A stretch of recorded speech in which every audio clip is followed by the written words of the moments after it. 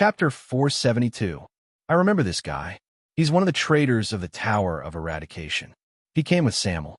Belden's face was tense as he spoke to Barney beside him. Thales listened to them in a daze. His gaze was locked on Ricky, who stood before him. The huge shock not only drained his spirit, but even the pain in his body seemed to have deepened a little. How is this possible, Samuel? Barney Jr. stared at Samuel, who stood among the disaster swords. You deliberately lied to us that this was the exit and lured us here, just for this? Barney Jr.'s words made the prisoners gnash their teeth in anger. Samuel stared at Barney for a second, snorted softly, and shook his head. I did not lie to you. Samuel paused for a moment. His voice was cold.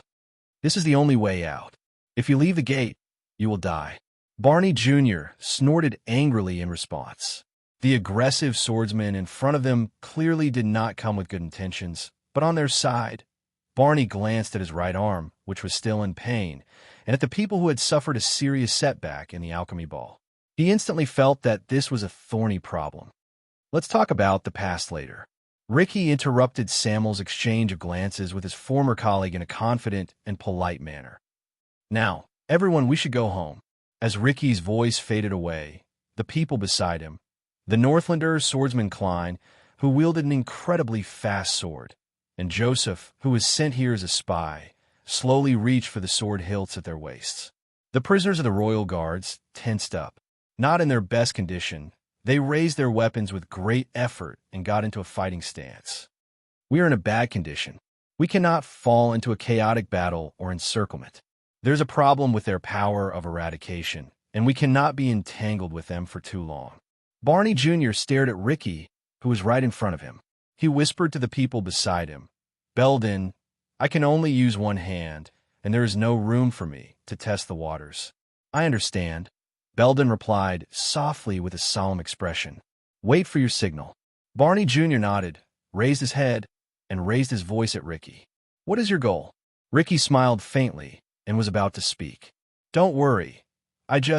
But Thales, who was trying his best to calm himself down, changed his expression. He suddenly understood what Barney Jr. wanted to do. The teenager instinctively raised a hand. Wait.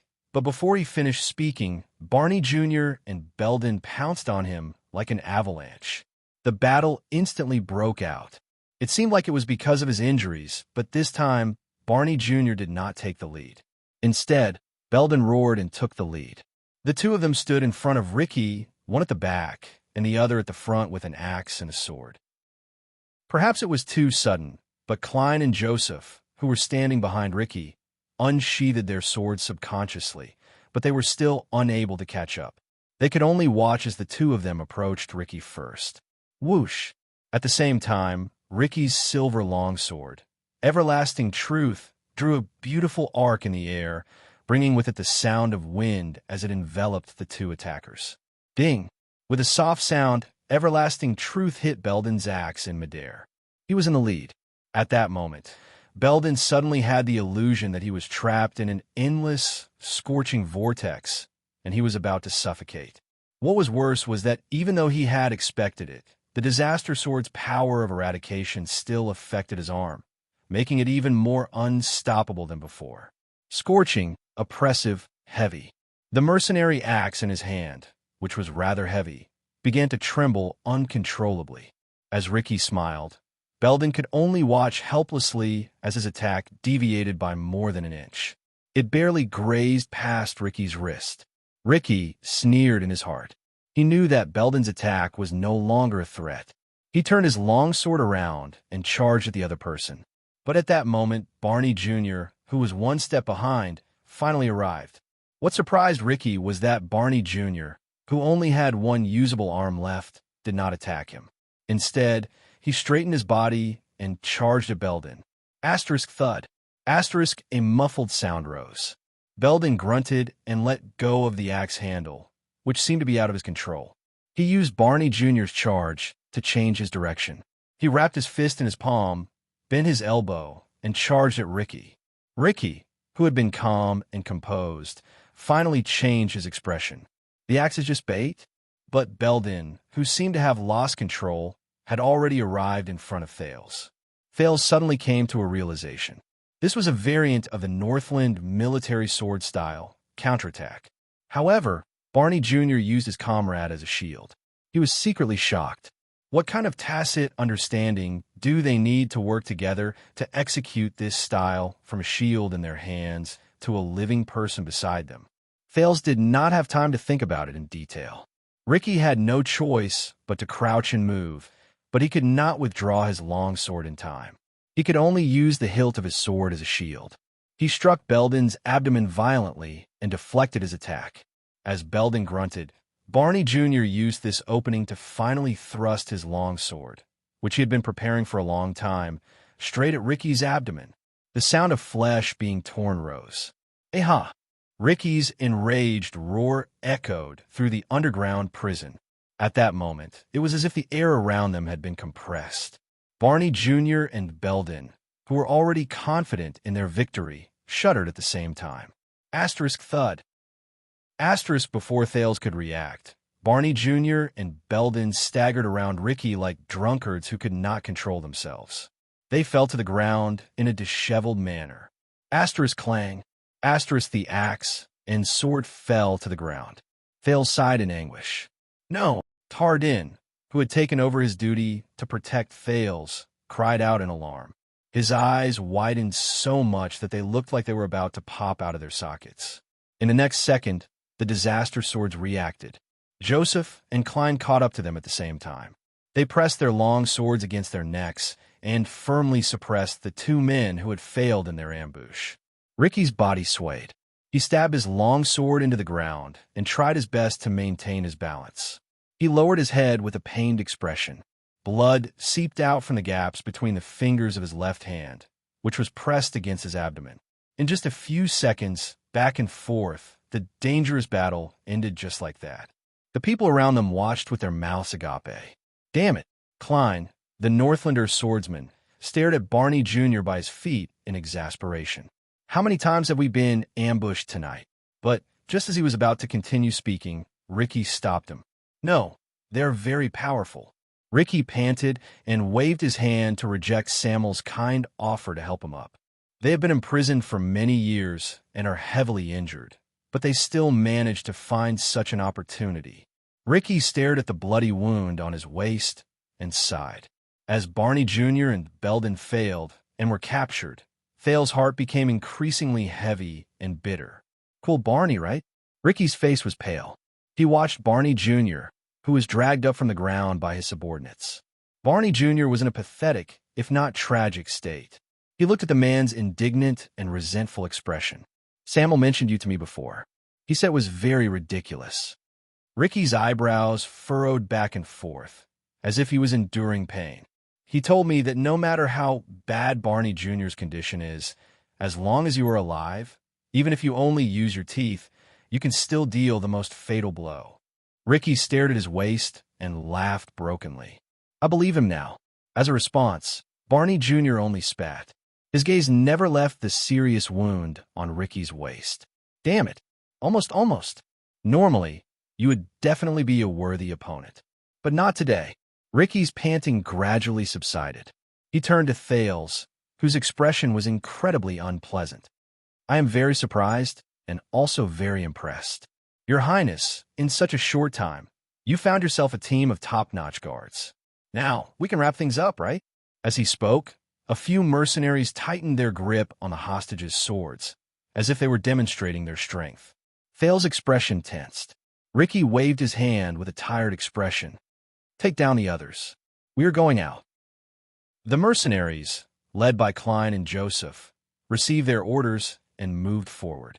Your Highness, Tardin watched the disaster swords who surrounded them nervously. Please stand back. But at that moment, Thales suddenly stepped forward. Wait!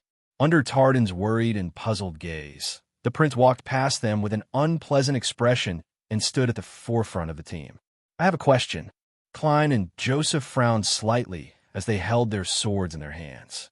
Knowing the teenager's importance, they turned around to look at Ricky. Ricky took a deep breath, pulled out his saber from the ground, and stood firmly. He took a step forward with his saber in hand. Come, Your Highness. I believe that you are very tired. Let's talk after we get out of here. Thales ignored Ricky's words. He only stared at him, trying to find out the difference in every detail of Ricky's body. But he was disappointed. Although Ricky was heavily injured at that moment and looked tired, compared to the corpse that was once submerged in a pool of blood, he looked like a brand new person. Thales took a deep breath. He felt the pain and fatigue in his body become more obvious. Even his thinking seemed to have slowed down by half a beat. But he had to persevere, especially when he was facing, I saw it with my own eyes. Your head was pierced through. Thales braced himself and stared at Ricky with suspicion in his heart. But you, how did you do it? As they listened to the conversation between the prince and Ricky, all the guards were shocked. What do you mean? Tardin whispered to Cannon, who was beside him.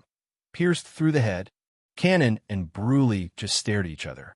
They could not understand. Ricky smiled again. It was a very natural smile, but it made Thales nervous and agitated. His head started to hurt again. Didn't you have the answer a long time ago? Ricky stared at the teenager with a smug look on his face. Once you think it through, you will understand that you are powerless to resist. I have the answer a long time ago. Thales suddenly realized something was wrong. That's right. Thales was surprised to see that the pain on Ricky's face had disappeared. Ricky straightened his body and released his hand from his abdomen. At some point in time, his wound had stopped bleeding. Ricky returned to his indifferent image as a leader. He rubbed the blood that had coagulated on his hand and shook his head with a smile. It was as if he had never suffered such a serious injury as having his abdomen pierced through. All that was left was the armor that had been cut open, telling the story of what had just happened. Thales felt a chill in his heart. What does this mean? And he said, Ricky's faint smile suddenly became mysterious in Thales' eyes. The prince only felt a splitting headache. He looked at the torn armor around Ricky's waist and endured the fatigue that made him want to fall asleep. You are a blood clansman. Ricky paused for a moment before he burst into laughter and shook his head. I told you, you have the answer a long time ago, but you are unwilling to admit it. Not a blood clansman. No, the teenager stared at the subdued Barney Jr. and Belden. The inexplicable fear in the depths of his heart surged again. Did you just say that those who cannot be killed will be reborn every time? Thales gritted his teeth and carefully asked the question that worried him the most. Are you one of them? Ricky continued to smile. He did not answer. His smile made Thales' spirit, which had already been tortured to the point of death, feel even worse. When he saw Ricky's almost tacit admission, Thales' heart turned incredibly cold. He could be vigilant against assassins. He could negotiate with Northlanders. He could find other ways to deal with Zacriel. But Thales' face was dark. The subdued Barney Jr. seemed to have understood something. His expression changed slightly. Wait, do you mean that this person? Thales shook his head. His gaze never left Ricky. Damn it. If this person is really what I think he is, no, this is too bad. First it was Zacriel. Now it's this. The teenager's tired gaze circled the area and stopped at the silver longsword he once held. If he is really, then there is no hope in fighting him head-on. Unless Thales felt like his head was about to explode. He had to think about a way out. He thought about Asda, Giza, and even Taurus. He thought about what he should do when he faced them. Thales sucked in a deep breath and said with a trembling voice, If that's the case, then Disaster Sword is indeed an organization of calamities, just as its name implies. Just like Blood Bottle Gang. They exist for you and serve you. Everyone was stunned, including the people from the Disaster Swords. Ricky raised an eyebrow. When he saw his expression, Thales thought of something. You said that your sword is called the Everlasting Truth. The truth. This isn't a coincidence, right? Thales made up his mind and gritted his teeth. So, your leader is the Truth Brother? Against Thales' expectations, his tactic of stalling for time and finding an opportunity worked. The Truth Brother. In that second, Ricky's expression changed. He was originally smiling, but when he heard this, his face instantly turned as cold as ice. Thales' legs were sore. He saw hope, and he had to support Barney Jr. by his side to stand firmly. Or are you the Truth Brother, B? Or L? Should I call you the Truth Sword from now on? The prince's words stunned almost everyone present, except for one person. standing in front of everyone, Ricky's expression became extremely cold. There was a murderous glint in his eyes, and Thales could not help but tremble. Ricky stared at Thales coldly, as if he wanted to find some secret from the teenager. You say that again? Chapter 473. It was a good thing that they were stalling for time, but as he looked at Ricky's murderous gaze, Thales felt his head swell. What did I say wrong this time? However, if he was a mystic, Thales rubbed his head and remembered the reason why the disaster swords came here. He was right. Dragon Breaker. But what could he do now? However, a dry voice suddenly sounded from the darkness behind him. Steady. Thales, whose thoughts were in a mess, immediately snapped out of it. Calm down. Barney Jr. and Belden were shocked. They turned around and looked behind them. The more disadvantageous the situation is, the stronger the enemy is. When he saw the person behind him clearly, Thales was stunned. Even Ricky's gaze tensed up. He no longer stared at Thales with a murderous look. That's even more important. It was him. It was Zacriel, the Knight of Judgment, who had lost his mind just now and was left in the dark corner, limped into the firelight with his left arm tied tightly with a wooden board. His face was cold and his eyes were bleak. The appearance of the knight made many people nervous. It was especially so for the disaster swords. Klein and Joseph's expressions changed drastically, and they raised their weapons at the same time. Thales tensed up as well, but when he looked at the situation before him, he probably could no longer care about Zacriel's threat. And you, Vanguard Barney, Penal Officer Belden. Zacriel's body swayed, but his words were extremely stern. You guys really disappoint me. Belden looked ashamed, while Barney Jr. turned his head away awkwardly. Sir? Tardin asked in bewilderment, but Zacriel ignored him. He only stared straight at Thales, who had an unpleasant expression on his face. As for you, at that moment, the Knight of Judgment's gaze was fierce and resolute, as if he had the power to see through people's hearts. Thales could not help but feel his heart skip a beat when he thought of the man's previous record of trying to kill him. Think about it carefully, Zacriel said. How exactly did he die? How'd he die? Who? How'd he die? Thales was confused. Zacriel. Ricky raised his voice. He appeared very surprised and amazed. At the same time, he did not forget to give Samuel a questioning look. But Samuel just shook his head with a complicated expression. You look much better than you did when you were in prison. Thales looked at Zacriel, whose face was covered in bruises and bloodstains. He also had a sickly expression. Thales could not find any evidence to prove that Zacriel's complexion was much better. Why don't you reconsider my offer? The surprise and wariness on Ricky's face disappeared in a flash. His words became steady and confident again. We should be able to get along, for example, when it comes to attacking the Tower of Eradication. But Zacriel did not even look at him. He only stared at Thales. The teenager panicked under Zacriel's gaze. He quickly turned his head away and forced himself not to look into Zacriel's eyes, who had returned. At that moment, Thales had a flash of inspiration. He understood Zacriel's words. It was Ricky. He was talking about Ricky. Ricky, how'd he just die?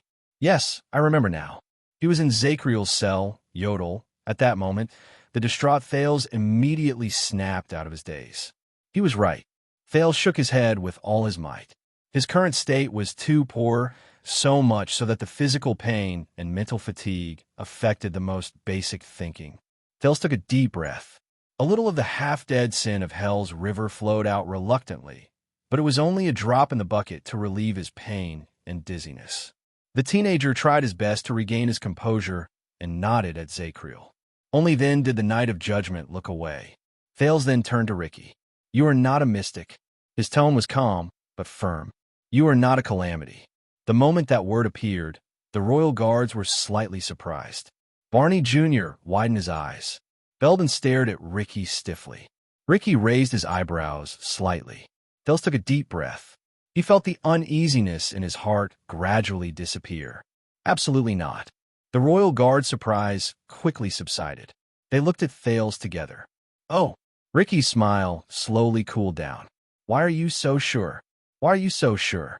As if to continue convincing himself, Thales, who had just breathed a sigh of relief, subconsciously blurted out, "Because you are a man." Ricky frowned. He was puzzled for a while. A man?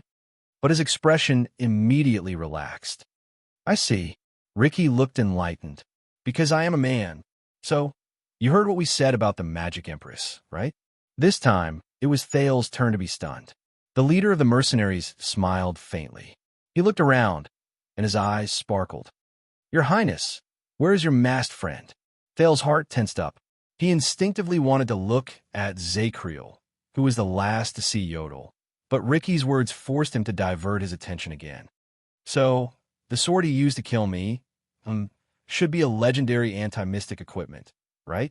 Thales' arm froze. Ricky was still as calm and composed as ever in front of him. His eyes were fixed on Zacriel. "So the legend is true. Other than the 4 weapons in the hands of the 3 marshals and the king of Constellation, there is another one in Renaissance Palace. By the looks of it, it is a sword." Most of the disaster swords and royal guards were confused. They could not keep up with Thales and Ricky's train of thought. But Thales' gaze on Ricky became more and more solemn. This is bad. He believed that Ricky was not a mystic based on the clues Zacriel gave him and the fact that Ricky died to the Supreme Sword. But Ricky quickly grasped their logic. He deduced that the sword in Yodel's hand that killed him was a legendary anti-mystic equipment from Thales' baffling words of, "You are a man." Thales subconsciously glanced at Zacriel behind him, but the man did not even look at him. He only stared coldly at Ricky. "No, I can't count on him." Thales shook his head. Zacriel's mental condition had always been problematic. Besides, after going through a series of battles and being baptized by the alchemy ball, Thales did not think that it would be a good idea to place all his bets on Zacriel, who had returned after leaving for a while. Zacriel looked like he was limping and could not even walk steadily. Thales had no choice but to brace himself and continue. "So your death was also planned by you?" Then, Thales stared at the disaster swords before him and counted their numbers. "Then you watched us kill each other and reap the benefits?" There were at least 30 to 40 of them. More importantly, there was Ricky, the biggest variable. But if he's not a mystic, Thales thought of Ricky's magic of resurrection. He felt that after he got rid of his fear of mystics, he had sunk into a deeper layer of the unknown. "Planned?" Ricky chuckled. His gaze never left Zacriel. "Your Highness, you have to understand that this world is very complicated. Nothing is planned. Like tonight, isn't it? Nothing is planned." Thales clenched his fists. The mysterious and terrifying Shadow Shield, the Northlanders with terrifying backgrounds, the famous kingdom's secret intelligence department, the Northland Secret Room, the former prisoners of the Royal Guards, and even the Constellation nobles in the camp. About half of the people in Bladefang's camp are involved. Ricky clicked his tongue and shook his head. "Of course, there's also us and you, Your Highness. When they're intertwined, all preset plans will be broken. Only accidents will be the main theme." Ricky narrowed his eyes, and a vigilant look appeared in his eyes. "We never planned anything. Or rather, the only reliable plan we have is to act according to the situation." Act according to the situation? Thales recounted everything that happened that night in one go. From the tavern to the dungeon, from the mercenaries to the assassins, from the prisoners to Zacriel. His expression changed slightly. Ricky could be said to be the culprit of everything that happened tonight. From the beginning, it was his disaster swords who planned to break into the prison of bones and obtain the information they wanted. He was also the connection between many parties. Shadow Shield, who wanted to take advantage of the situation, the Northlanders who were interested in the prince, the innocent and neutral tavern owner, the secret room with ulterior motives, and Thales himself. All of them were gathered here by Ricky. He was also the trigger of the conflict. He was the one who brought Samuel to meet the former royal guards and stirred up the old matter from 18 years ago. He was the one who led his subordinates to fight against Shadow Shield and dragged everyone in the dungeon into the vortex. And he was about to become the terminator of the game. When he had almost achieved all his goals and everything was almost settled, he lured them here through Samuel to witness the final outcome. Thales felt his heart become heavier. He suddenly realized that he had severely underestimated Ricky. He was able to stand here safely after going through countless chaos and accidents. Of course, he was not a small fry. Coupled with his strange and mysterious method of resurrection, in the suffocating silence, Ricky chuckled. "Now, can you come home with me?" But once again, to everyone's surprise, a figure burst forth at this moment. Asterisk whoosh. Asterisk before Thales could sort out his thoughts, his nerves twitched.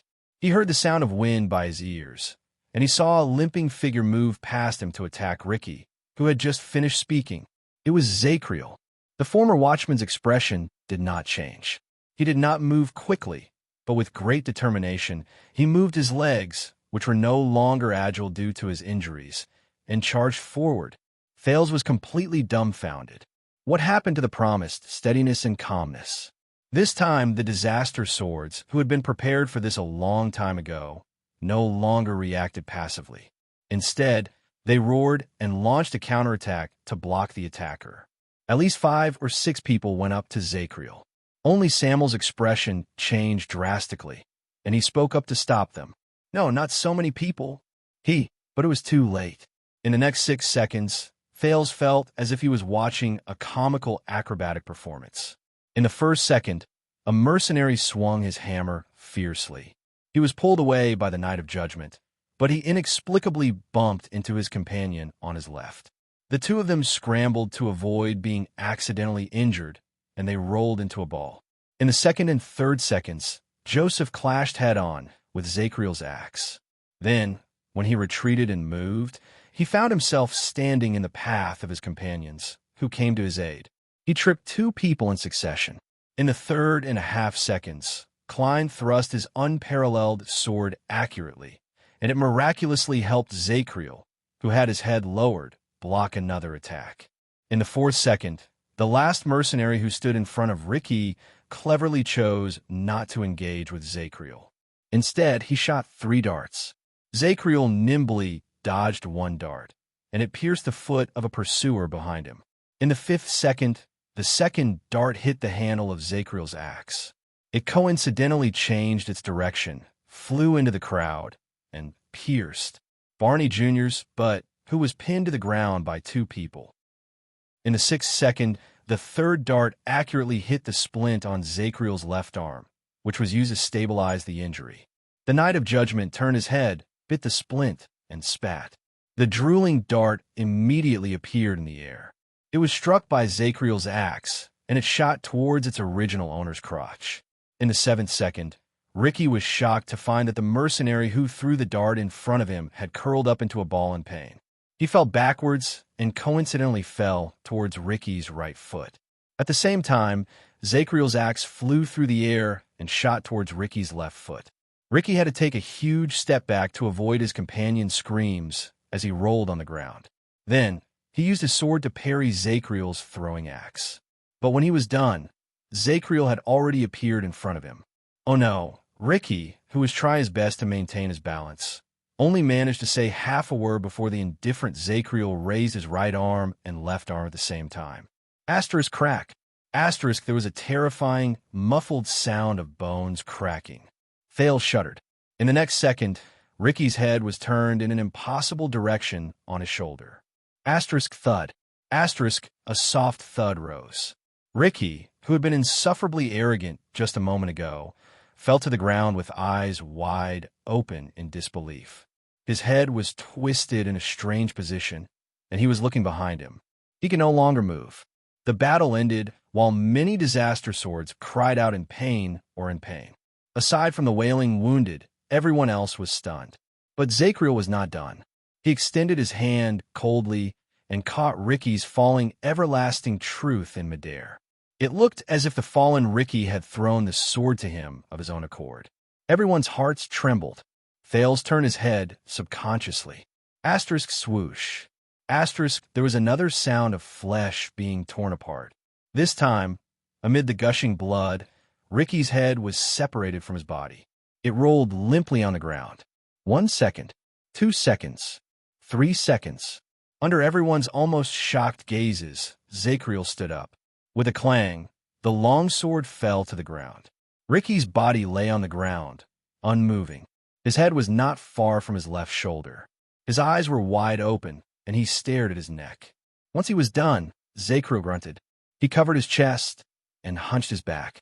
Obviously, he was not unscathed.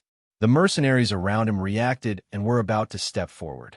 But Zekriel only took a deep breath, turned his head, and swept his gaze around him. The mercenaries all froze and retreated one after another. They retreated like a tide, or a flock of sheep that ran into hungry wolves. On the disaster sword side, Klein supported Joseph, who was coughing. He stared at the ghost-like warrior in front of him in shock and fear. Damn it. It wasn't a coincidence that we were in the prison. This guy can really... The people on Thal's side were also dumbfounded by what they saw. 40. Quick Rope looked at the wounded and Ricky's corpse on the ground. He mumbled in horror. What the F***CK? F***CK. Could it be true? The Knight of Judgment ignored the others. He only turned his head around and stared at the headless corpse on the ground with a grave expression. It felt like a long time had passed, but the corpse on the ground did not move. Zekriel breathed a sigh of relief and turned around. Thales and the others also breathed a sigh of relief. As expected, he remembered to deliver the finishing blow after killing someone. It's the right thing to do.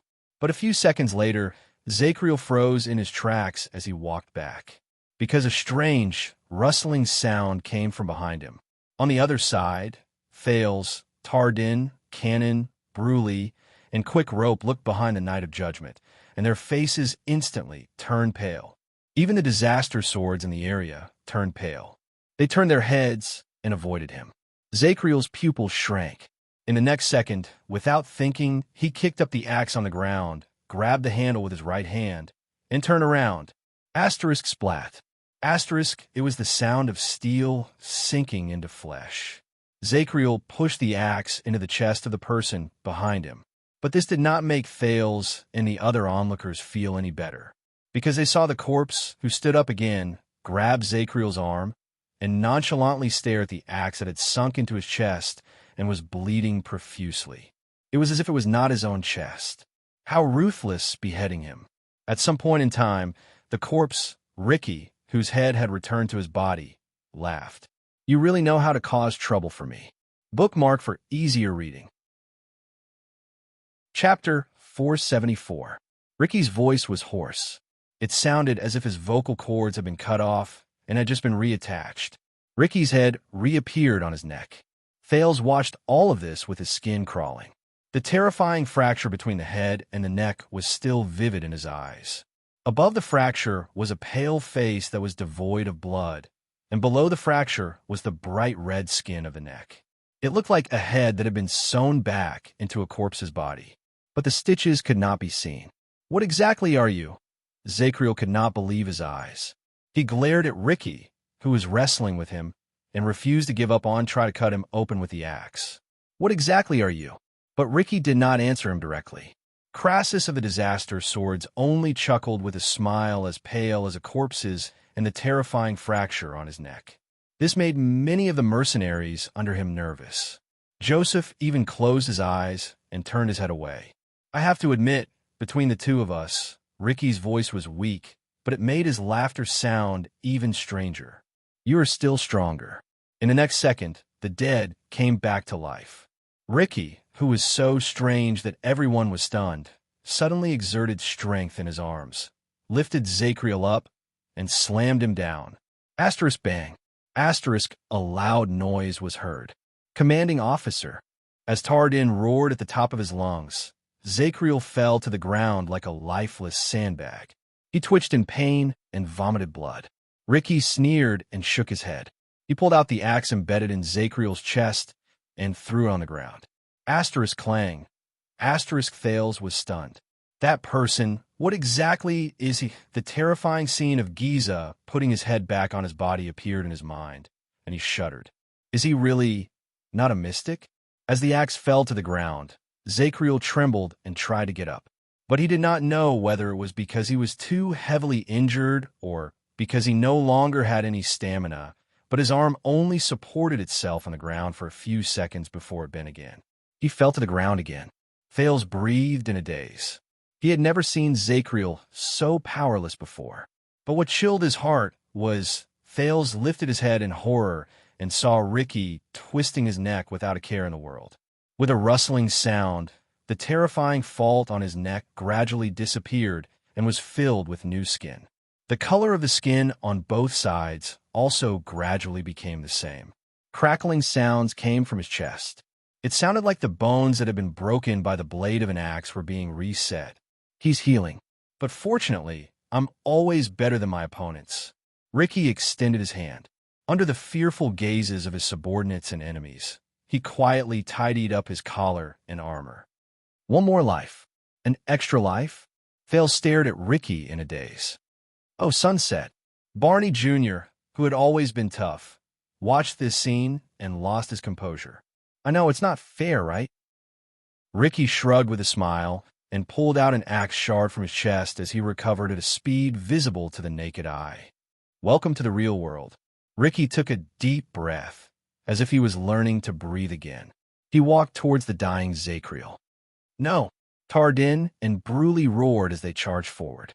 Only Cannon, whose eyes were bloodshot, was left to guard the incredulous Thales. Ricky chuckled and picked up his longsword. The disaster swords surrounded him as well. Zacriel, who was lying on the ground, suddenly shouted angrily. Stop! As if they were born to obey this voice.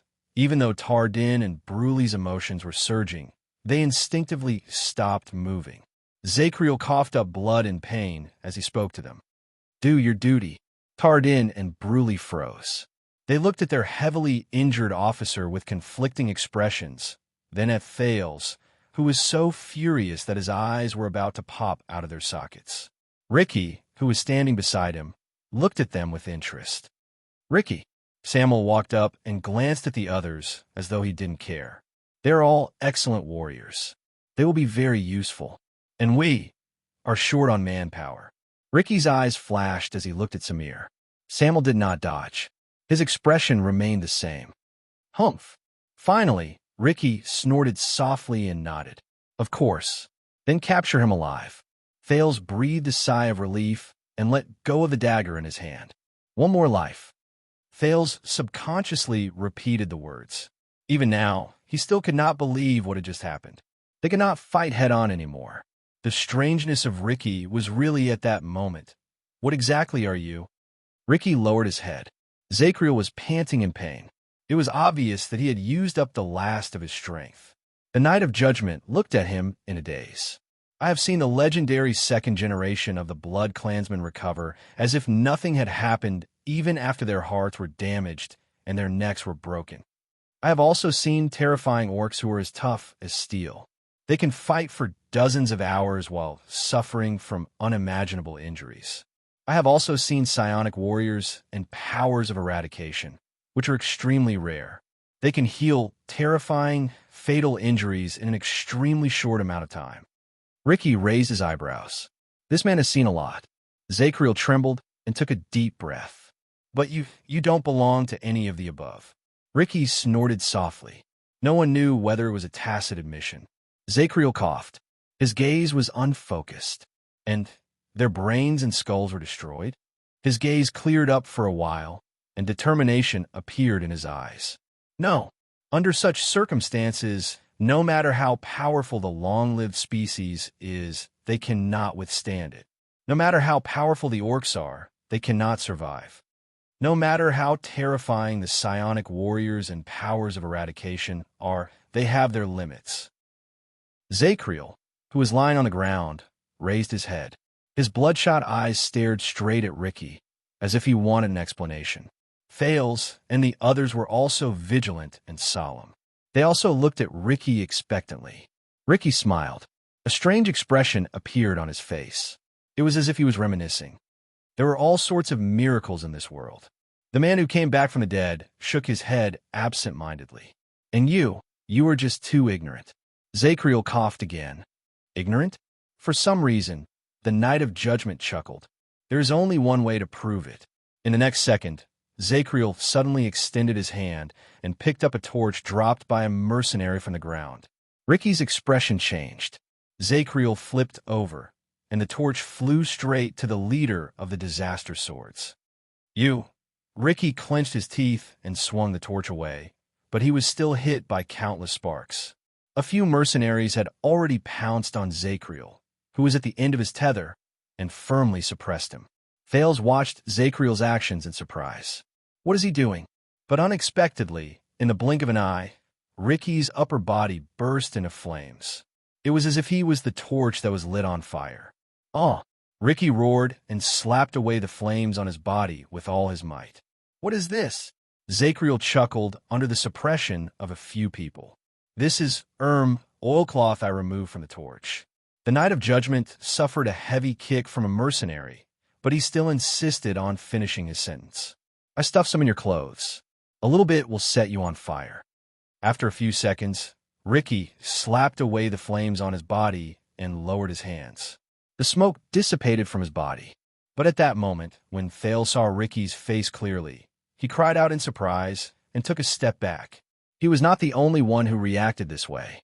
The prisoners of the royal guards, and even many of the disaster swords, were shocked. Ricky was different. Even though it was only for a few seconds, the skin on the parts of his body that were burned by the flames peeled off inch by inch, like the paint peeling off a wall. It was especially so for the left side of his face. Thales stared at the person in front of him in horror.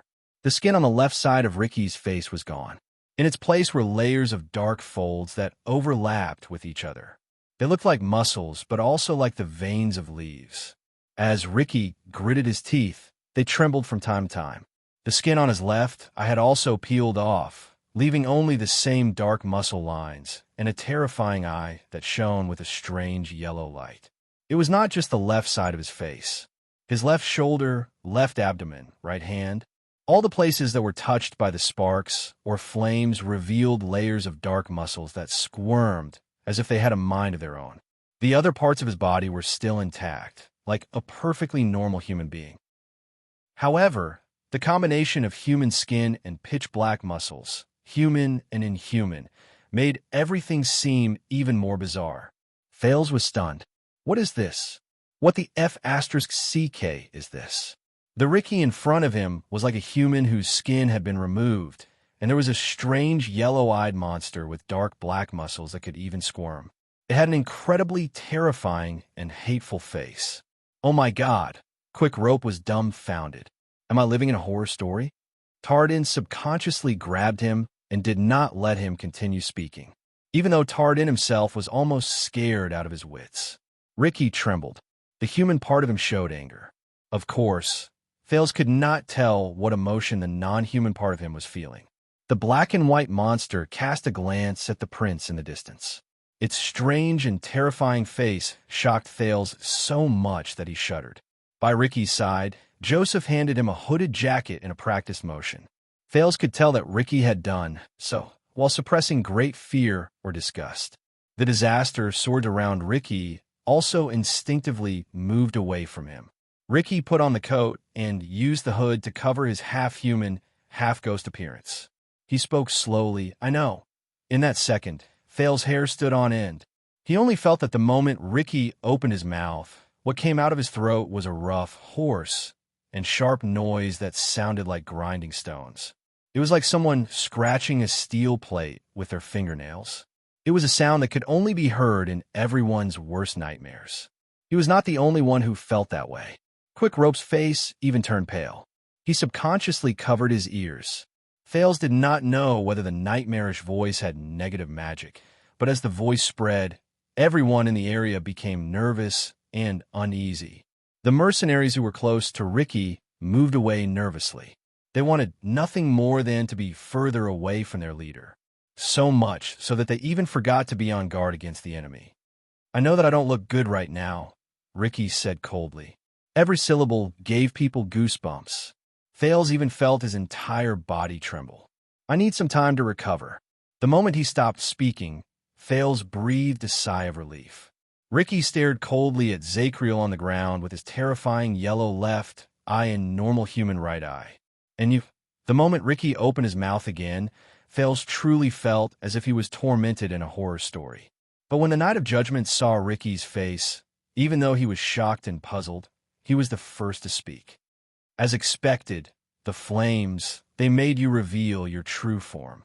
Thales breathed a sigh of relief. He was very grateful that Zacriel interrupted Ricky. The repulsive Ricky shuddered a little and clenched his fists. Zacriel stared straight at him, gritted his teeth, and spoke in an aggressive manner. Tell me, which of the 7 sovereigns do you serve? Under the hood, Ricky's exposed human pupils shrank. At that moment, many people were stunned, including Thales. 7 great kings? Wait, little rascal. Ahem, Saroma seems to have mentioned this to me before 7 kings. But before Ricky could answer, Zacriel continued to speak loudly. His voice was fierce and resolute. How do you appear in this world? Possession? Pollution? Confusion? Or a crude and direct invasion? Everyone was dumbfounded. The strange and unfamiliar term interrupted Thales' train of thought and added to his puzzlement. Perhaps it was because they could not keep up with the conversation, or perhaps they were too shocked after they understood it. But all the royal guards, including Thales, watched the conversation between Zacriel and Ricky in a daze. A few seconds passed. Finally, Ricky's hood trembled a little, as expected of the watchmen of the royal guards. You know, quite a lot. That trembling voice that could tug at people's heartstrings was heard again. Thales subconsciously shuddered. Zacriel stared at him for a long, long time. I see. The Knight of Judgment finally spoke again. This time, his tone was no longer aggressive and stern. Instead, it was solemnity mixed with respect, surprise, and wariness. I know what you are now. Ricky was slightly taken aback. He then laughed in resignation. However, even his laughter made Thales want to cover his ears. He seemed to have understood something. You've never seen me before, have you? Thales tried his best to understand the man's words as he endured the torture in his ears and the shock in his mind. Ricky raised his head, revealing an incredibly strange black skin under his hood. Thales instinctively turned his head away to avoid it. So, you're just testing me just now? Zacriel closed his eyes and nodded as if he had accepted his fate. But I'm certain now. Ricky stared at him for a long time before he finally nodded. There was admiration in his human eyes. On the other side, Barney Jr. could not help but look at Ricky in horror, then at the Knight of Judgment. Zacriel? What is going on? Zacriel exhaled and turned to Thales and his former colleagues. All of you, put down your weapons. When he said this, everyone on Thales' side was shocked. Is he commanding officer? Tardin asked tentatively. Zacriel shook his head. We can't defeat him. At least, we can't do it without the corresponding weapons and methods. Ricky snorted softly. His terrifying voice made Thales restless again. Thales hesitated. He glanced at Ricky, who had a cold expression and a terrifying voice under his hood. What is he? Zacriel was silent for a while. He glanced at the others, including the disaster swords. Those in the know lowered their heads. Those who did not know had puzzled looks on their faces. They are like the gods, an illusory and illusory legend. Zacriel stared at Ricky. He breathed laboriously under the pressure of the 2 mercenaries. He gritted his teeth and said, but a long time ago, the legacy of the Watchmen and the files of the Secret Intelligence Department recorded such existences.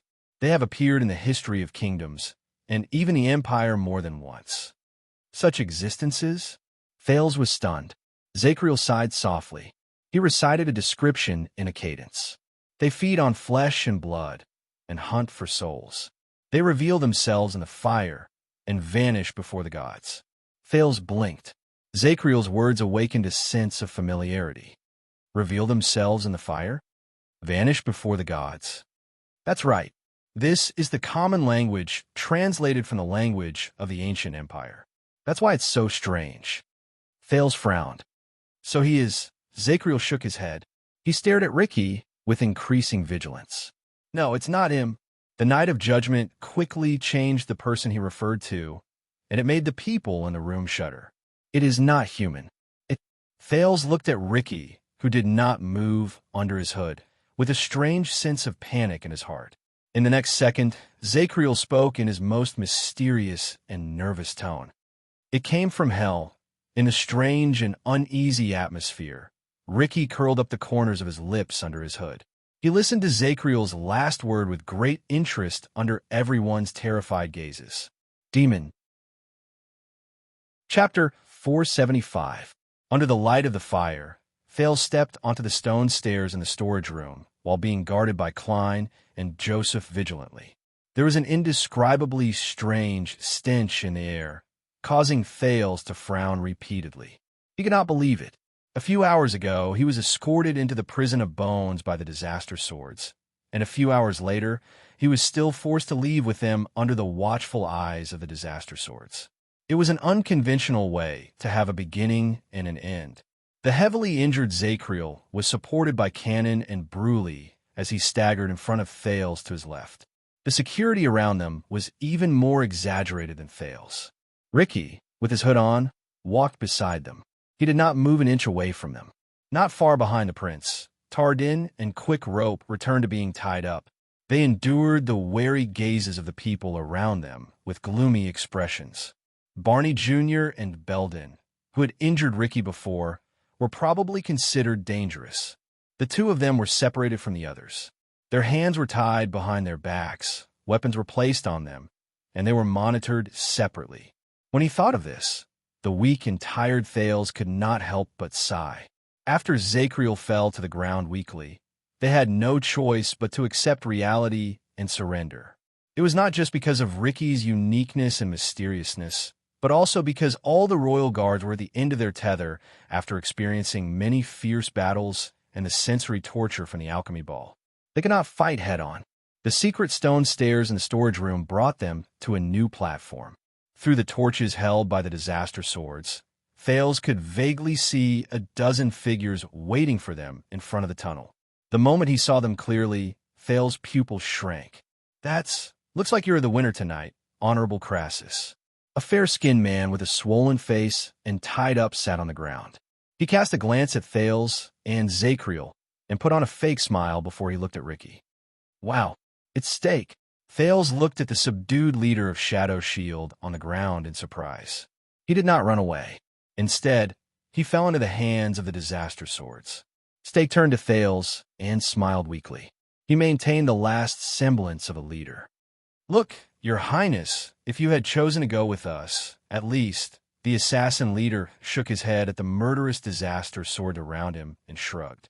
He had a look of pity on his face that said, "Why don't you listen to my advice?" Thales frowned at him. Ricky ignored Steak's words and looked at Samuel, who was behind him. Samuel nodded and walked forward. Suppressing the disgust on his face, he questioned, "Why are you here?" "Will the people you left on the ground start moving to distract the camp's attention?" Thales was slightly stunned. The captured Steak was also stunned. Divert attention. His eyeballs began to roll. Operation. Steak seemed to have thought of something, and a smug look appeared on his disheveled face. "Let me tell you. Look at me now. Do you think they will still act?" Samuel's expression turned cold, and he strode forward. "I'm not Ricky, Steak. I'm not as polite as him," Steak smiled. "Very well. Then, I hope you don't mind that I would like to speak to Crassus directly, if you still want to escape Bladefang's camp with our help." He looked past Samuel, straight at Ricky. Ricky did not speak. His face was still covered by the hood. However, in the next second, Samuel furrowed his eyebrows and kicked Steak's head hard. Steak fell to the ground with a groan in pain. Blood flowed from his nose. "Listen up, assassin." Steak was drenched in cold sweat. He gritted his teeth and endured the pain. He wanted to struggle to get up, but Samuel's boot was pressed against his chest. It was clear that he did not want to let him have an easy time. "You can still negotiate like this in our hands," Samuel said coldly. "But if you fall into Constellation's hands with us, don't forget, the letter that proves that you killed Herman Jadestar is still with us." When this name was spoken, Zacriel, Cannon, Bruley, Tardin, and all the prisoners who heard it were shocked. They raised their heads in unison and looked at Steak. Steak, who was struggling with all his might, froze. Thales raised his eyebrows and remembered the letter in his bosom. Samuel snorted coldly. "So, do you want to go with us, or become a guest of the kingdom's secret intelligence department? Whether it is King Kessel or the Black Prophet, they will definitely welcome you." There was silence. The disaster sword stared at their conversation coldly. Steak gritted his teeth and panted for a while on the ground. In the end, The leader of Shadow Shield sneered, sighed, and said in resignation, "That's right." He said in resignation, "Half an hour later, the abnormality in the prison of bones will be discovered. According to the plan we agreed on, but now you have ruined it. My people will first burn down the military supply warehouse, then assassinate a certain Western desert noble who is hated by the heavens and hated by the people, and create unprecedented chaos in the camp." Thales lowered his head and sighed. Stake tilted his head and revealed a cold and fierce expression. "I guarantee that the group of Western desert nobles who came from afar and are not used to the climate will be in a flurry, and they will only be able to figure out what is going on after 2 hours." Samuel frowned. "Can you do it?" Stake gave him a look that said, "What do you know?" and snorted coldly. "Williams, who is the most difficult to deal with, is not in the camp. So yes, we can do it." Samuel looked at Ricky. The latter nodded under his hood. Samuel raised his leg and let Stake, who was panting in pain, sit up again. "Very well, we will take action at that time." However, the moment Stake caught his breath, he smiled again and said, "But there will be a small problem with our follow-up plan." Samuel, who was halfway through his turn, turned his head back again. His expression was one of displeasure. "What trick are you trying to play now?" Stake quickly shook his head. He understood the temper of the person in front of him, and he had a submissive look on his face. He said in resignation, "You have to understand, once my people meet up with us outside and find out that I was captured, don't misunderstand, they will not fight you to the death. But you have to know that Shadow Shield has an outstanding tradition of cutting off one's tail to survive." Cutting off one's tail to survive? Samuel narrowed his eyes slightly. Stake turned his head and wiped the blood from his nose that flowed to his chin with his collar. He sighed in resignation. "My subordinates will cut off our escape route and leave without hesitation, leaving us in the chaotic camp to fend for ourselves." The disaster swords were silent for a while. Samuel looked up. "Cutting off one's tail, even if you are their leader?" Stake showed an embarrassed smile. "It is precisely because I am their leader." Then, Stake said in his heart, "The Dragoncloud City branch will have a new leader of Shadow Shield." Thales looked at Stake, who was covered in blood from his nose and was covered in wounds.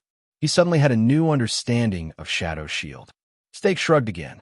He had an expression of resignation that could not be faked or real. He gestured at the rope that bound him with his chin. "What do you think? I can give up on the prince, but our cooperation doesn't seem to be over yet. At least help me untie me and put on an act in front of my subordinates." At this moment, a terrifying voice rose in the air. It sounded like the hissing of a sand snake, but also like a gust of wind blowing through a cave. It made Thales feel uncomfortable. "Don't worry." The people around him subconsciously retreated and covered their ears. Ricky walked through the crowd. With his hood on, he came before Stake and continued to torture Thales' ears with his inhuman voice. "We have our own way." But Thales did not know whether it was because he was already used to it or because Ricky deliberately controlled it. But when he heard Ricky's inhuman voice again, the discomfort and desire to tremble were no longer as strong as before. Stake was also affected by the voice, and he trembled for a few seconds. He was puzzled for a moment. Then he instinctively asked, "Crassus, why is your voice so strange?" Ricky gave a signal to the person behind Stake with his eyes. In the next moment, a slender figure behind Stake walked forward and knocked him out with the hilt of her sword. Thales saw the person who knocked Stake out clearly. Once again, he was stunned. "We're done. Prepare to leave." Klein, who was beside Ricky, walked forward and spoke to the person who was waiting there. "Well done, miss. The information you brought back is worth 1,000 taels of gold. You will be rewarded in the end." It was Marina. Under Thales' surprised gaze, the disaster swordswoman who tied him and quick rope up in the tavern, Marina Novork, who wielded dual swords, nodded. She glanced at the prince with a cold gaze, and her gaze met the prince's. "Wait, what did Klein just say? What information I brought back?" A second later, Thales suddenly understood. Marina was the one who brought the information that Zakriel was chasing after Thales to the disaster swords after she woke up. After that, Sean chased after him and quick rope. And after Thales had no choice but to seek help from the prisoner guards, Samuel replaced Sean and appeared in front of them. When he thought of this, Thale's face turned pale. He glanced uneasily at Ricky, who was by his side under the hood.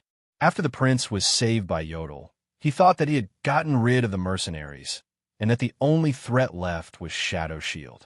But in reality, whether it was Marina, Sean, or Samuel, Thales had always been under the surveillance of the Disaster Swords, who were hiding in the dark, until Thales' party and the other enemies in the underground prison exhausted each other, and both sides were injured. The more he understood, the heavier Thales' heart became. The group of people were escorted by the Disaster Swords and continued moving forward. Then, they went up another stone staircase and arrived at a huge circular platform that seemed to be able to accommodate hundreds of people. A huge circular stone pillar stood in the center of the platform. Around it were a dozen different stone platforms or tables, and there was also a huge, dilapidated, round well that was already empty. Many of them had already been broken and abandoned. They had turned into countless stones or scrap metal and were scattered all over the ground. Thales carefully stepped over an obstacle that he did not know was made of steel or stone. He looked at the layers of stone platforms on the platform and asked in a daze, "This is—" Ricky did not even turn his head around. "The Forge Hall, or what's left of it." This time, Ricky's voice started to return to normal. Although it was still unpleasant to the ears, it no longer gave the impression that he was scratching against a steel plate. Ricky sighed and said, "A long, long time ago, the prototype of the world's first batch of standardized anti-mystic equipment was secretly born here." Thales was shocked. He stared at the stone platforms, which had obviously been abandoned for a long time. His gaze changed. "What a pity!" Ricky's footsteps stopped. It was only then that Thales realized that they had arrived in front of a stone slab.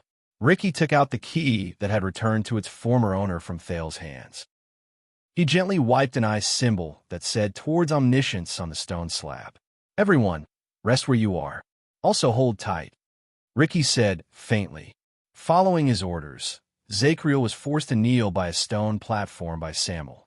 Cannon and Bruley protested as they were carried away by swords. Quick Rope and Tardin walked to a spot far away from them under Klein's watch. The guards were scattered far away, and they could not look at each other. But rest? Hold tight? Thales did not react to Ricky's words for a moment. But in the next second, as the key in Ricky's hand began to turn, a rough and unpleasant vibration came from under his feet again. Asterisk rumble. Asterisk Thales held onto a stone table beside him and steadied himself. He subconsciously looked around. He thought that another exit was about to open. But when he looked up, he realized that he was wrong. Asterisk rumble. Asterisk in the dim firelight. Thales was surprised to see that the wall at the edge of the platform was slowly sliding down. Soon, Thales felt his body become heavy. There was a faint pressure coming from the soles of his feet. Many people, including the Disaster Swords, jumped in shock. Their expressions changed abruptly. Before Thales could finish his sentence, he realized the current situation. He looked at Ricky, then at the wide, descending curved wall around him in shock. "We're going up?" Ricky smiled. "You are very sharp, Your Highness." He nodded and spread his arms in the midst of the panicking crowd. He watched with satisfaction as the entire platform slowly rose. "Now, we are riding the tools that the wizards used to transport materials up and down the tower to the surface, which was once the top floor." Asterisk rumble. Asterisk up and down the tower? The top floor? Thales narrowed his eyes and sized up the deep darkness beyond the firelight. "But isn't this underground?" He did not finish his sentence. "Yes, most people think that the Prison of Bones was born an underground dungeon." Ricky sat on the stone platform beside him and faced Thales. His tone was filled with emotion. "But only a few people know that this place, the Confinement Research Lab under the Alchemy Tower, was once a huge tower that rose from the ground." Huge tower? Thales was stunned. "What?" The prince subconsciously raised his head to look at the ceiling. "But we came in," but Ricky only raised a finger and stopped him from speaking. "You know, thousands of years ago, before the Empire was built and before humans rose to power, the Great Desert was not called the Great Desert." Ricky sighed softly and knocked on the stone platform he sat on. At that time, dozens of sandbanks of various sizes had yet to be connected. The lakes and oases were not covered by layers of yellow sand. This magic tower stood among them. Unfortunately, too many years have passed, and countless sandstorms have buried most of its body. Now, many people think that Blade Fang's camp was born as a sturdy and reliable sand dune. They are not surprised as to why so many fortresses can be built on soft sand. They're used to it. There was a hint of regret in Ricky's voice. Rest well. We will be able to reach the surface soon. Thales was silent for a long while amidst the slow but rhythmic, and to a certain extent, intimidating rumbles. You know this place so well? Thales said quietly. So, you have seen how this tower used to look like? At that moment, Ricky quickly raised his head. His terrifying yellow eyes were revealed under his hood. Thales subconsciously leaned against the stone platform behind him. You do not have to spend so much effort to test my background, Your Highness. Unknowingly, Ricky's voice had returned to normal, just like his face. Other than that yellow eye, he was almost like a normal person. Ricky stared at Thales for a long time, making the latter even more uneasy. Yes, I'm older than I look, Ricky said softly. But I'm not that old either. At least, I do not have as much history as you think. Thales subconsciously gulped. Looking at him, Ricky laughed involuntarily. I know what you want to do, Your Highness. I can see that you have a special quality. Ricky stared straight at Thales. The teenager suddenly realized that Ricky's yellow left eye was changing color. It changed back to its normal human color. Even now, even in the most disadvantageous, worst, and most hopeless situation, you still refuse to give up, right? Ricky chuckled and pointed a finger. I wonder, did you obtain the sin of Hell's River because of this? Or did the sin of Hell's River turn you into this? Thales was slightly stunned. Most disadvantageous, worst, most hopeless. Thales turned his head and glanced around. On the slowly rising platform, Zachriel narrowed his eyes and stared at them with a tired expression. He completely ignored Samuel's words beside him. Bruley and Cannon were tied together and sat on the ground in a sorry state. Tardin leaned against a stone pillar and looked elsewhere angrily. He seemed to have been provoked by his nephew, Quick Rope, who was crying and chattering nonstop beside him. Barney Jr. and Belden were in the distance. Thales could only see their blurry figures. But based on their history of ambushing people, he guessed that the two brothers would not be treated too well. The disaster sword stood all over the place. All of them were vigilantly watching the seemingly exhausted captives. Thales sighed. They were all in trouble, and there was nothing they could do. But I'm used to struggling in the dark. Thales stared at the dust on the ground. He leaned against the stone platform to relieve his fatigue and said quietly, even if there's no light in front of me. His words made Ricky silent for a while. Me too. Ricky curled up the corners of his lips and smiled faintly. We all are. No, you're not. Thales sneered in his heart. You can even be reborn. Don't worry, my dear. Ricky looked at him and subconsciously changed the way he addressed him. You'll be safe. Thales exhaled and answered in resignation. Thank you. But Thales immediately remembered Ricky's identity, and he felt even stranger. Just now, he was comforted by a living demon. Ricky suddenly reached to his waist and took out a cloth bag. High-quality jerky. Do you want some? Thales was startled again. What? Don't be shy. I know that the sin of Hell's River is a huge burden on the body. Ricky unceremoniously took out a piece of jerky from the bag. It would be strange if you weren't hungry. Ricky put the jerky into his mouth and tossed the cloth bag to Thales. And I need to replenish a lot of my energy. Thales caught the cloth bag in a flurry. He stared at Ricky dumbly, then at the cloth bag in his hand. In the end, Thales sighed and took out a piece of jerky. He had no choice but to imitate Ricky and start eating. As a result, an unusual scene appeared on this platform. Thales sat by the stone platform, and Ricky sat cross-legged across him. The man and the demon sat opposite each other in silence, and they both tried their best to bite the jerky in their hands. At this moment, Zachriel's voice suddenly cut in. What? Thales and Ricky turned their heads at the same time. Zachriel leaned against the stone platform not far away, with a weak expression. Demon, what is your goal? Ricky frowned slightly. When he saw the weakened Zacriel, Thales subconsciously wanted a hand in the jerky, but Ricky glared at him and stopped him. Zacriel ignored the jerky and said airily, "That's right. After the Battle of Eradication, it has been a long time since a demon dared to appear on the ground and in the human world. After the Battle of Eradication, Thales seized this timing. Not for a long time." Ricky stared at Zacriel and smirked. "Are you sure?" Zacriel did not answer immediately. He looked at Ricky for a long moment. Finally, when Ricky turned his head around impatiently, Zacriel spoke with a hint of hesitation. "All right. A long time ago, there was a suspicious record in the inheritance records of the Watchmen. It was said that a king of Constellation was muddle-headed. His subsequent actions brought about countless disasters and chaos to the kingdom. There were countless disasters, and the people were plunged into misery and suffering." Thales was shocked. Zacriel stared at Ricky with a burning gaze, as though he wanted to dig something out of Ricky's body. After that, the temple and the Secret Intelligence Department suspected that king was possessed by a demon. Bookmark for easier reading. Chapter 476.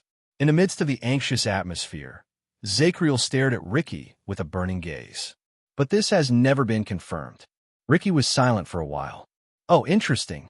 Ricky stared into the Knight of Judgment's eyes and smiled. "Which king?" Under the man's profound gaze, Zacriel shook his head firmly. "I cannot say." Thales exhaled. As the floor trembled, Ricky suddenly turned his head around and cast Thales a profound glance. It startled the latter.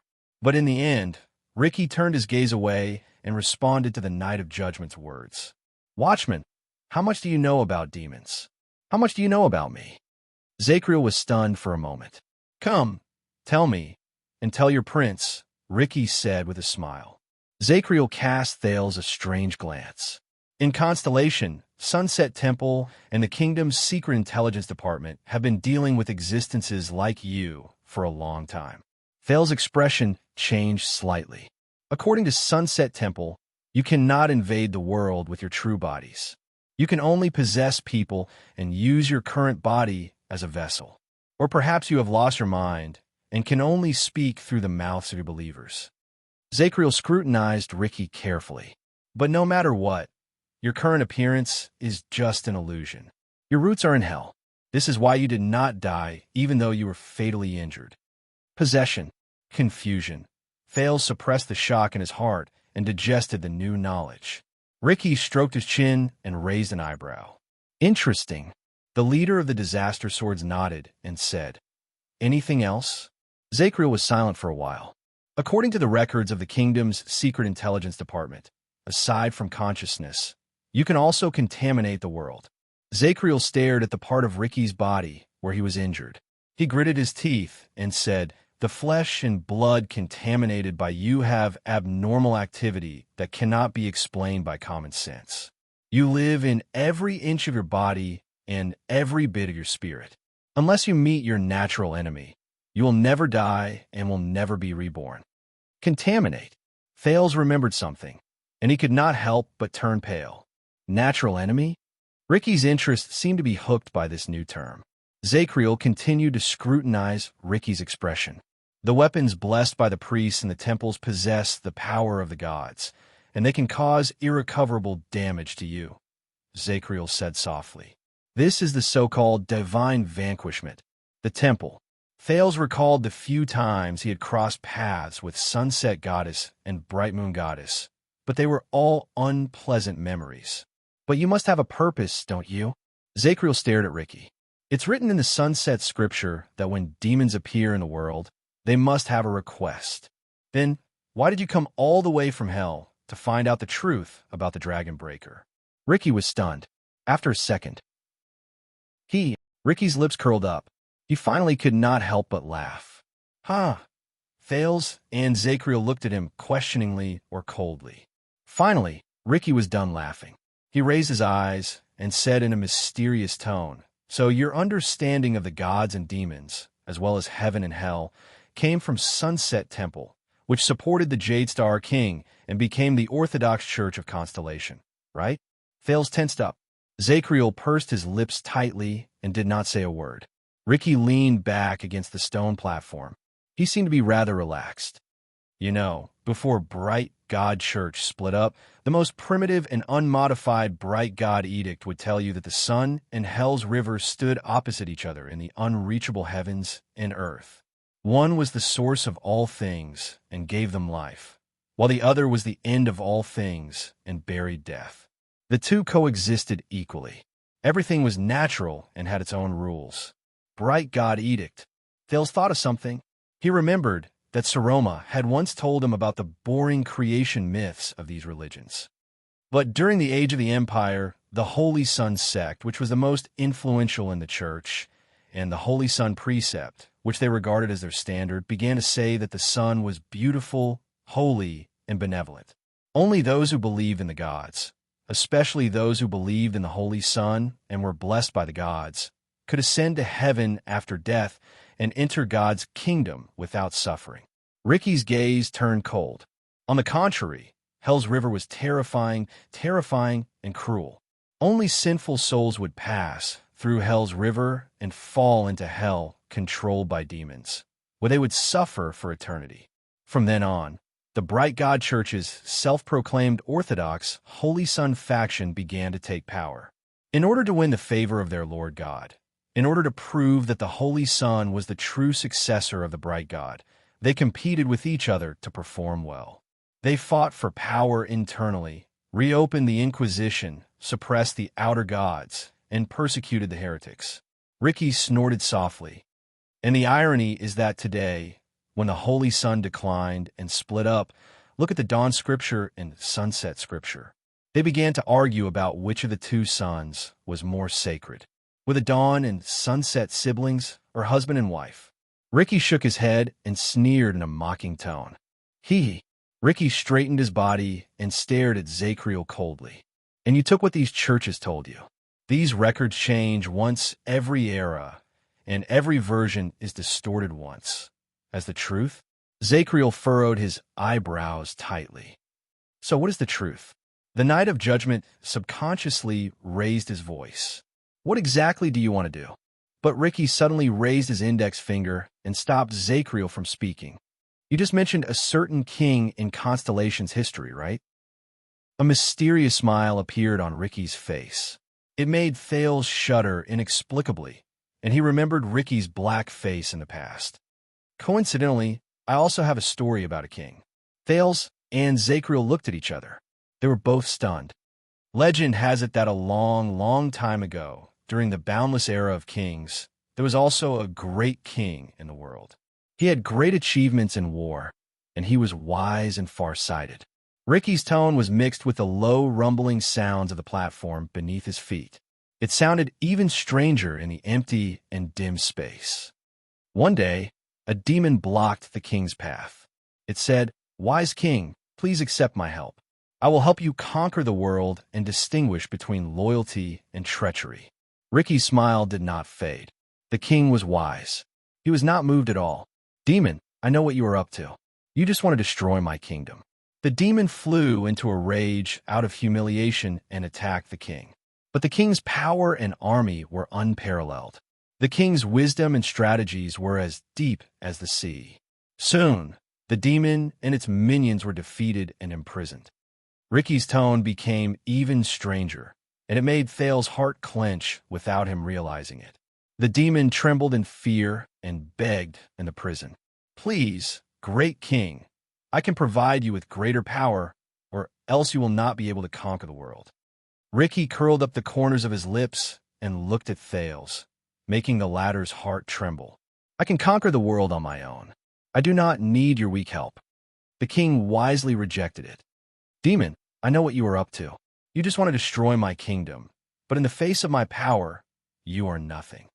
The king conquered the world, but wherever he went, there were cries of war victims everywhere.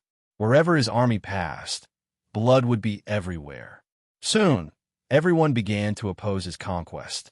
The king remembered the demon's words and was extremely angry.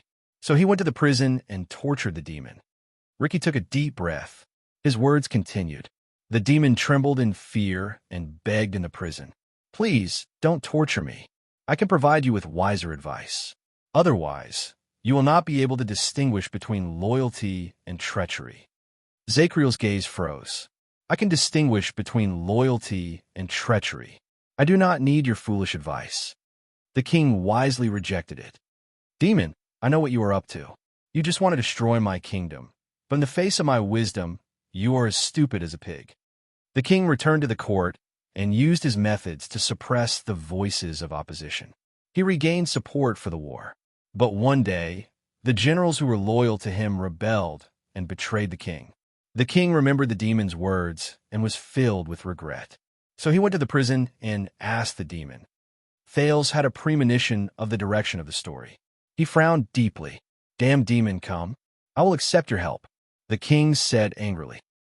In the next second, Ricky raised his head. A hint of yellow light flashed in his left eye, which had returned to normal. But I have already destroyed your kingdom, the demon said with a smile and disappeared before his eyes. And the king could only sit on the ground powerlessly until the rebel army broke into his palace and destroyed his kingdom. Ricky finished his story and looked at Thales.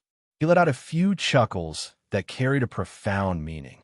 This made the teenager's heart turn cold. This story sounds like a fairy tale at first, but Zachriel did not buy it. It sounded like a foolish king who brought disaster to the country and the people. He was falsely accused of being a demon. Ricky shook his head nonchalantly. He did not seem to be offended at all. You know, the servants of the monarch of annihilation are the most delicate and extravagant. They love to bewitch kings, attach themselves to the nobles, and witness death and chaos through the whispers and murmurs behind the scenes. Most of the time, wherever they are, there will be war. And the believers of the monarch of annihilation are a group of opera fans. Their favorite actors are the believers with firm beliefs in the temples. Oh, they will never get tired of watching these actors' beliefs crumble on the stage of life under their guidance. In the end, they will betray and blaspheme the gods. Ricky said a few terms that Thales had never heard of in a seemingly casual manner. Monarch of annihilation. Infinite monarch. Zachriel finally became solemn. He looked at Ricky with a grave expression. So, you do not belong to the above two monarchs. You are the lackey of the other five. Ricky laughed involuntarily. Yes. There are 7 layers of hell, so there are only 7 monarchs who rule over hell, right? Ricky said perfunctorily. Let me guess, where did you hear this from? Sunset Temple? The kingdom's secret intelligence department? He then shook his head. Mortal. As he listened to their conversation, Thales blinked furiously. Indeed, when he was in Dragon Cloud City, he had read quite a number of religious works. But hell, demons. But did you know that the King of Silence has a group of the most violent pets? They love to pollute powerful warriors and soldiers with strong wills because they can taste blood and violence the fastest. Ricky looked at Zachriel with a smile in his eyes. Like you. At that moment, the Knight of Judgment was stunned. But Ricky continued. They like to torture people's will, challenge people's limits, and enjoy human pain. For example, they will show boundless illusions to certain prisoners who have been imprisoned for many years, as well as the past that they miss the most and the people that they can't let go of. They will evoke the greatest regret, the most intense pain, and the worst nightmare in his heart, making him think that he has lost his mind. As he listened to Ricky's bewitching and meaningful words, Zachriel completely froze. Ricky deliberately said, but they can unknowingly confuse his mind, distort his heart, and add the last straw to a taboo belief that is already loosened. From there, it will guide his actions after he is released from prison. And this kind of warriors who are not in their right mind, but can still bring about countless bloodshed, are the favorites of the King of Silence's pets. Enough. Thales cut Ricky off. The prince stared at Zachriel's dazed expression and said angrily to Ricky, "Stop talking nonsense." Zachriel took a deep breath and returned to reality. Of course, the demon is talking nonsense. Ricky did not seem to be angered by Thales' rudeness. He just leaned back against the stone platform and said airily, "That's what the king thinks too." Thales was instantly speechless. Be careful, Your Highness. Do not make presumptuous guesses about what the demon wants to do. Do not think that you can be smarter than the demon, much less stronger than the demon. Ricky stared coldly at the wall in the distance as it gradually slid down. Because when you asked the question, Ricky turned his head and stared at Thales with a pair of cold, deep eyes. It has already succeeded. By the side, Zacriel was silent. Thales stared into his eyes. He wanted to say something but did not. The demon is always there, Ricky said with the ghost of a smile. But the demon does not speak. The gods know. Ricky snorted softly and added coldly. But the gods do not speak. The demon is always there, but the demon does not speak. The gods know, but the god does not speak. The prince felt an inexplicable chill run down his spine as he sensed the profound meaning in this sentence. Thales was silent for a while. He felt that he was completely suppressed by Ricky, whether it was his aura or the situation. But he remembered something. If they're really that terrifying, the teenager said again, attracting their attention, then why did you have such a huge reaction to the name Truth Brothers? As expected, the moment he said it, Ricky's arm trembled slightly. He stared at Thales with a complicated gaze. I have heard of it. Thales braced himself and continued. The calamities, the mystics. They killed the gods, started the battle of eradication, and dragged the demons from hell into it. At that moment, even Zacriel furrowed his eyebrows. Thales sucked in a deep breath and asked the biggest question in his heart. So, you came here today to ask about the world of purification. I mean, the Dragon Breaker's background and the relationship between the legendary anti-mystic equipment and the two empresses. Is your goal a calamity like the Magic Empress? Ricky was silent for a long time. For a few seconds, Thales could only hear the rumbling sounds of the platform moving up and the mercenaries whispering to each other in the distance. Finally, Ricky spoke in his softest and most mysterious tone. The calamities killed the gods. This is probably what a wizard or a wizard's notebook told you, right? Wizard. Thales' gaze froze.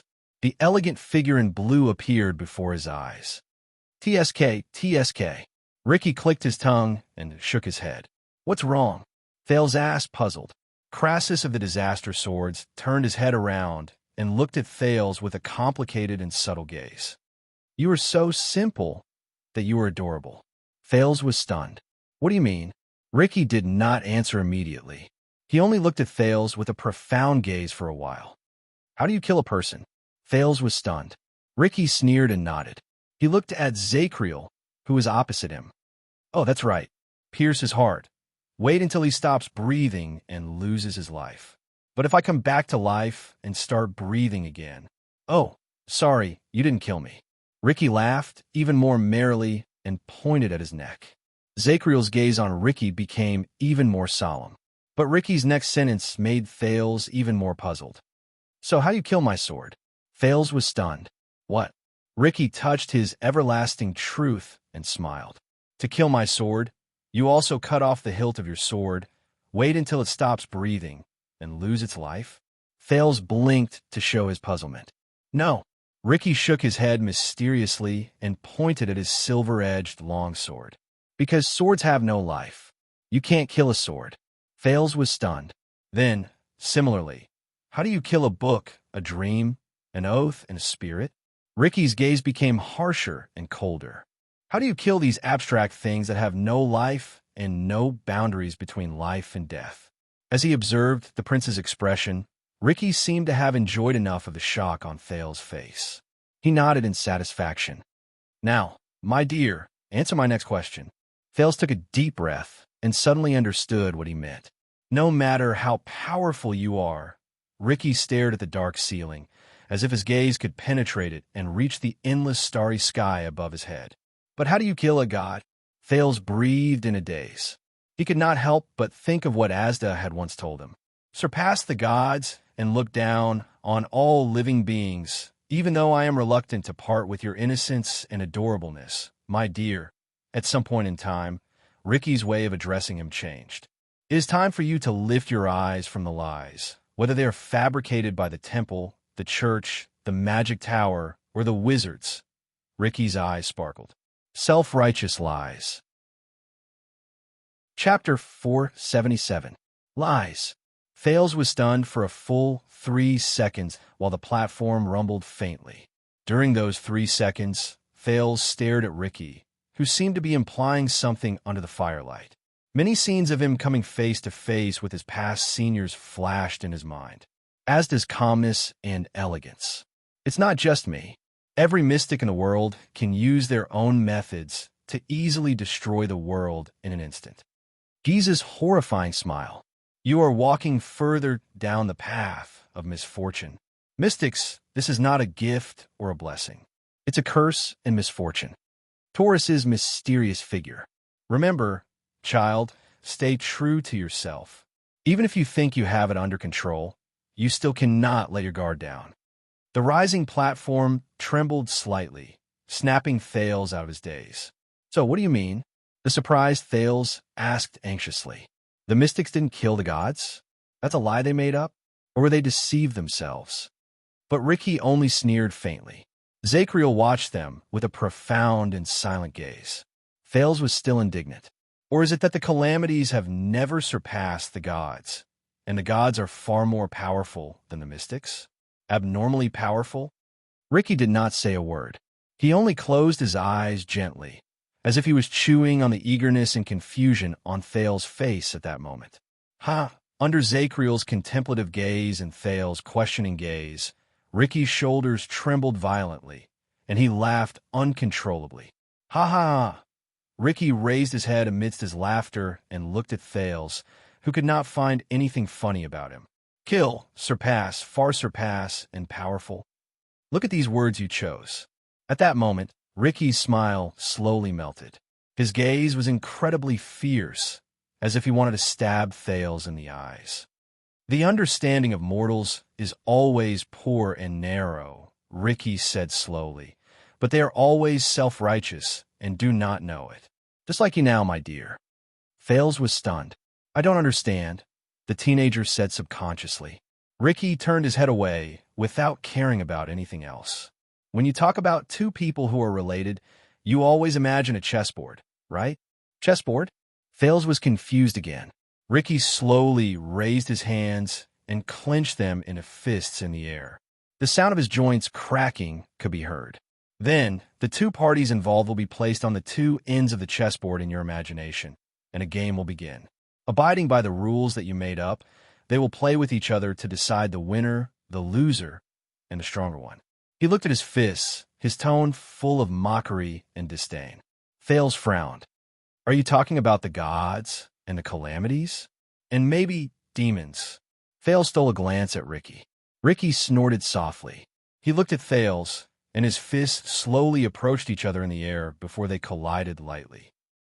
You're like a silly brat who doesn't know how to think and only knows how to nod and smile foolishly. You pick out two characters from a mythological bardic poem and a historical play and discuss who is better. Your standard is, let's see who A or B can lift the big, smelly, and hard rock covered in mud in the gutter at the second corner of his house. His tone was still as disdainful as ever. Thales was stunned for a second before he shook his head violently, as if he was trying to clear his overburdened brain. Wait. Can you stop using metaphors? Thales said in annoyance. I'm already confused enough. I really can't stand this. The prince looked frustrated.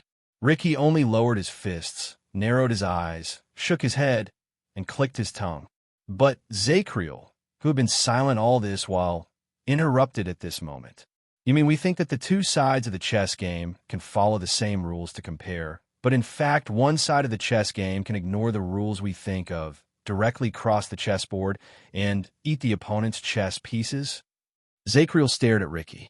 Thales was slightly stunned, and he seemed to be deep in thought. Ignore the rules we think of? Does he mean? This time, Ricky finally put away his teasing and looked at Zacriel seriously. No.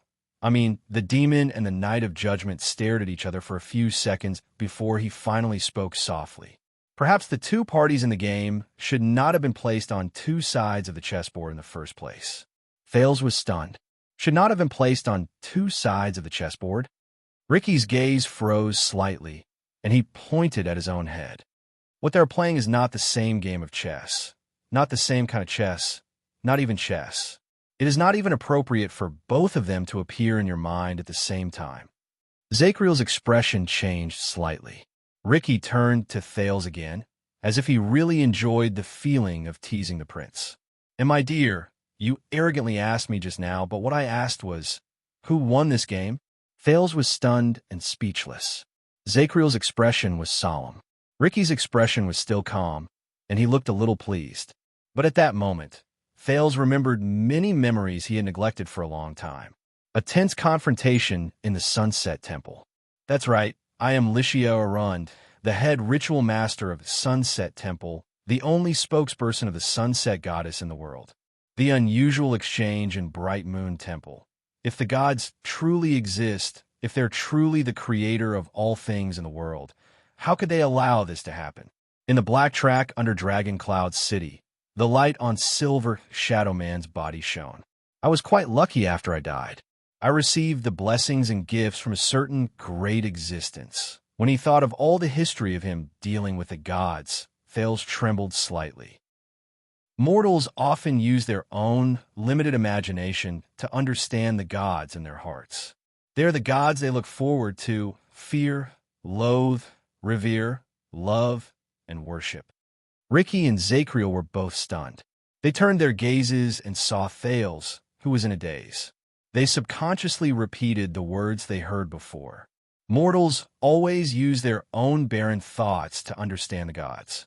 Because their lifespans are short, they imagine the gods to be eternal existences. Because they are weak, they presume the gods to be existences with unparalleled might. Because they think of themselves as a member of the multitude of living beings, they imagine the gods to be of a higher and stronger kind. Thales took a deep breath, and a solemn expression appeared on his face. The problem is eternity, power, life, these mortal things. If the gods are truly beyond the understanding of mortals and stand in a different perspective, then do they really see these things in their eyes? Under Ricky and Zachriel's strange and surprised gazes, Thales' eyes darkened. He stared straight ahead. His tone was grave, and his tone was ethereal. Because the true gods may be far beyond our imagination. They are another kind of existence. Thales exhaled and quietly sank into deep thought. On the slowly rising platform, Ricky and Zachriel looked at each other in surprise. Who said this? Zachriel asked softly. Dragon Cloud City's Bright Moon Temple. Thales did not even turn his head. He seemed to still be immersed in his thoughts. High Priestess Jewel. When Zachriel heard the name Dragon Cloud City, he could not help but frown deeply. Ricky was silent. Then he sighed softly.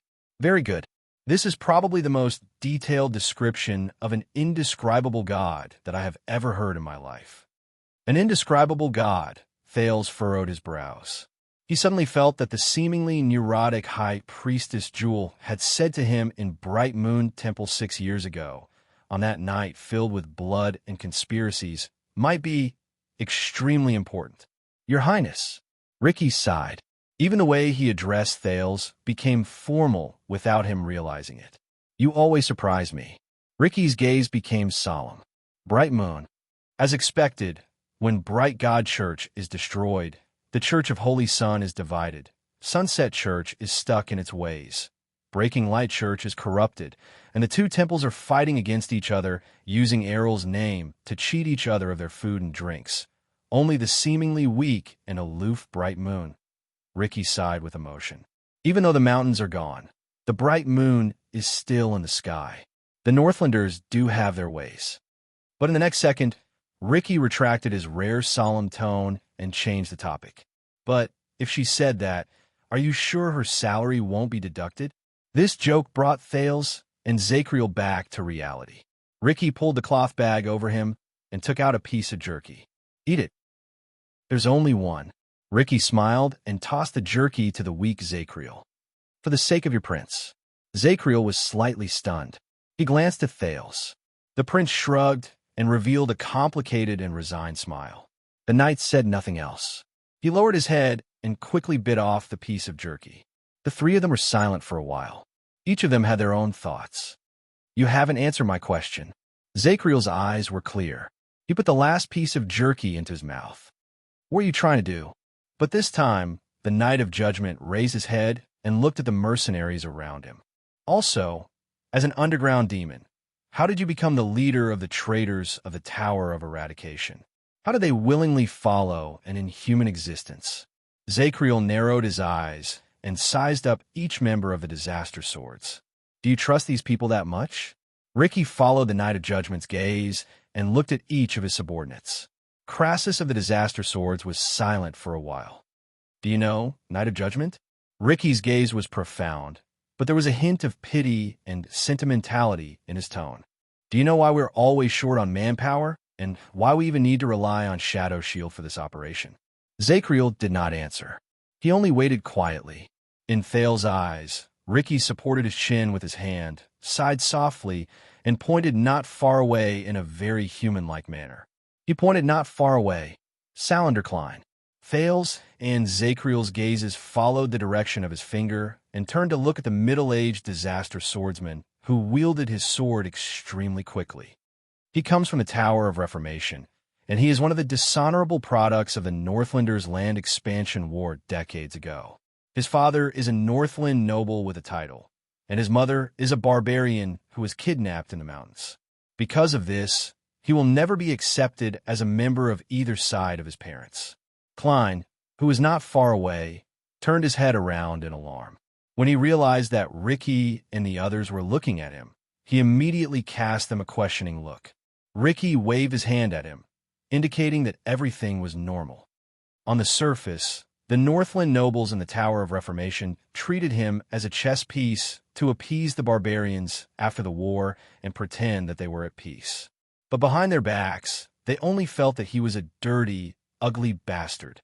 The barbarian elders relied on him to negotiate and bargain with the Northlanders, but at the same time, they despised him as a sign of their own subjugation and the shame of their tribe's defeat due to their rape. Ricky's tone became a little sad. No matter how much he honed his skills, Klein's identity will always be before his abilities. But he will never know who he is, because he is neither a Northlander nor a mountain barbarian. He will forever be a homeless orphan who wandered between two tribes. Thale spoke with a smile. Thales and Zakriel did not speak. They only looked at each other. Ricky snorted softly and turned to the other side. Fucking Joseph. He is a Kellanzani from Thornland. He once served as a special agent for the royal family in Alumbia Kingdom. Thales recognized the person resting by the stone platform. He was the spy the mercenaries had sent to the prison of bones beforehand. Like many of his peers, he lived in a muddled and muddle-headed world in Alumbia's laughable and pitiful political struggle. For the sake of the kingdom's mission, which he did not know was real or fake, he blindly obeyed his superior's orders. He did not hesitate to betray his conscience, and he was stained with blood. He captured, tortured, interrogated, and persecuted batch after batch of enemies of the kingdom. He thought that by doing so, he could gain a stable life in the world, so that he could lie to himself every night when he held his wife and children in his arms that he only wanted to support his family. Ricky's gaze was complicated. He shook his head at Joseph, who also sensed something and turned around to look at him. Until one day, his father-in-law was also labeled as an enemy of the kingdom and was imprisoned. And Joseph's superior, who also wanted to support his family, turned Joseph's wife and children into bargaining chips to extort confessions from him. From that day onwards, the excuse he used to deceive himself shattered. Zakriel did not know if he had triggered something, but he sighed softly after he finished listening. Ricky's emotions seemed to have been stirred up. He turned to Thales, and his gaze became slightly gloomy. And Sean, who unfortunately died in battle, was an Adarjan from Lagudin State in the Eastern Peninsula. Thales remembered Sean, who used an axe and was eventually killed in battle against Barney Jr. He could not help but be stunned. That's right. He used to be the most promising and representative occupation among the Nadarjans, a bandit. He was quite good at it, and his results were outstanding. Until one day, he fell in love with a lady he kidnapped. Ricky stared at Thales in a daze, but it was as if he was looking at another person. Sean gave up on everything. He only wanted to marry her, get married, and have children. For this, he did not hesitate to fall out with his gang and become enemies with them. He killed them repeatedly. Ricky sighed softly. There was an indescribable pain in his voice. But after going through countless hardships, everything settled down, and he was happy. He had children and lived a stable life. But his kidnapped wife poisoned herself, her daughter, her son, and everyone else's food except Sean's. Thales widened his eyes. Ricky's words continued. As a weak woman who could not control her fate, she took her final, most miserable, most helpless, and also the cruelest revenge. Ricky said slowly, from that day onwards, Sean understood that perhaps the world had already decided that he did not deserve happiness. He only deserved to sink into hell. Zacriel pursed his lips and said nothing. Ricky sucked in a deep breath and looked into the distance, as if he had snapped out of his daze. Of course, there was also your comrade in the Royal Guards, whom you knew the most. Colin Samuel, who lost everything after the tragedy 18 years ago, and his old acquaintance's daughter, Marina Novork, who was born a noble but ended up in a corner of the world. When he heard Samuel's name, Zacriel's expression became gloomy. He said out of the blue, "I'm sorry." Thales did not know who he said it to. Samuel, Marina. Thales stared at the two people in the distance in a daze. He then looked at Klein and Joseph. These are disaster swords? Ricky stared at the knight for a few seconds and shook his head, unbothered. Every person who becomes the scion of the Outer Tower has their own story, Ricky said. As he spoke, the light in his eyes became serious. Every person is an inhuman existence rejected by this world. Rejected by this world. At that moment, Thales remembered the lonely figure who only had a sword a long time ago. There's a reason why it is called the sin of Hell's River. We should have left the mortal world forever, but we deceived the ferrymen of Hell's River time and time again, and avoided death summons at the last moment. So, our existence is the sin of Hell's River. It is proof that it did not manage death responsibly. Thales was lost in his thoughts. Do you understand now? Ricky raised his head with a stern expression and answered the Knight of Judgment's question just now. They are not following me. What they are following is the resentment and anger that comes from despair and injustice in their hearts. It grows stronger because of it, but they have nowhere to vent it. They can only burn in their empty wounds. Zacriel's gaze froze. At that moment, Thales clearly felt that the Ricky in front of him was different. The power of eradication in his body boiled again, and it gave the teenager a premonition of extreme danger. Scorching, oppressive, heavy. Thales shuddered. The scene of the disaster swords and shadow shield fighting against each other in an oblivious manner appeared before his eyes. Ruthless, crazy, and merciless. Zacriel clearly felt something. The Knight of Judgment's entire body stiffened. His right arm trembled slightly, as if he was suppressing his desire to attack. But Ricky did not care about the Knight of Judgment's abnormality at all. His gaze was like a blade, and it coldly cut through the air before him. Even his voice had gained a little more of the chilling vibe from before. This is far from what those so-called swordsmen of eradication in the Tower of Eradication, who have been corrupted for many years, are used to fawning over the children of nobles from various countries, and who seek benefits from both sides of the powerful forces. They are hypocritical and aloof. In the next second, Ricky stared straight at Zacriel, as if he could see through his soul. Join us, Knight of Judgment. His tone was firm and brooked no argument. We have too many similarities. You are a powerful warrior, but just like the other pitiful creatures, you cannot escape the cage of fate. You may not understand what we mean, but you will. We will let you see that fate is not inescapable. Zacriel remained silent. Ricky's expression was still terrifying. He extended his right hand to the Knight of Judgment. In this dark world, we found each other alone, just so that one day, you and I can see the tomorrow we hoped for and walk towards the Palace of Rest. Thales arched his eyebrows. He felt that Ricky's words had an inexplicable meaning. But Zacriel only shifted his butt, cradled his injured left arm, and turned his head away. Sorry, I made a vow. This sword will only be swung for the Emperor's order. The knight's voice was hollow and hoarse, but there was a calmness and firmness in it. It has no other use. The knight's words were simple and straightforward. It made Ricky's expression stiffen, just like the palm he extended. This sword will only be swung for the Emperor's order. As he listened to the unique words translated from the ancient empire, Thal's heart sank a little. He remembered how Nalji and Nair looked before they died. Ricky frowned as he stared at the stubborn Zacriel, who refused to budge. In the end, with disgust and resignation, he shook his head. Damn the people of the Empire. The Emperor's order. The demon then turned to Thales. Thales, who was burned by the flames of war between the two, subconsciously twisted his butt, changed his sitting position, and straightened his appearance. The teenager quirked an eyebrow. Ahem, maybe you should look for that red-hair guy over there with the crossbow. He should be helpful for your group's promotion and recruitment. But before Thales could finish speaking, no, Ricky did not care about what he said. He only looked away and waved his hand in disappointment. You can forget about it. Now is not the time. Thales, who had been looking forward to it for some reason, did not even have time to finish his joke. He did not even have the time to retract the smile on his lips. An indescribable, faint awkwardness surged in his heart. Am I that bad?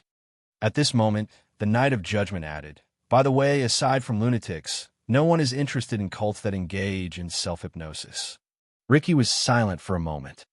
You mean lunatics? Self-hypnosis? Ricky chuckled softly and returned to his calm and profound nature as a leader. You know, a long time ago, before the two magic empresses were empresses, Ricky leaned back against his stone platform and an unsettling smile appeared on his face. They had another nickname among the wizards, another nickname that has been forgotten. Magic empresses' nickname? Thales tensed up, and he subconsciously pricked up his ears. Zacriel was also slightly startled. His gaze moved past Thales and returned to Ricky. Magic Empress? Ricky was not in a hurry to answer. He tilted his head and sized up the Knight of Judgment with great interest. Zacriel, tell me, didn't you find it strange when you purchased mystic gun cores from the Empire? Why did only the Empresses have that kind of technology? Why did they affect the situation of the entire world? And 18 years ago, your colleagues, your kingdom, your past. When you look back on the past, do you feel that the world is so unfair? In the next second, Ricky's tone became deep, as if he was a mysterious fortune teller.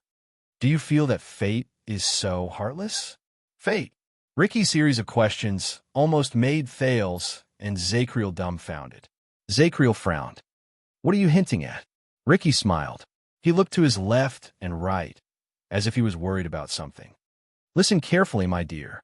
Just like the Truth Brothers before they became empresses, the two mystics, Bloodspike and Helen, were known by the wizards as, at that moment, the demon looked at Zacriel and Thales.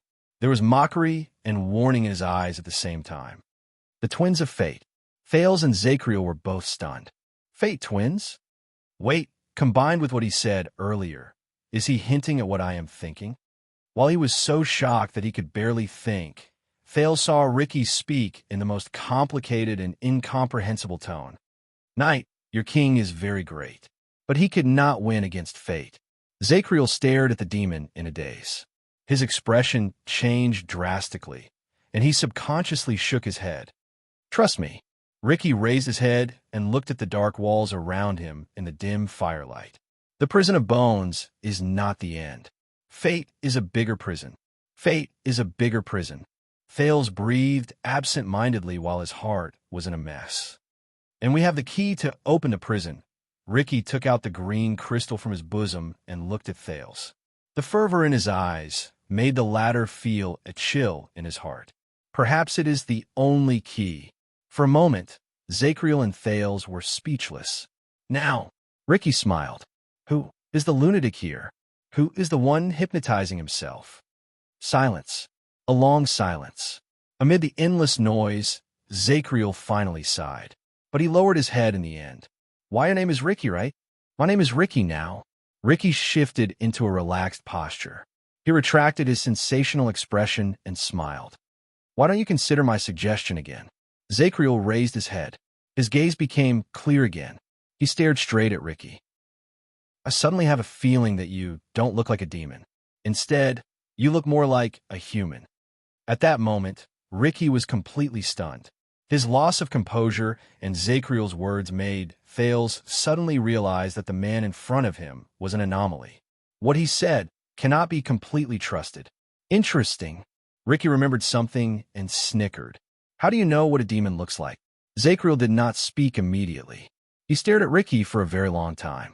In many records, demons from hell are cruel, harsh, and tyrannical, Zakriel said in a low voice. Inhumane. Ricky raised his eyebrows slightly. He stroked his chin and seemed to be deep in thought. About that. True demons are indeed inhumane. In the next second, Ricky suddenly leaned forward with his hands on the ground. He lowered his gaze and looked up at Zakriel and Thales. He flashed a mysterious smile at the two of them. For example, they can be so inhumane that they make you think that they are humane. Thales shuddered slightly. As he stared at Ricky's rather human-like smile and mulled over the hidden meaning behind his words, the teenager felt an inexplicable chill run down his spine. Chapter 478. I remember now. You came to look for me in the dungeon. In the silence between the three of them, Zakriel spoke softly. It's because of the modified Dragonbreaker, and you have been hinting that our misfortune is because of the two supreme mystics who cannot be spoken of. Ricky turned around and smiled. Who doesn't suffer from fate? Zakriel was not fooled by Ricky's evasive answer. He calmly continued to ask. He calmly asked, so, the purpose of the disaster sword's existence is the opposite of their name, to fight against calamities? Under Zakriel's question, Thales suddenly realized that the organization he led was a better breakthrough than asking about the mysteries surrounding Ricky. Ricky clicked his tongue and shook his head. Correction. Ricky showed a disdainful expression. We're the signs from outside the tower, not the disaster swords. Zakriel fixed his gaze on Ricky. You want me to join you, but I know nothing about you. Only the Secret Intelligence Department has your records, whether it is those strange powers of eradication or your long-term activities as mercenaries in the Western Desert. But Zakriel shook his head. But what makes me curious is that the Secret Intelligence Department has always turned a blind eye to you. When he heard the name of the Secret Intelligence Department, Thales felt a chill in his heart. He thought of something and looked at Zakriel, but the latter only shook his head slightly. Ricky smiled faintly. If this can dispel your doubts, Knight, our relationship with Constellation's Secret Intelligence Department is closer than you think. When he heard this, Thales became wary. He remembered Dragon's blood from 6 years ago. At that time, the relationship between the Secret Intelligence Department and Lampard was also closer than he thought. If only Thales was not the last one to know about it. Perhaps Zakriel's relaxed tone gave him hope, because Ricky smiled and continued to speak. More than 100 years ago, Hill Crassus, who walked out of the Tower of Eradication, came to Constellation to avoid being hunted down. At that time, the Red King furiously attacked Sharp Blade Valley, and the relationship between Constellation and the Tower of Eradication was at its worst. At that time, Crassus made a deal with the Red King, John II. He obtained the king's permission and protection, and was able to hide in the Western Desert in the name of a mercenary group. Zakriel and Thales were both stunned. Ricky smiled and gestured to the people around him. This is the origin of Blood Whistle, and it is also what you see today, us. 100 years ago, Crassus made a deal with the Red King, and Disaster Sword made a deal with Constellation. A thought flashed across Thales' mind. What deal? The king has the royal guards and a group of vassals serving him.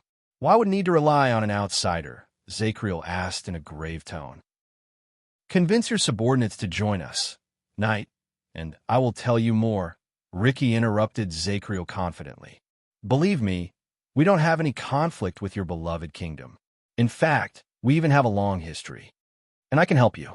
Ricky's tone was bewitching, but to his disappointment, Zakriel only lowered his head and muttered to himself for a while.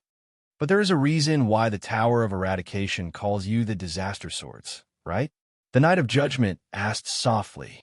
Ricky sighed.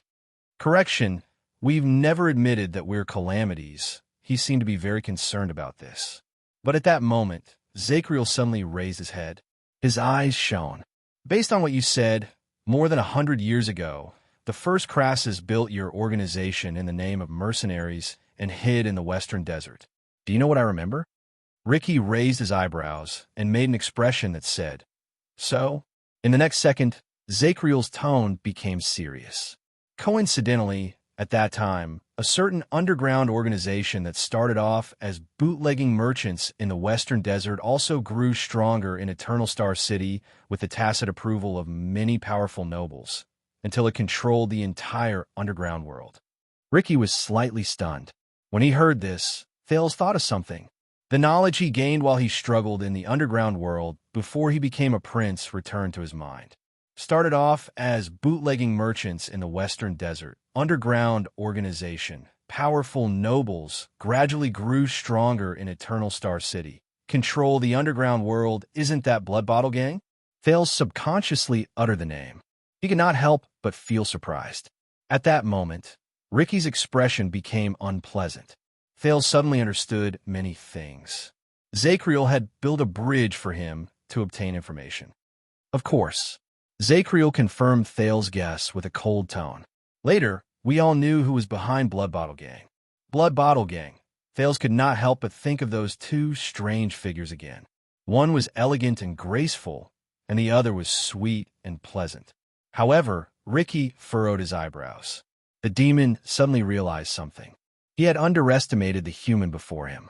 But Zachriel was like a knight who followed up on his victory. He said coldly, then, when Blood Bottle Gang was flourishing, Crassus and the Outer Tower's legacy he had just built were called disaster swords by the Tower of Eradication. At that moment, Ricky's face turned ashen. Thales remembered. Ralph once told him that during the fight between gangs 6 years ago, Blood Bottle Gang had hired a swordsman with a strange power of eradication, and he listened directly to Asda. That was not all. Thales looked at Ricky, whose expression was getting worse, and remembered another detail. When he was in Dragon Cloud City, Asda said before he left, he wants to go to the Tower of Eradication. Thales could not help but clench his fists. He had never wanted to see the mastermind behind Blood Bottle Gang as much as he did at that moment. Asda, and, well, maybe only Asda, built together with Blood Bottle Gang, and attacked together with the Calamities. Zachriel's tone was filled with mockery, as if he had seen through the lie. Yes, come, tell me again. Are you not disaster swords? Ricky was silent. Thales watched their confrontation cautiously. At some point in time, the aggressive Ricky and the speechless Zachriel had switched places. The one who was on the offensive now was the Knight of Judgment. You don't intend to join us, do you, Knight? Ricky's gaze gradually turned cold, and he finally raised his head. You went along with my wishes just to get information out of me. Just like how you guessed that I was a demon just now. Zachriel snorted coldly. You did not come to me just to recruit me.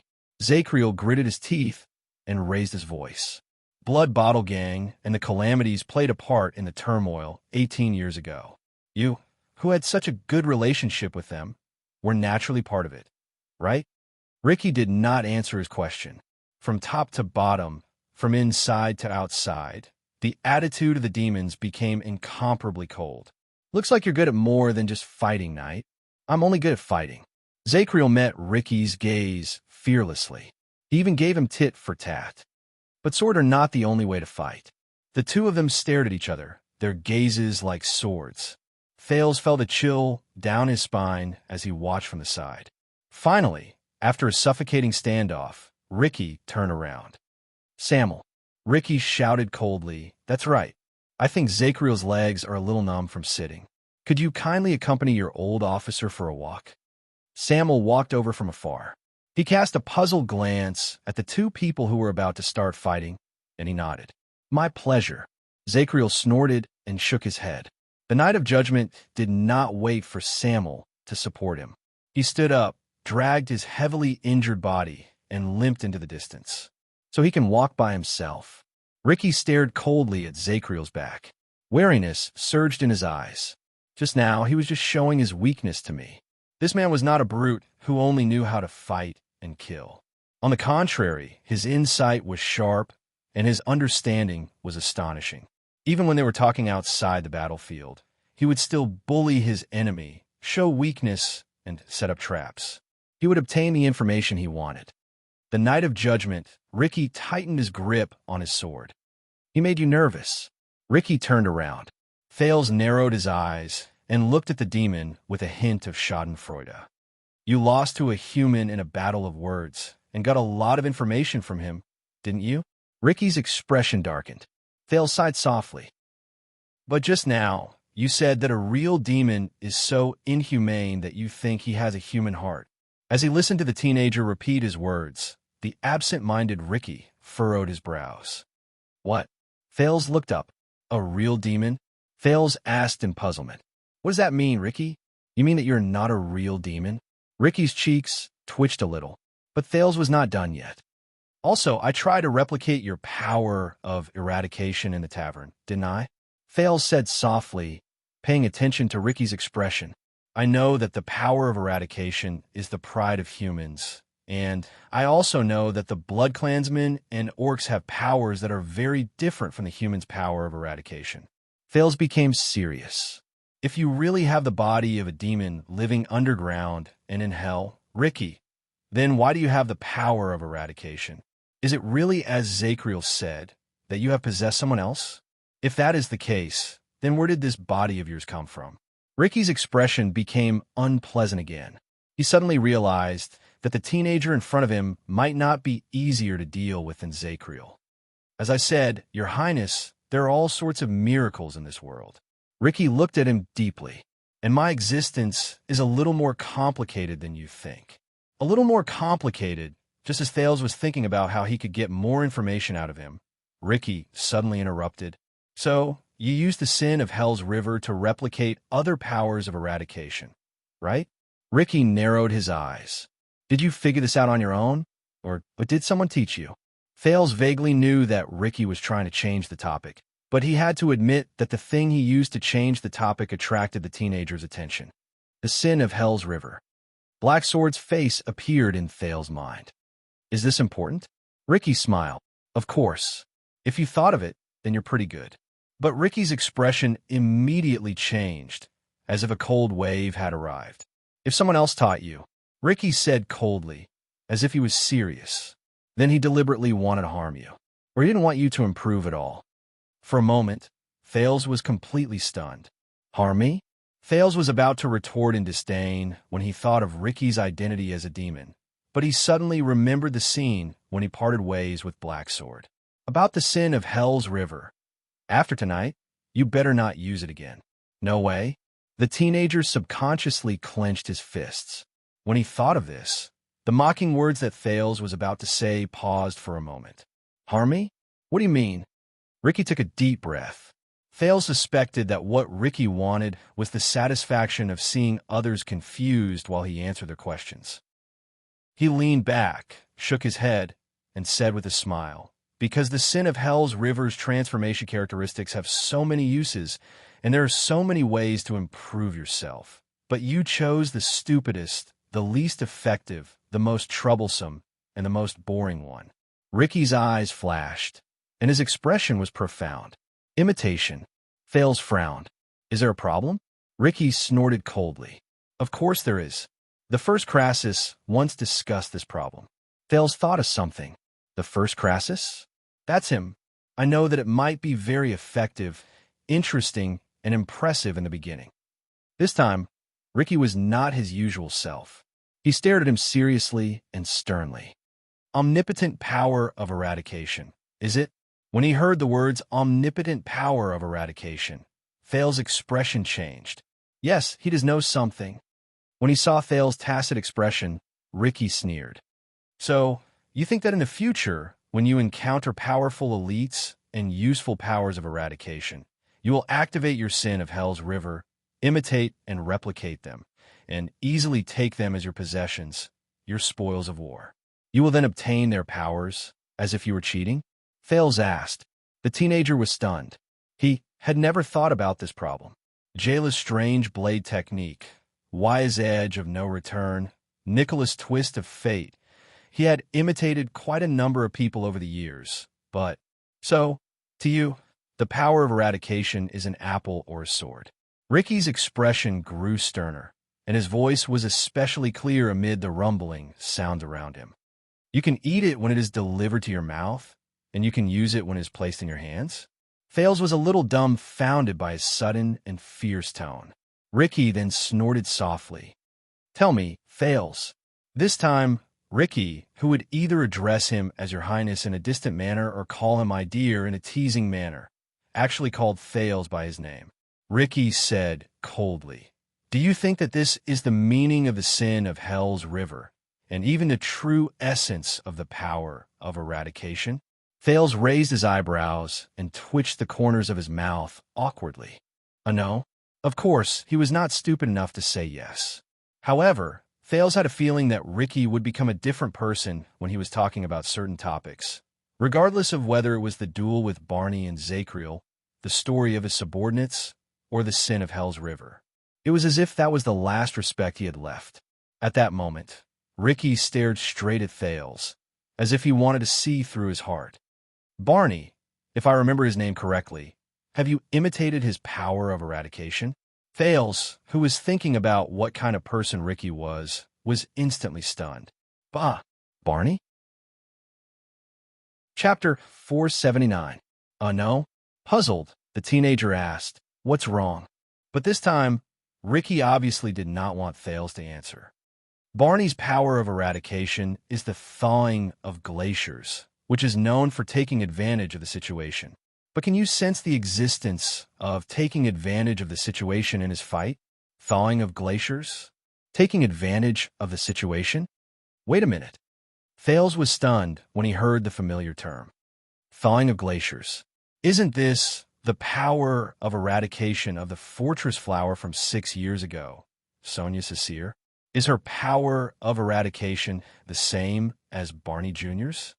But Barney Jr., the leader of the disaster swords, turned his head around and looked at Barney Jr., who was under strict guard in the distance. He voiced out Thales' thoughts. He's a ruthless person, isn't he? Ricky looked at Barney Jr.'s indistinct figure with a little emotion. Even with that kind of body, he could still seize the opportunity to force me into that state. Thales froze for a moment and remembered Barney's fight. No matter how hard he tried, he could not connect the fortress flower, the valiant female warrior Sonia, who fought with ease under the siege of Giza's endless tentacles, with Barney Jr., who risked his life and fought fiercely while covered in blood. Thales was very puzzled. Ricky turned his head around and continued to ask, Do you know Barney? What kind of person do you think he is? What kind of person is Barney? Thales suddenly remembered how the man looked when he lost hope and wanted to end his own life. The teenager was about to answer, but he suddenly realized that he could not give his opponent more information, so he could not help but shut his mouth. But Ricky did not care. He lowered his head and answered his own question. Let me guess. He raised his right hand and slowly tapped his fingers. He should have had complete night training when he was young. It could be seen from his footsteps and habits. But he has become like this. He dares to put his life on the line just so that he can strike an effective blow at the most dangerous moment. Ricky's gaze froze. This is not a coincidence. He must have experienced something unforgettable when he was young, so he decisively and resolutely gave up the orthodox swordsmanship that he was used to. In the end, he took a risk and completely changed his fighting style, becoming what he is now, sacrificing everything for a single victory. While Thales listened to his seemingly logical analysis, he recalled Barney Jr.'s unusual fighting style and tried hard to keep up with his rhythm. Ricky raised his head again and looked at Barney Jr. Even his thawing glacier was greatly affected. I can barely recognize it now. Thales raised his eyebrows. But you still recognized it. Ricky shook his head and revealed a mysterious smile. You missed my point. While Thales scratched his head in confusion, Ricky sighed, as if he was talking to himself. I think cool Barney probably did not have a good life when he was young. He might even be antisocial, cold, and gloomy. And his tragic experiences over the past decade or so have shaped his extreme, ruthless fighting style. Not only to his enemies, but also to himself. I think he is probably tenacious, stubborn, and even a little stubborn. He is not easy to get along with, just like his power of eradication. Thales recalled Barney Jr. in prison, then remembered the Royal Guard's experiences over the past 18 years. He did not speak. Ricky retracted his sighing expression and smiled. Tell me, am I right? Thales looked at Barney in the distance, then looked at Ricky suspiciously. You heard from Samuel. They're old acquaintances. Ricky laughed when he heard that, but he only continued to turn his head and pointed at Zacriel, who walked beside Samuel. Zacriel, the famous Knight of Judgment. What kind of person do you think he is? Zacriel. Thales pictured him painfully trying to stop Barney from committing suicide. Ricky must have recalled the scene when Zacriel charged at him. He said absent-mindedly, Samuel told me about his power of eradication, and I have seen it for myself. That guy is basically a huge army with all kinds of soldiers. With just a wave of his hand, he can make everyone panic and throw them into chaos. What's rare is that he can move freely between movements and stillness without any sluggishness. At that critical moment, he still has the leisure to think about things other than fighting. God knows when he stuffed the tarp on me. Chaos of armies. Thales whispered in his heart. This time, he subconsciously thought, if I want to imitate that power of eradication, to achieve that kind of result, he has to observe the complicated battlefield down to the smallest detail. He has to be extremely cautious, see everything, understand the enemy's situation in an instant, make accurate judgments, react immediately, and coordinate his body and mind. He has to take care of both the enemy and himself. He has to be a genius. Ricky sighed. If he wasn't a warrior, he would definitely be the best chess player. He would multitask, have a quick mind, have great foresight, and see the overall situation. And our conversation proves this point. Thales furrowed his eyebrows. As he listened to Ricky's evaluation of Zacriel, he seemed to have slowly grasped some of the meaning behind Ricky's words. Ricky picked up his water skin and drank a mouthful. Then, he tossed it to Thales without a care. So, I guess that he is a cautious person in his daily life. He takes care of everything, has keen senses, and takes care of the overall situation. He is a person you can entrust your life to. But Ricky immediately sighed. This is probably also unfortunate. Compared to Barney, who sacrificed everything for a single victory, Zacriel has too many things to worry about. The factors he cares about are too complicated. His omnipotence and genius have become his curse and burden. But he obviously doesn't like to complain and vent. He only acts quietly and bears all the burdens alone. Those who carry too many burdens will always falter.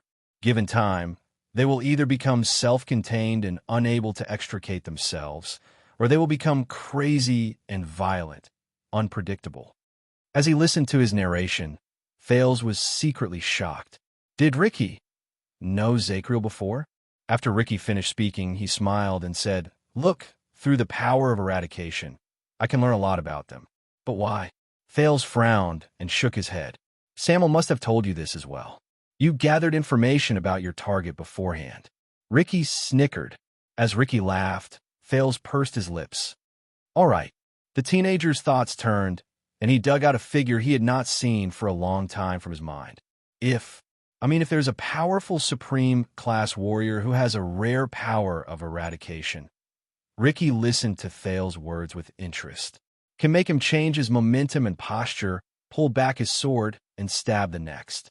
He can make many feints or feints. While he's caught off guard and is unpredictable, he could deceive his enemy and win. What can you learn from this? After Thales finished speaking, he remembered the person who defeated him countless times in the training field over the past 6 years. He also remembered Dragon Cloud City. Feints? Oh, that's not common. Ricky was stunned after he finished listening to the narration. He began to ponder, which was rare. You have to know that almost every warrior is taught to be resolute when attacking, firm when defending, steady in their footsteps, and focused in their minds. Once they make a move, they must not have second thoughts. If they're on the battlefield and still expect to pull back after swinging their sword and find a better posture, these people are usually new soldiers, and they die the fastest. Ricky raised his eyebrows and said uncertainly, But that friend of yours, he might be a rather special person.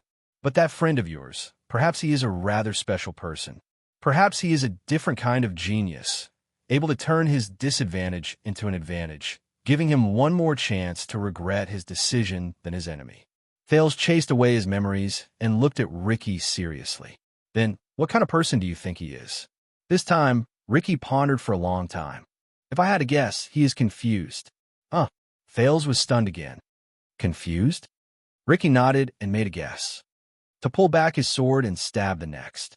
I guess this kind of person might always want to do things better. To a certain extent, he is a perfectionist. So this kind of person, I'm afraid he doesn't live a comfortable life. It's hard for me to imagine him not feeling confused and perplexed when he faces himself alone. Thales blinked in disbelief. No way. That dead face. Perplexed? Thales could not help but automatically imagine Nicholas standing in a big city, staring at the map in a daze while facing the traffic, scratching his head in confusion. Perplexed? Or perhaps the star killer standing in front of the neon lights at night, looking up at the sky, smoking a cigarette in melancholy amidst the breeze and steam whistles. Thales snorted and quickly covered it up with a cough. Impossible, he said subconsciously. No, the scene is too beautiful. The style is strange. I don't dare to look. I don't dare to look. Ricky also laughed when he saw Thales' expression. But after a few seconds, he suddenly put away his expression. Do you think this is funny? Thales immediately froze. Ricky's tone was rather formal.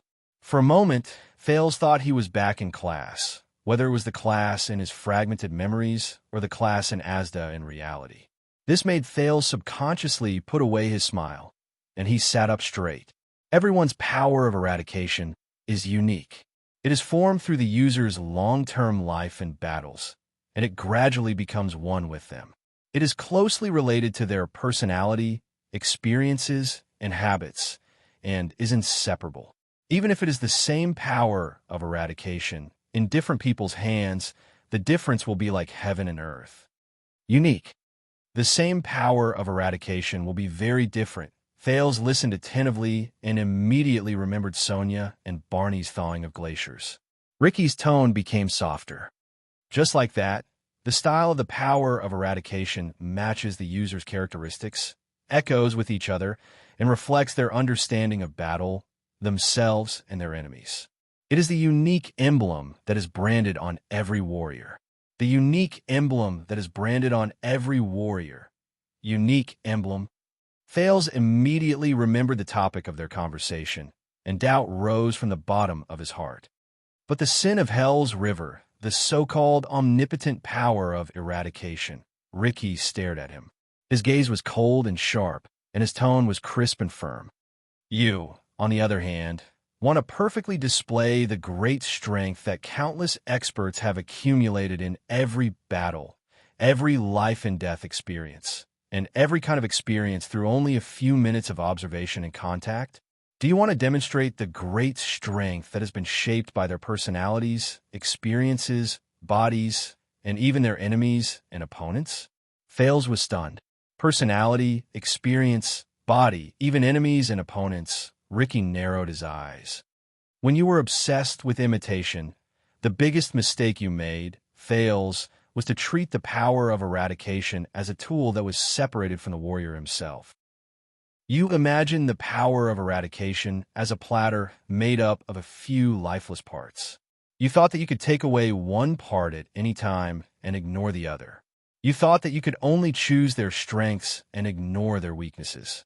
You thought that you could only imitate the warrior's strength and benefits at this moment, and easily throw away the sweat, and price they paid in the past few decades of their lives.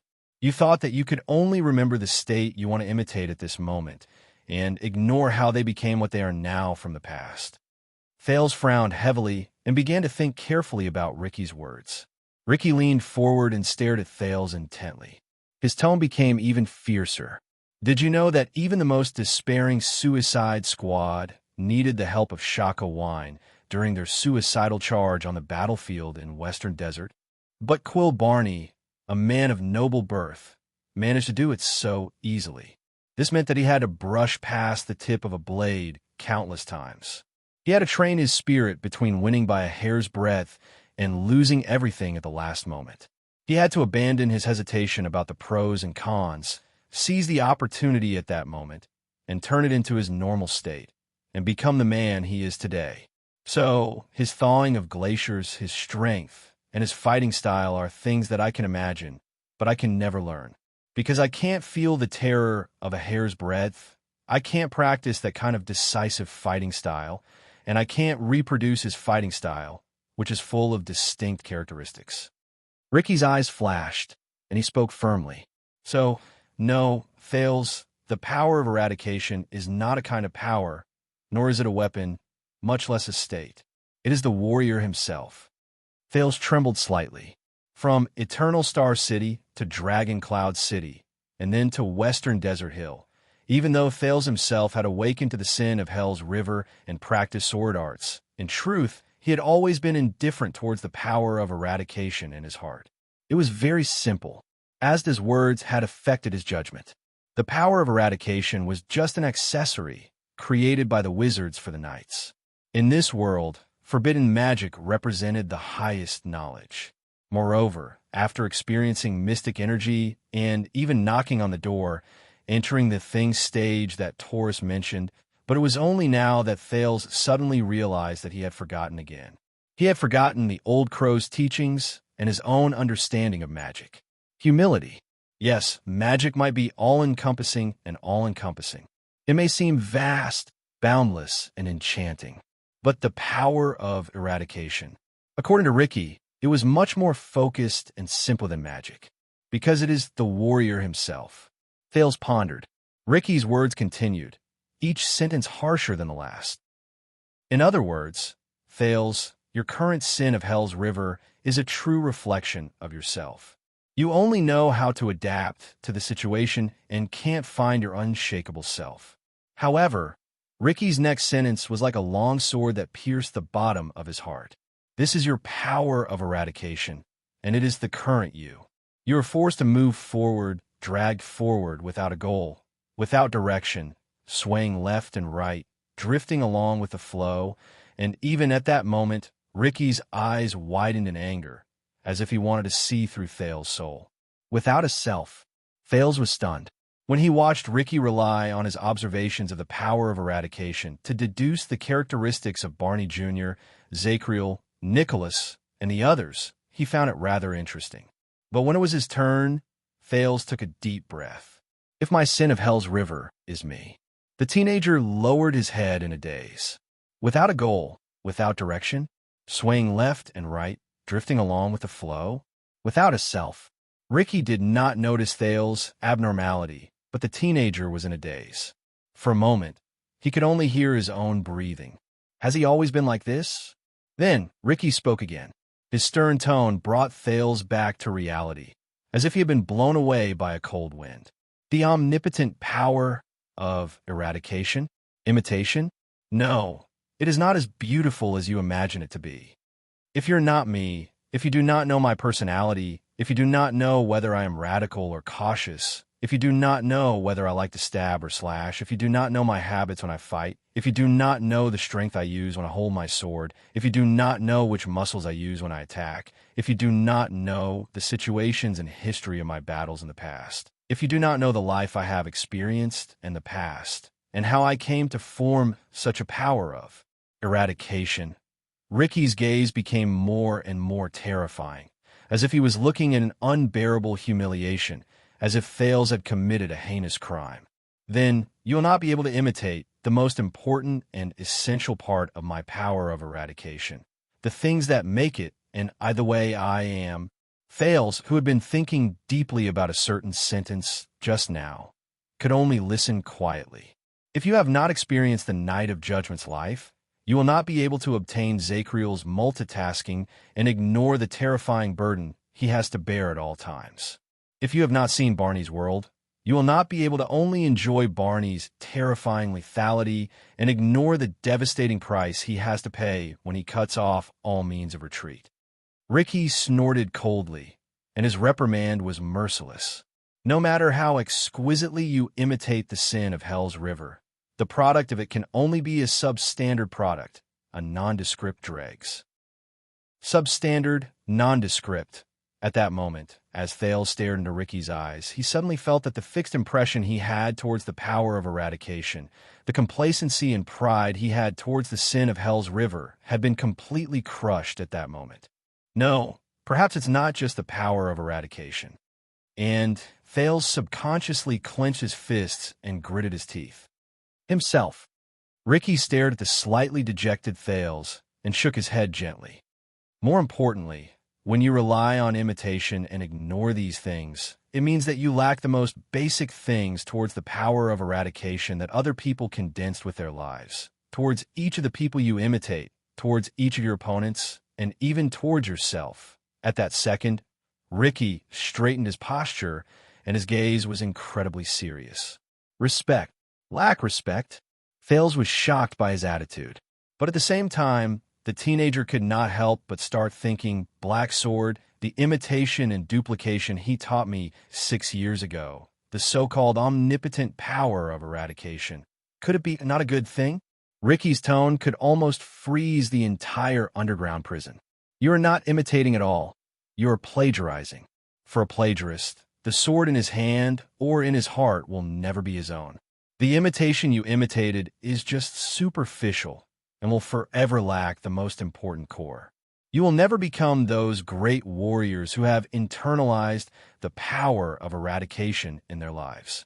Ricky finished speaking and stared at Thales without moving. He waited for his response.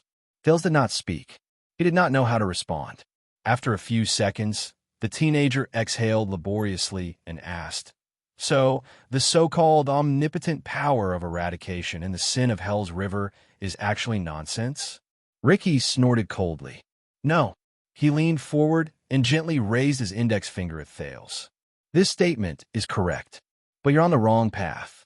Under Thales' confused gaze, Ricky spoke softly. "The meaning of imitation is understanding. Understanding your opponent." Understanding? Thales blinked. Ricky looked around, and the corners of his lips curled up slightly. "I don't know Barney, I don't know Zacriel, and I don't know that confused friend of yours. But I can understand them on another level through my feelings for their powers of eradication." Another level? Thales thought hard. The eyes of the leader of the disaster, swords shone brightly. For example, through analysis and speculation, I can know, when I face Barney, I might not be able to withstand his life-risking attack head-on. Instead, I must use other factors from the side to delay, disrupt, and frustrate his attacks until I finally defeat him. When I face Zacriel, I can't compete with him in terms of being able to think about the entire situation perfectly. I can't even hesitate or think too much. Instead, I have to focus all my attention on what I'm strongest at. I have to use that to break through his defenses. Only then will I have the power to fight. As he spoke, Ricky suddenly froze. Thales, who had been listening to him with an open mind, had a puzzled look on his face. "I see. Huh." Ricky tapped his palm in realization. He looked in Barney Jr.'s and Zacriel's direction, and he seemed to have understood something. Barney going up against Zacriel will probably be a good duel. Ricky's excitement faded away, and he turned around. "And when I face that confused friend of yours, my best choice is not to fight him head-on, to fight him one after another, to drag out the fight, or to give him a chance to deceive me and launch feints to find my weakness. Instead, I should conceal myself, hide my motives, and before he can react, I will deliver a fatal blow from behind or even from the shadows. I will defeat him in an instant."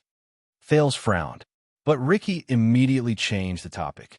"But do you know," he stared at Thales with a profound look, "you could do all these better than me." Thales thought of something. Ricky sighed. "My power of eradication has its own characteristics. My opponent's style has already become fixed, and this is how I can bring out my strongest points. But you, Thales, your sin of Hell's River is constantly changing. You can do more, understand more, grasp more details, and understand your opponent faster, better, and more perfectly through this so-called imitation. You can understand your opponent faster, better, and more perfectly than I can." Understand my opponent? Thales mulled over the meaning of this sentence as he compared it to Ricky's example. The power of eradication is one of the most amazing powers humans have. How many elites have gone through countless trials and tribulations to achieve such an achievement? Ricky seemed to be rather sentimental, and the sin of Hell's River's imitation is not to simplify this process. On the contrary, it is to better understand this process of your opponent and then better adjust and strengthen yourself, increase your advantage in battle, and give you options to deal with the situation. Thale's eyes lit up.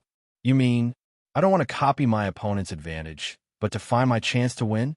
Ricky smiled. The surprised teenager recalled the elites he saw through the sin of Hell's River. The volcanic eruption in Araka, Murch's body.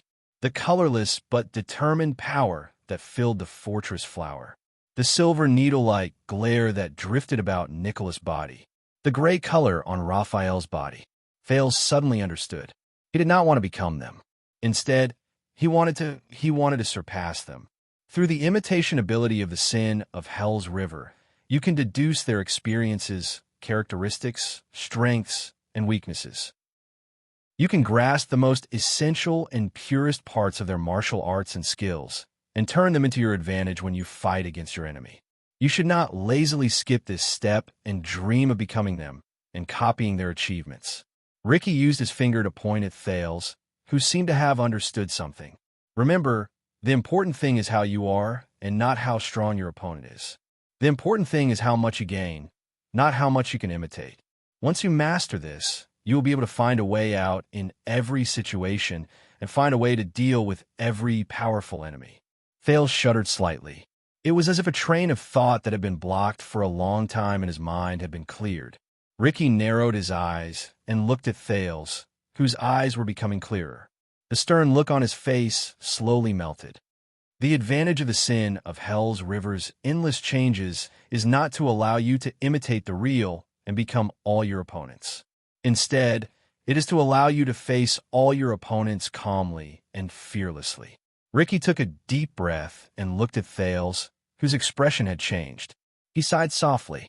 This is the true, omnipotent power of eradication. Thales stared at him firmly and nodded slightly with a serious expression. I understand. But Thales hesitated for a while, but still asked, Why are you telling me this? Ricky stared at him and did not speak for a while. But before Ricky could answer, asterisk thud, asterisk a slight tremor came from under his feet. Everyone's expressions changed, including Thales.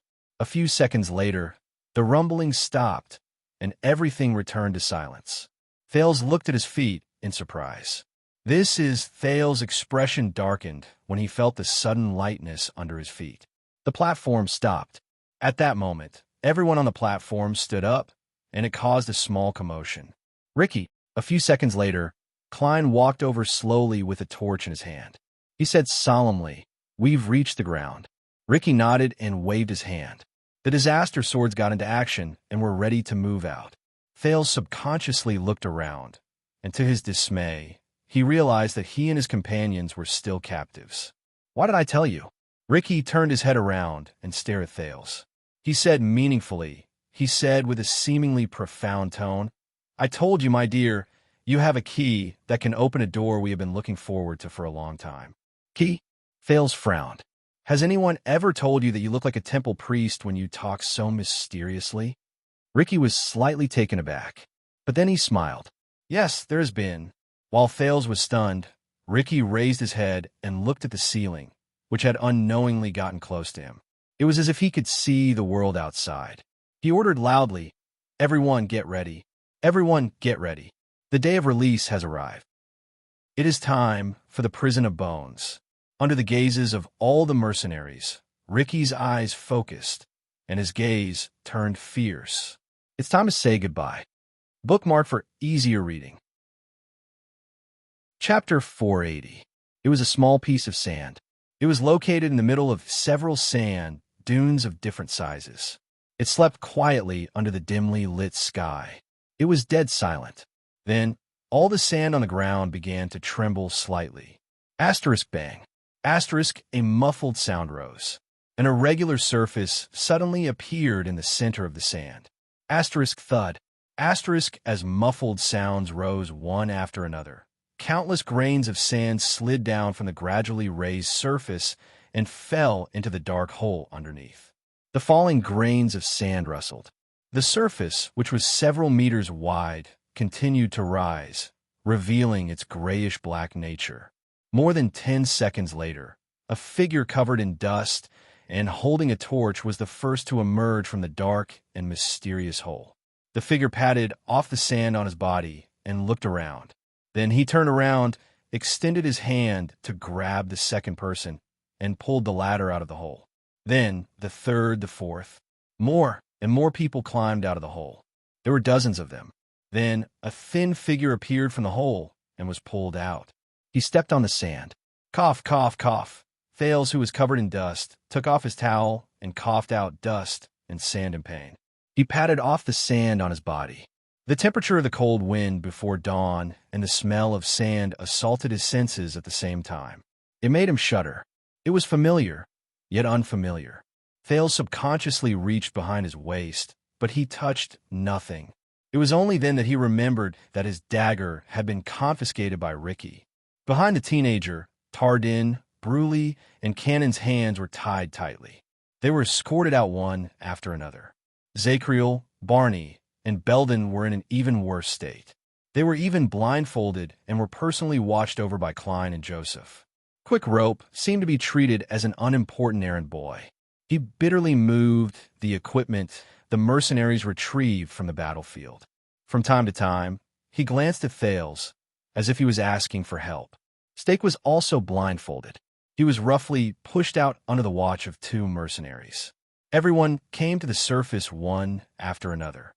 Isn't this the prison of bones? Thales stepped on the familiar sand. He ignored Quick Rope's resentful gaze behind him. While he cleaned up the mess on his body, he tried his best to observe his surroundings under the dim light. It's not even. Blade Fang's camp. The vast yellow sand around him surprised and terrified him. Ricky turned his head around under the dim eastern sky. How? Do you think we'll go back the way we came?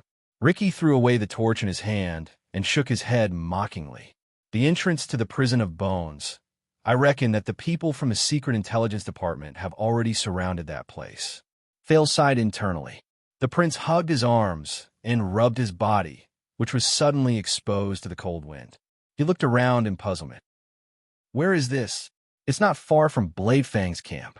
Ricky raised his head under the gray sky and stared at the familiar small row of fortresses in the distance.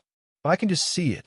Thales narrowed his eyes and observed Blade Fang's camp, which seemed to be right before his eyes.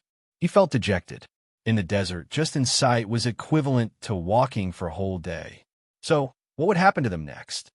What are you waiting for? Thales asked while rubbing his hands together. This time, Ricky only glanced at him coldly. Timing. Opportunity? Thales frowned. While the cold wind howled, Ricky raised his head to look at the sky. Everyone, final check. We're leaving. Ricky walked past Thales, who was deep in thought, and walked towards Samuel, who stood in a secluded spot. He stared at the royal guards who were tied up tightly in the distance and whispered to Samuel, How is it? Samuel avoided the group and cast a glance at Zacriel before he shook his head. They refused to join us. Ricky frowned and exhaled. Barney? Samuel snorted softly. He seemed to be very displeased. Especially Barney. That guy's temper is harder than a rock. Ricky stared at the blindfolded Barney and clicked his tongue softly. But he just had to be the one who mastered the secret of the Northland military sword style. Samuel's eyes brightened. Then is he? But Ricky shook his head in disappointment. The thawing of glaciers. Both of them were silent for a while.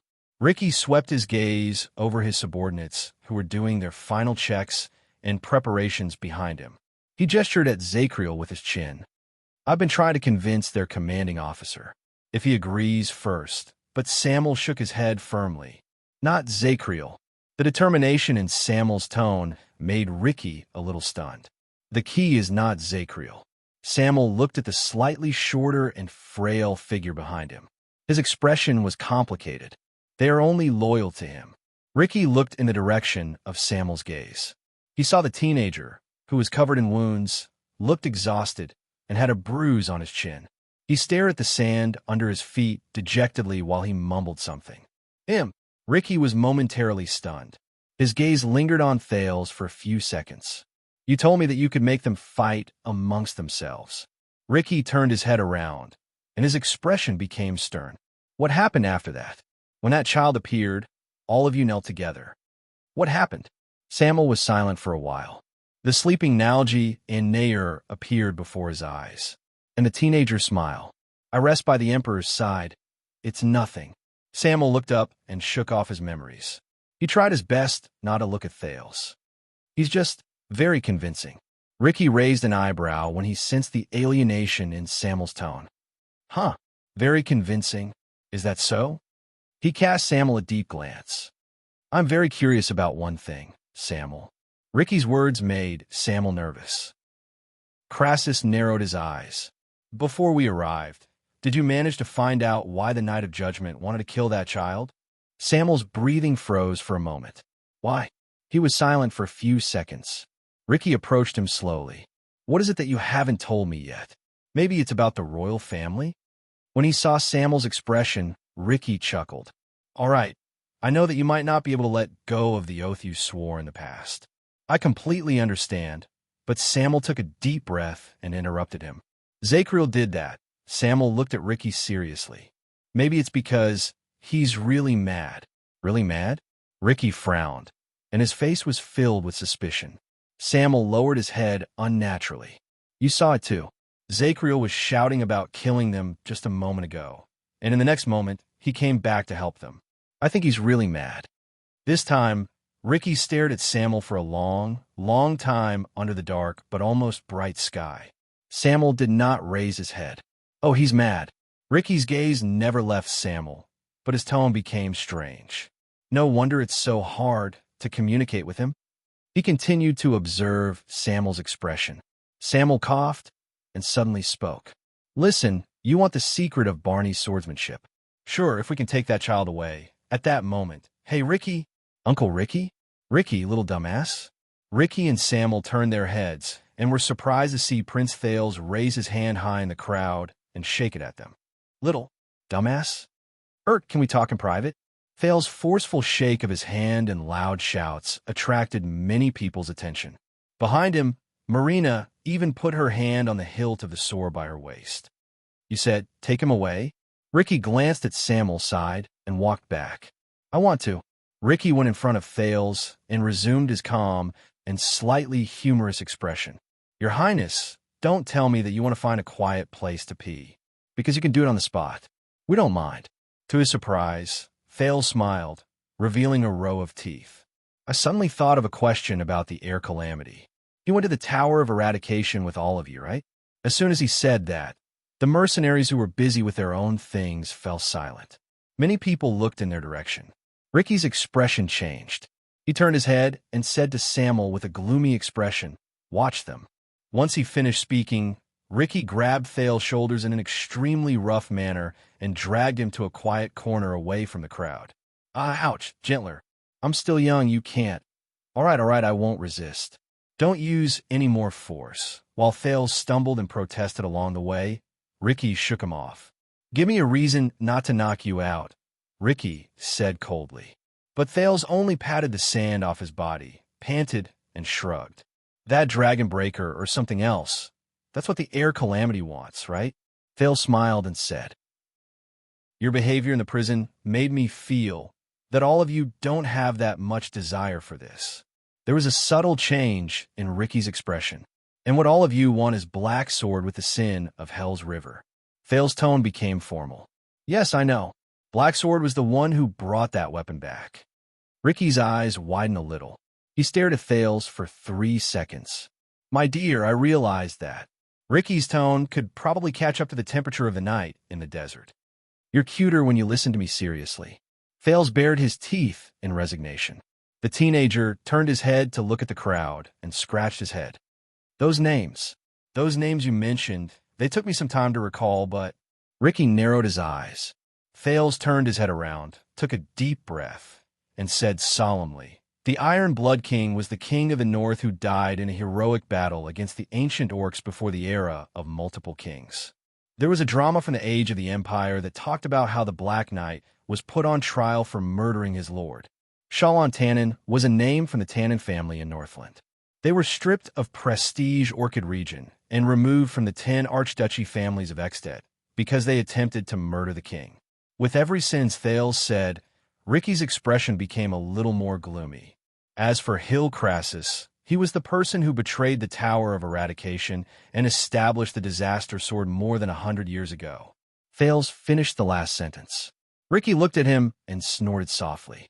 This child, maybe Samuel is right. When he thought of this, Ricky said, Correction, we are not called calamities. Thales interrupted him again. Based on what you said, they were all people who awakened the sin of Hell's River, right? Ricky raised his eyebrows. You once said that the power of eradication is the person. Thales took a few deep breaths. But it seems that every owner of the sin of Hell's River did not end up well, including Blacksword. This time, Ricky stared at him deeply, as if he had discovered something incredible about Thales. I have a few friends who trained in the Tower of Eradication. They told me, Thales said tentatively, the biggest difference between the Disaster Sword's power of eradication and theirs is that it surrenders to the worst aspects of power, madness, brutality, and pain. Even the opponent can feel it. Am I overthinking things? Thales paid attention to Ricky's expression. Or should I really give up on the sin of Hell's River? Madness, brutality, and pain. Thales did not know if it was the Tower of Eradication or the Disaster Swords that agitated him, but Ricky's expression became unpleasant. Your friend must have an extraordinary status. Ricky was silent for a while before he spoke. You must know that we're the secret scars that the Tower of Eradication is most unwilling to reveal. Also, correction, we are not called Disaster Sword. Thales could tell that Ricky was changing the topic. He could not help but sigh. I have seen how you fight. You cannot deny that you fight like beasts. Ricky snorted and shook his head. Then you should know that we are stronger than the average swordsman of eradication, and we are bound by fewer restrictions. But Thales did not buy it. What you taught me today, and what you said about looking forward to the day I reach the true world. Will I become a beast like that in the end? Ricky snorted in annoyance. He was about to answer, but he suddenly remembered something. Strange. Ricky raised his eyebrows. Why are you suddenly so talkative? Thales froze slightly. He looked behind him furtively, as if he was afraid of being seen. Then, he awkwardly raised the thing in his right hand. Because of this? Ricky saw the thing in Thales' right hand clearly. It was a dagger that shone with a cold light. It seemed to be the one he had seized earlier. Ricky's expression changed drastically. He subconsciously lowered his head and touched his bosom. When did you steal? Ricky did not manage to finish his sentence. Asterisk shick. Asterisk in the next second, a gray blade that he was very familiar with appeared in the air. Like a battleship that broke through the waves, it pierced Ricky's left forehead, piercing his skull. Asterisk swoosh. Asterisk the gray blade pulled out the skull, bringing with it an endless amount of blood. It splattered the sand red. Ricky, Thales gritted his teeth and ran a few meters to the side. Before he could greet the dark purple masked man who appeared again, he heard the mercenaries behind him, who had been paying attention to him, cry out in alarm. Enemy attack. Joseph gritted his teeth in hatred. He roared and drew his sword. With a few mercenaries, he rushed towards the figure in black, who suddenly appeared. F*CK me, it's him again. Klein was so angry that he laughed. He also brought a few people to surround him. How many F*King times has it been? But in the next moment, Klein noticed that something was wrong. Asterisk thud. Asterisk a loud thud rose. Joseph felt a pain at the back of his head. His entire body spun, and he fell down. The three mercenaries beside him turned their heads subconsciously and saw that the disheveled prisoner with his left arm in a splint had already squeezed into their midst. Klein lay on the ground and turned his head around while trembling. He watched in despair as Zacriel, who had broken free at some point in time and regained his freedom, easily and quickly knocked down three people. Or rather, he only knocked down one person, because the other two had knocked each other unconscious for some strange reason. Then he stepped over Klein's body. Zacriel limped toward the place where Ricky and Thales were. He only left behind a few words that floated in the air. The fourth time, Klein sucked in a breath in pain. No, when did they break free? Not too far away, Bruley, who had also broken free from his restraints, roared and sent a person flying. Barney Jr. knocked over the mercenary guarding him with a headbutt. Tardin snatched an axe and threw it to Belden. Cannon threw a throwing knife that came out of nowhere. The mercenaries instantly fell into chaos. Joseph, who was charging at the front, turned his head around in surprise. At some point in time, all the prisoners had broken free from their restraints. They used the shock brought about by Ricky's fall to quickly break out of the encirclement and regrouped with Thales. No, they are. Asterisk whoosh. Asterisk, an urgent sound rose. Joseph instinctively lowered his head, only to find that an arrow had been shot into the sand by his feet. F***CK. Why didn't I hit you again? You're a F***King fake, right? Across him, Quick Rope tapped the crossbow of time in exasperation. But when he realized that 3 people were surrounding him, Quick Rope immediately felt as if his soul had left his body. He dashed towards Thales while flailing his arms. Help! Samuel roared in the crowd as he reorganized the chaotic team and formation. Don't panic, they're just a spent force. We have the advantage in numbers. Thales breathed nervously in the chaos and uproar that lasted only a few seconds. He turned his head and saw Yodel throw something at Barney and the others, who were running towards him. But before the prince could say anything, he heard a chilling rustling sound coming from nearby. A cold wind blew, and Thales turned his head around with goosebumps all over his body. Ricky, who was as pale as a corpse, climbed up from the ground again in a pool of blood. He gritted his teeth, glared, and reached out to draw everlasting truth from his waist. You're courting death. But before he could finish speaking, Zacriel, who was the first to run towards him, had a stern expression on his face. He lowered his body, suddenly leaned forward, and extended his hand. In the next second, Thales widened his eyes and opened his mouth. He watched in shock as the heroic and imposing Knight of Judgment moved towards Ricky, who was resurrected. He threw a handful full of sand. Sand. Aya. Perhaps he did not expect the famous Knight of Judgment to be so despicable. Ricky, who had just drawn his sword, was caught off guard, and the sand landed on his head and face. Damn it! Ricky cried out in pain. He used his left hand to cover his eyes, which were covered in sand. He instinctively thrust his right hand forward, but Zacriel dodged it with an agile roll. Yes, that's it. In the chaos, Quick Rope, who had rolled and crawled over, clenched his teeth, swung his fists, and shouted, "Hit him again!" Cannon, who had protected him until he reached Thales' side, frowned and looked at Quick Rope. Quick Rope's voice immediately became weaker. He looked at Cannon in embarrassment. The atmosphere, don't worry about Ricky, he'll be able to counterattack soon. Samuel gritted his teeth and tried hard to restore order. He commanded the scene. Surround them first. In the next second, Thales saw Barney Jr. raise the item he received from Yodel, and he came to a realization. Do you think you can kill me like this? Ricky rubbed the sand in his eyes in pain, while he swung his sword according to the sound of the wind beside his ears. But soon, he heard a metallic sound beside his ears. Ricky closed his eyes and endured the pain in them. He only felt a huge force surging towards him and squeezing him from all directions. It squeezed him so hard that he shuddered. Asterisk thud. Asterisk with a soft sound. Everlasting truth fell on the sand.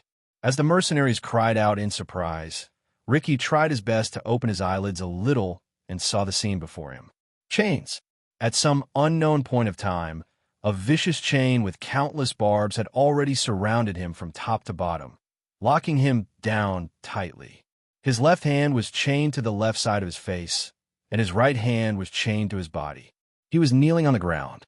Barney and Belden held one end of the chain with cold expressions, while Bruley and Tardin held the other end. The 4 of them used their strength to pull the chain taut, one on the left and the other on the right, locking down Ricky's movements. Come on, We know we can't kill you. Zacriel panted while his arm was suspended. He came in front of Ricky. Then I'll just trap you. The Knight of Judgment ignored the strange gazes from his subordinates and Thales and Quick Rope. With a calm expression, he rubbed off the remaining sand in his right hand, picked up Everlasting Truth in front of the immobile Ricky, and turned towards the mercenaries. By the way, it's a good sword. Thales exhaled and supported Quick Rope as he stumbled towards him. He recognized the chain on Ricky's body. It was the chain Stake had used to trap Yodel. Ricky, who was chained down, could not suppress his anger and roared. Zacriel. But just like Yodel just now, the more he struggled, the deeper the barbs on the chain pierced into him. The harder it was for him to break free. Thales panted, smiled, and gave Yodel thumbs up. Well done. It had only been a dozen seconds since Yodel appeared and Ricky was trapped, but he felt as if he had experienced it for a lifetime. Yodel turned the supreme sword upside down, placed the hilt in front of his chest, and bowed slightly to Thales. In the next second, ripples appeared on the mass protector in black, and he disappeared into the air again. A few seconds later, under Joseph and Samuel's lead, dozens of disaster swords surged forward. They spread out from the front and surrounded the guards. But another figure was already in front of them. The Knight of Judgment's body seemed to have a certain aura. Wherever he stood, the mercenaries who had seen his abilities would freeze. Stay calm. Samuel blocked all the angry mercenaries in exasperation.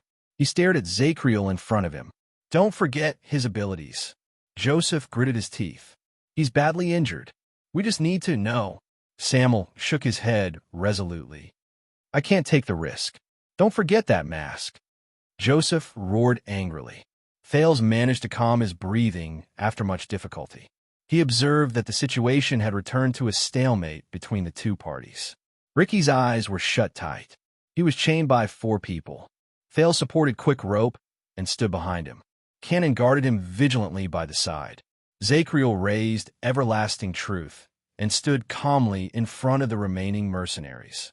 The small sandy area slowly regained its silence. Only the sound of breathing could be heard. My old friend with a mask. Ricky tried his best to open his eyes a little while he was chained up. He tried his best to search for the mysterious figure. Marina said that you were killed. When did you come back? There was no response.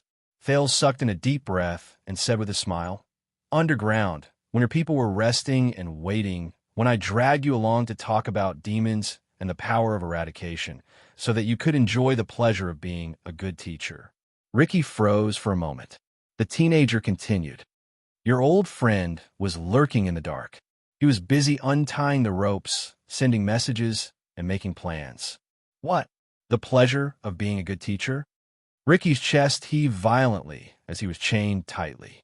He struggled again, but the 4 guards' faces turned red. They locked him down tightly. And you used this opportunity to lower my guard. And when the time was right, you would step aside and talk? Ricky's eyes were shut, but his voice was filled with anger that seemed to want to burn everything. Thales chuckled to show his tacit agreement. Under the gray sky in the east, Ricky's face was filled with anger. He gritted his teeth and said to Thales behind him, I underestimated you again, Your Highness. You're really sinister, cunning, and full of tricks. Sinister, cunning, full of tricks?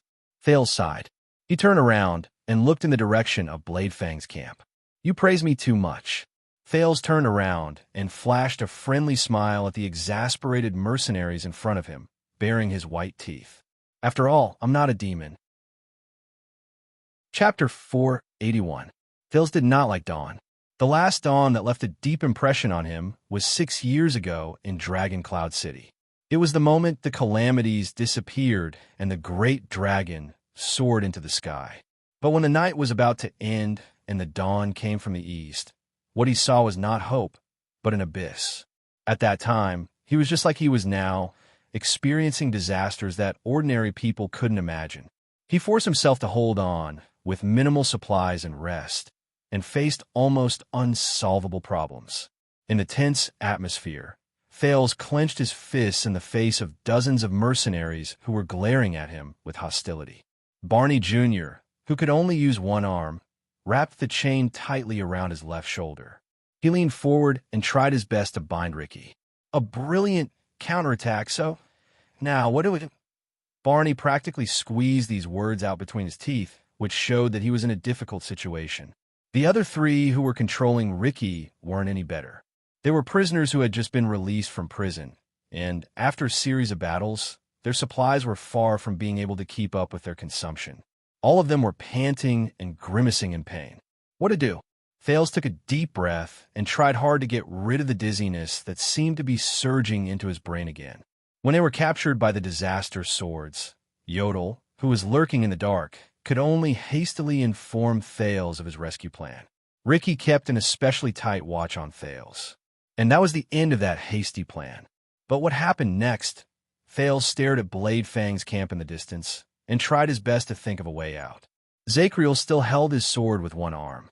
He stood in front of the mercenaries who surrounded him in a semicircle.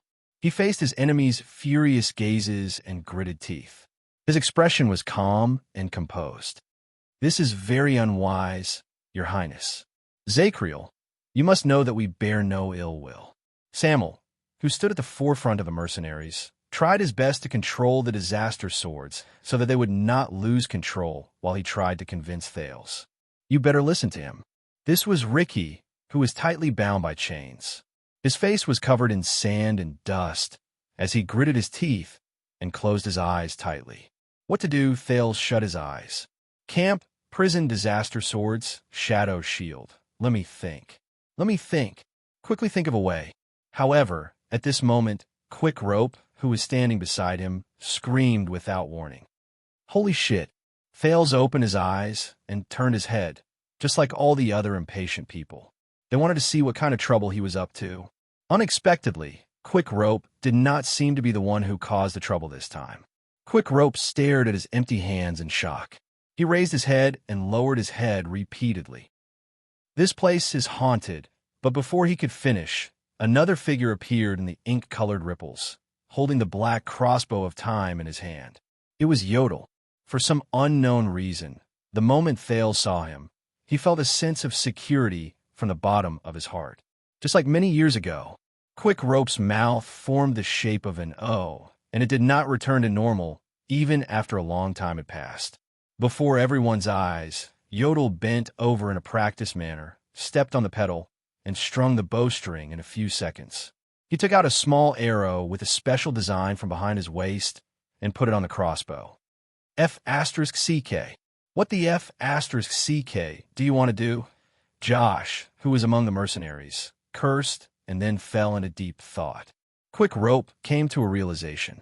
He stretched out his hand and shouted anxiously, "Wait, there's something wrong with this thing's crosshair," but Yodel did not have any intention of paying attention to them.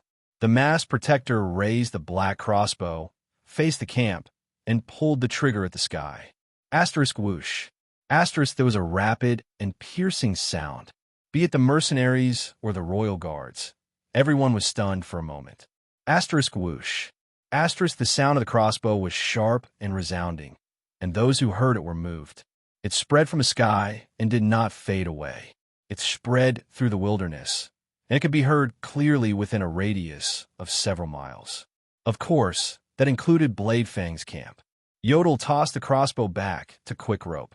He ignored the latter's mutterings of "Why can't I?" who was greatly shocked.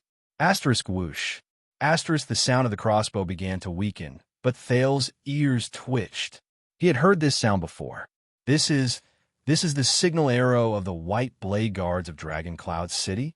Under the surprised gazes of the prisoners, the prince looked at Yodel in surprise and delight. The masked protector nodded silently. Thales widened his eyes. "But how did you—" Yodel bowed and nodded. His figure began to blur again. "The Star Killer. You didn't finish rummaging through his luggage." The masked protector's figure completely disappeared from everyone's sight. Only one sentence was left in the air. "So, I didn't waste it." "Didn't waste it?" Thales raised his eyebrows. He imagined the miserable scene of Nicholas the Star Killer waking up and realizing that he was lying naked on the wasteland. Everything from his horse to his luggage had been plundered, and he had no money at all. Thales put away his boring thoughts, and his mood lightened. Very good. What we need to do now is to stall for time and wait for reinforcements. Oh no, I recognize you. Tardin, who was tugging at the chains with all his might, widened his eyes. He stared at the spot where the masked figure disappeared and hissed. You're that little girl from Renaissance Palace. But Zacriel, who had been paying attention to the enemy, suddenly spoke and interrupted him. Tardin, focus. We don't have time to talk about this. The Knight of Judgment's stern rebuke drew everyone's attention back to the enemy. I've had enough, and you reminded me of it. Joseph, who was at the forefront of the mercenaries, strode past Samuel and stared at the Knight of Judgment, who was like a natural moat. Since we're outside, switch to crossbows. The dozen or so mercenaries at the back did not hesitate. Filled with anger, they immediately put away their melee weapons and pulled out crossbows or short bows from their backs or waists. What? Thal's expression froze. Zacriel frowned slightly. Crossbows. Great. Another thing I hate so much. Fire as many as you can. Load them up. Joseph's expression was ferocious. He pointed his long sword at Zacriel, who was frowning as well. Cover fire. I don't believe that I can't kill this son of a B***TCH branded warrior. Thales watched with an unpleasant expression as the mercenaries brought out more than a dozen crossbows of different sizes and a few ferocious bows. The crossbowmen stepped on the pedal, bent down, and used a drawbar or a hook to load the bow. The archers quickly drew their arrows, knocked them, and loaded them on the bowstrings. The scene of countless crossbow arrows flying at him, and little rascal during the night of dragon's blood appeared before his eyes. No! However, beside Joseph, Samuel angrily pressed down on a bow that was knocked with an arrow. Ricky wants him alive, especially that prince. The mercenaries froze for a moment. They hesitated while the two leaders disagreed with each other.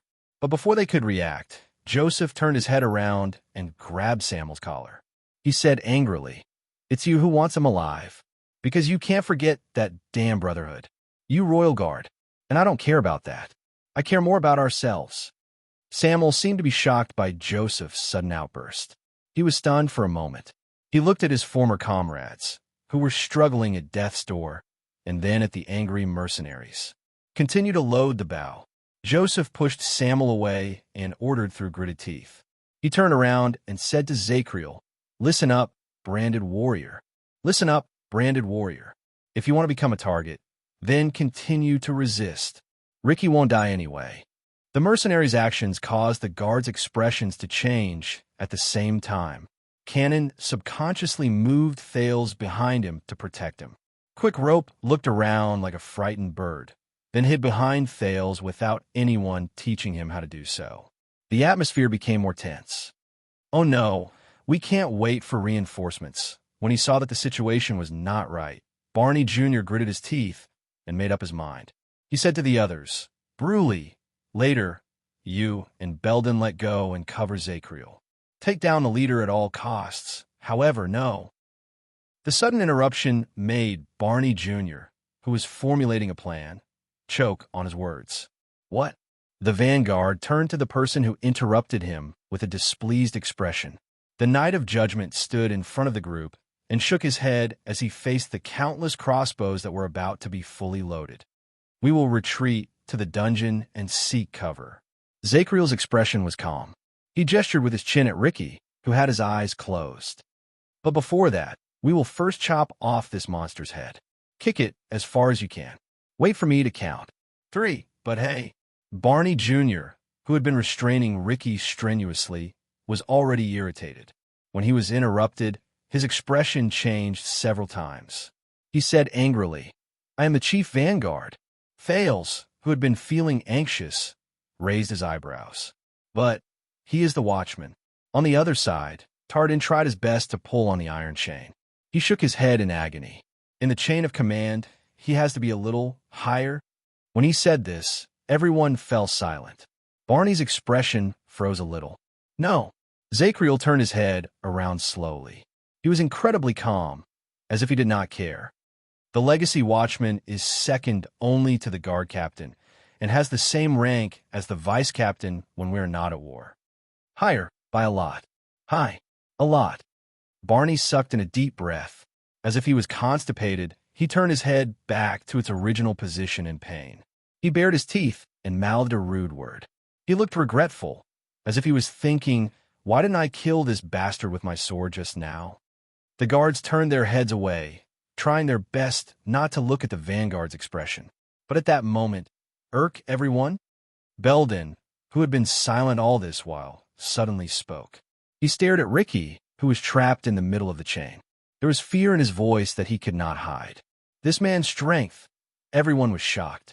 They turned their heads. There's a problem. Right after he finished speaking, the chain in Belden's hands trembled. As if he could not control himself, he slid a few inches closer to Ricky on the sand. Belden was not the only one. Barney Jr., Bruley, and Tardin, the three people who controlled the chain, also began to slide at the same time. Thales glared at the chained Ricky. At some point in time, he had already freed his left and right hands from the chain. He held the barbed chain in a reverse grip and slowly pulled it back. What? The chain began to tremble violently. No. Barney Jr. stared in disbelief at the trail he left behind on the sand. There are 4 of us. What is going on? At that moment, a voice that caused fear to rise seemed to have appeared out of nowhere. It lingered in everyone's ears. You think you've trapped me? Rough, sharp, hoarse.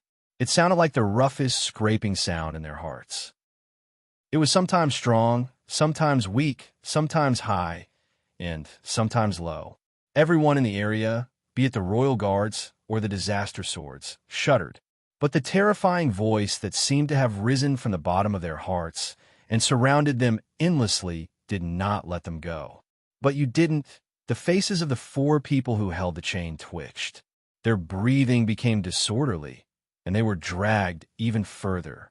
Many of the mercenaries dropped their arrows or loosened the strings of their crossbows that were already half drawn.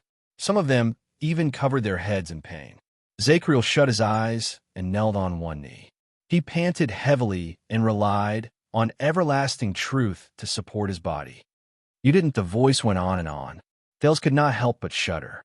He instinctively turned around and grabbed Cannon, who was swaying. Quick Rope was in an even worse state. He even screamed in pain and knelt on the ground while covering his ears. You didn't. Thales tried his best to stabilize his body, which felt as if he was about to lose his balance. He stared at Ricky in horror. What is this? The moment he heard the voice, his heart raced and his blood surged. He felt a cold wind blow around him, and goosebumps rose all over his body. It was as if someone had brought out an endless nightmare. In the next second, Ricky, who was in the middle of the chain, shook his arms. The guards on both sides could no longer bear it, and the chains fell from their hands. Asterisk bang. Asterisk, an ear-piercing explosion rang out. While many people closed their eyes in pain, Thales, who tried his best to open his eyes, was shocked to see the chain shattered inch by inch and fell to the ground at Ricky's feet. It revealed the bloodstains on his body caused by the barbs. No. But this was not the most terrifying thing. Ricky gently wiped the sand off his face and gave Thales a disturbing smile. Thales tensed up. He felt as if there was some kind of power in that stare under the yellow light. After he was freed, the man seemed to be a little different. Imposing manner? Posture? Or something else? I told you before, don't think that you are smarter than demons, and don't think that you are stronger than demons. Ricky's voice was still terrifying. Under the faint light of dawn, his pupils shone with a rare and ominous yellow light. He stared straight at Thales. Thales was shocked and came to a realization. *T. My first target after I'm freed is... In the next second, Ricky moved and rushed towards Thales. The sudden change only lasted for 2 to 3 seconds. Zacriel reacted the fastest. He roared, got up from the sand, and rushed towards Ricky. Stop him. The 4 royal guards who had their chains freed were second only to Zacriel. One after another, they gritted their teeth and got up to block Ricky's charge. On the other side, Klein, who had just recovered from his dizziness, pushed aside the crowd that was swaying left and right. He pushed aside Joseph and Samuel, who were at the front row and covering their ears in pain. He shouted in exasperation, Attack. The mercenaries roared in response.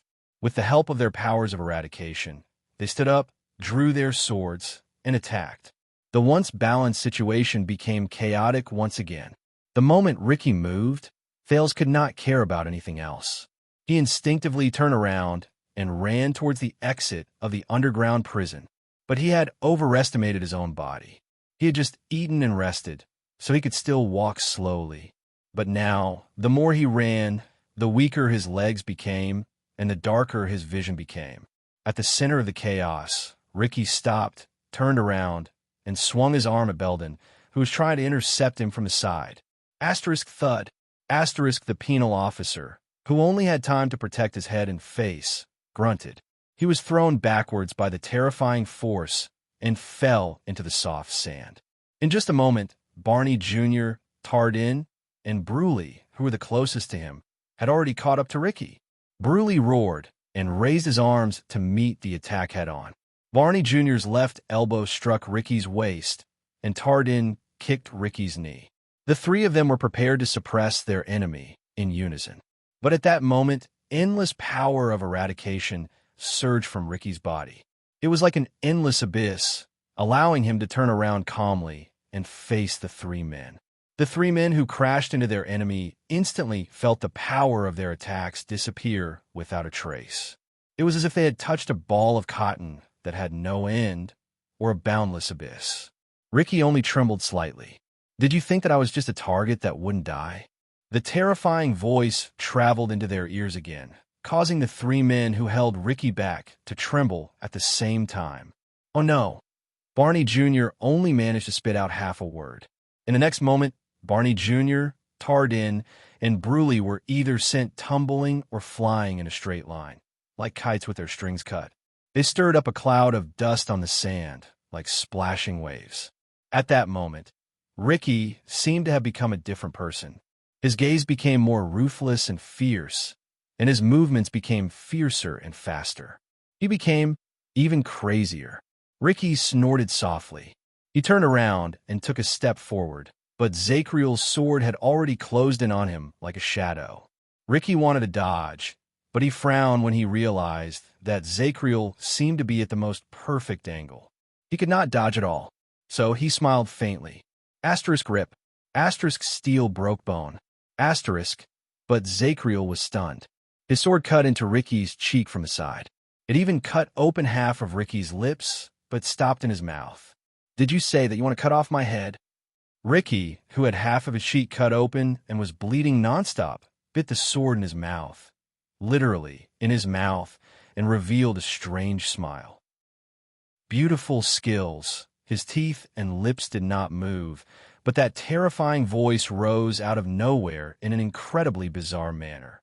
It made Zakriel's body tense up, and he shuddered. Stupid idea. Ricky grabbed the sword by the side of his face, pulled it out, and pulled it back. Zakriel immediately let go of the sword hilt, and only then did he avoid being pulled back by Ricky's great strength. In just a short while, the sounds of battle rose all around them. The mercenaries surrounded them.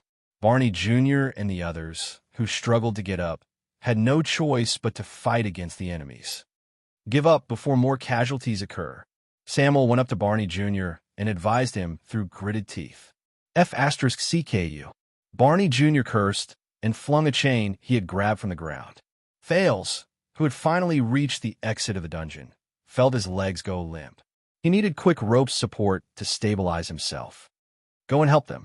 Thales tested the lifeless sin of Hell's river and the mystic energy, which was almost taboo, while he said firmly to the hesitant Canon, stall for time. Go. Canon's hesitation only lasted for a moment before he shook his head firmly. No, you're more important. Thales was so angry that he could only clench his teeth and gasp for breath. On the other side, Ricky retrieved his silver longsword. Without waiting for his half-cut face to recover, he charged at the unarmed Zakriel. Zakriel dodged the sword and frowned. To his dismay, he realized that Ricky's strength seemed to be endless. His movements were fast and coherent, and there was no hesitation. But his moves were ruthless, his momentum was astonishing, and he was very oppressive. The Knight of Judgment, who had lost the initiative and was in a terrible state, was in a difficult situation. He was in danger a few times, but he could always avoid danger at the most critical moment. After he forced Zacriel to roll away in a pathetic manner, Ricky suddenly stopped moving, turned around, and swung his sword. Asterisk clang. Asterisk he left a trail of sparks in the air. As the metal clashed, Ricky extended his right arm and stabbed a figure in the ripples in the air. Thales was shocked. You forgot something, Mask. Ricky turned his head to look at Yodel, who was gradually becoming visible. His terrifying voice rose again. The night is over, and dawn has arrived in the desert. And when you attack, I can see your footprints. The masked protector trembled. He grabbed the sword stuck in his left shoulder and tried to stop everlasting truth from advancing any further. In the next second, Yodel seemed to have given up on struggling. Instead, he raised his head, shook his right hand, and the gray short sword shot out like lightning. Ricky only tilted his head slightly and dodged the attack. You missed.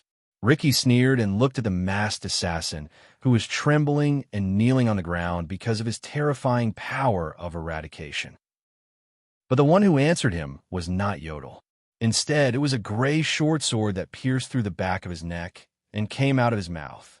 He did not miss. Zacriel, who had appeared behind Ricky at some point of time, said coldly. Ricky trembled. He felt his cervical vertebrae being severed, and he could no longer feel anything below his neck. He could not help but let go of the long sword. No. Ricky widened his eyes in disbelief. His oral cavity was clearly destroyed, but his terrifying voice still rose out of nowhere, causing Zacriel to shudder involuntarily. How did you?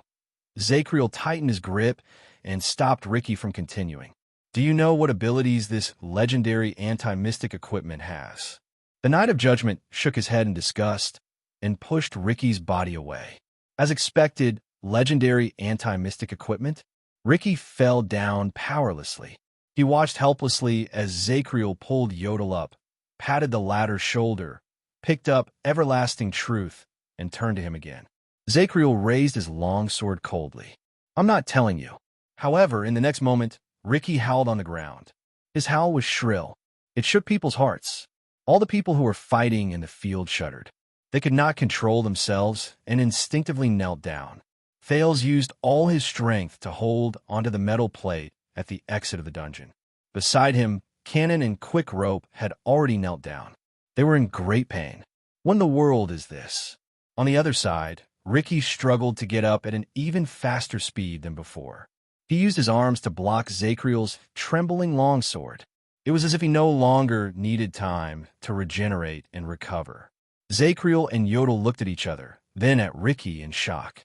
The yellow light in Ricky's pupils became more obvious, and strange, charred muscles could be seen faintly from the wounds all over his body. Then don't ever speak of it again. Ricky stared at Zacriel and Yodel in front of him. For the first time, a resolute killing intent appeared in his eyes. At that moment, Zacriel instinctively trembled in the face of danger from his skin to his blood. In the distance, Thales saw with his eyes wide open. Ricky shook his arms, and Zacriel and Yodel were sent flying. Zacriel fell to the ground and coughed up blood in pain. Covered in blood, the horrifying Ricky walked towards Yodel. You're great, Mask. The last person who killed me twice without me being able to fight back. My name is Jasmine Lorraine. Ricky lifted the mask protector from the ground and covered his right hand with the dark purple mask. Then, let us see what's under your mask. No. Zacriel, who fell to the side, extended his hand in pain and fear. That mask. You can't. Ricky laughed savagely.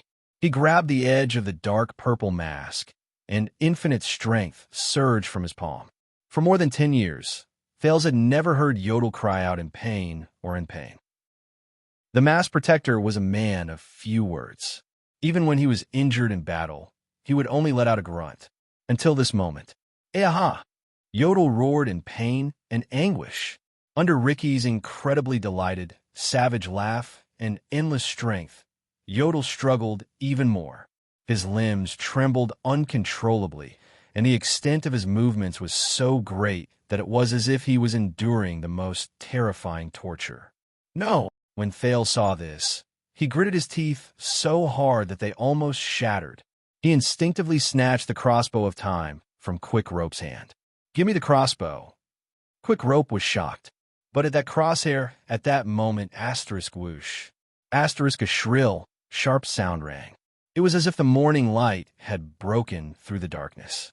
What followed was an even more piercing explosion. Asterisk crack. Asterisk the mercenaries, the royal guards, and everyone else froze and raised their heads. Under the faintly glowing sky, a dazzling spark flickered in the air.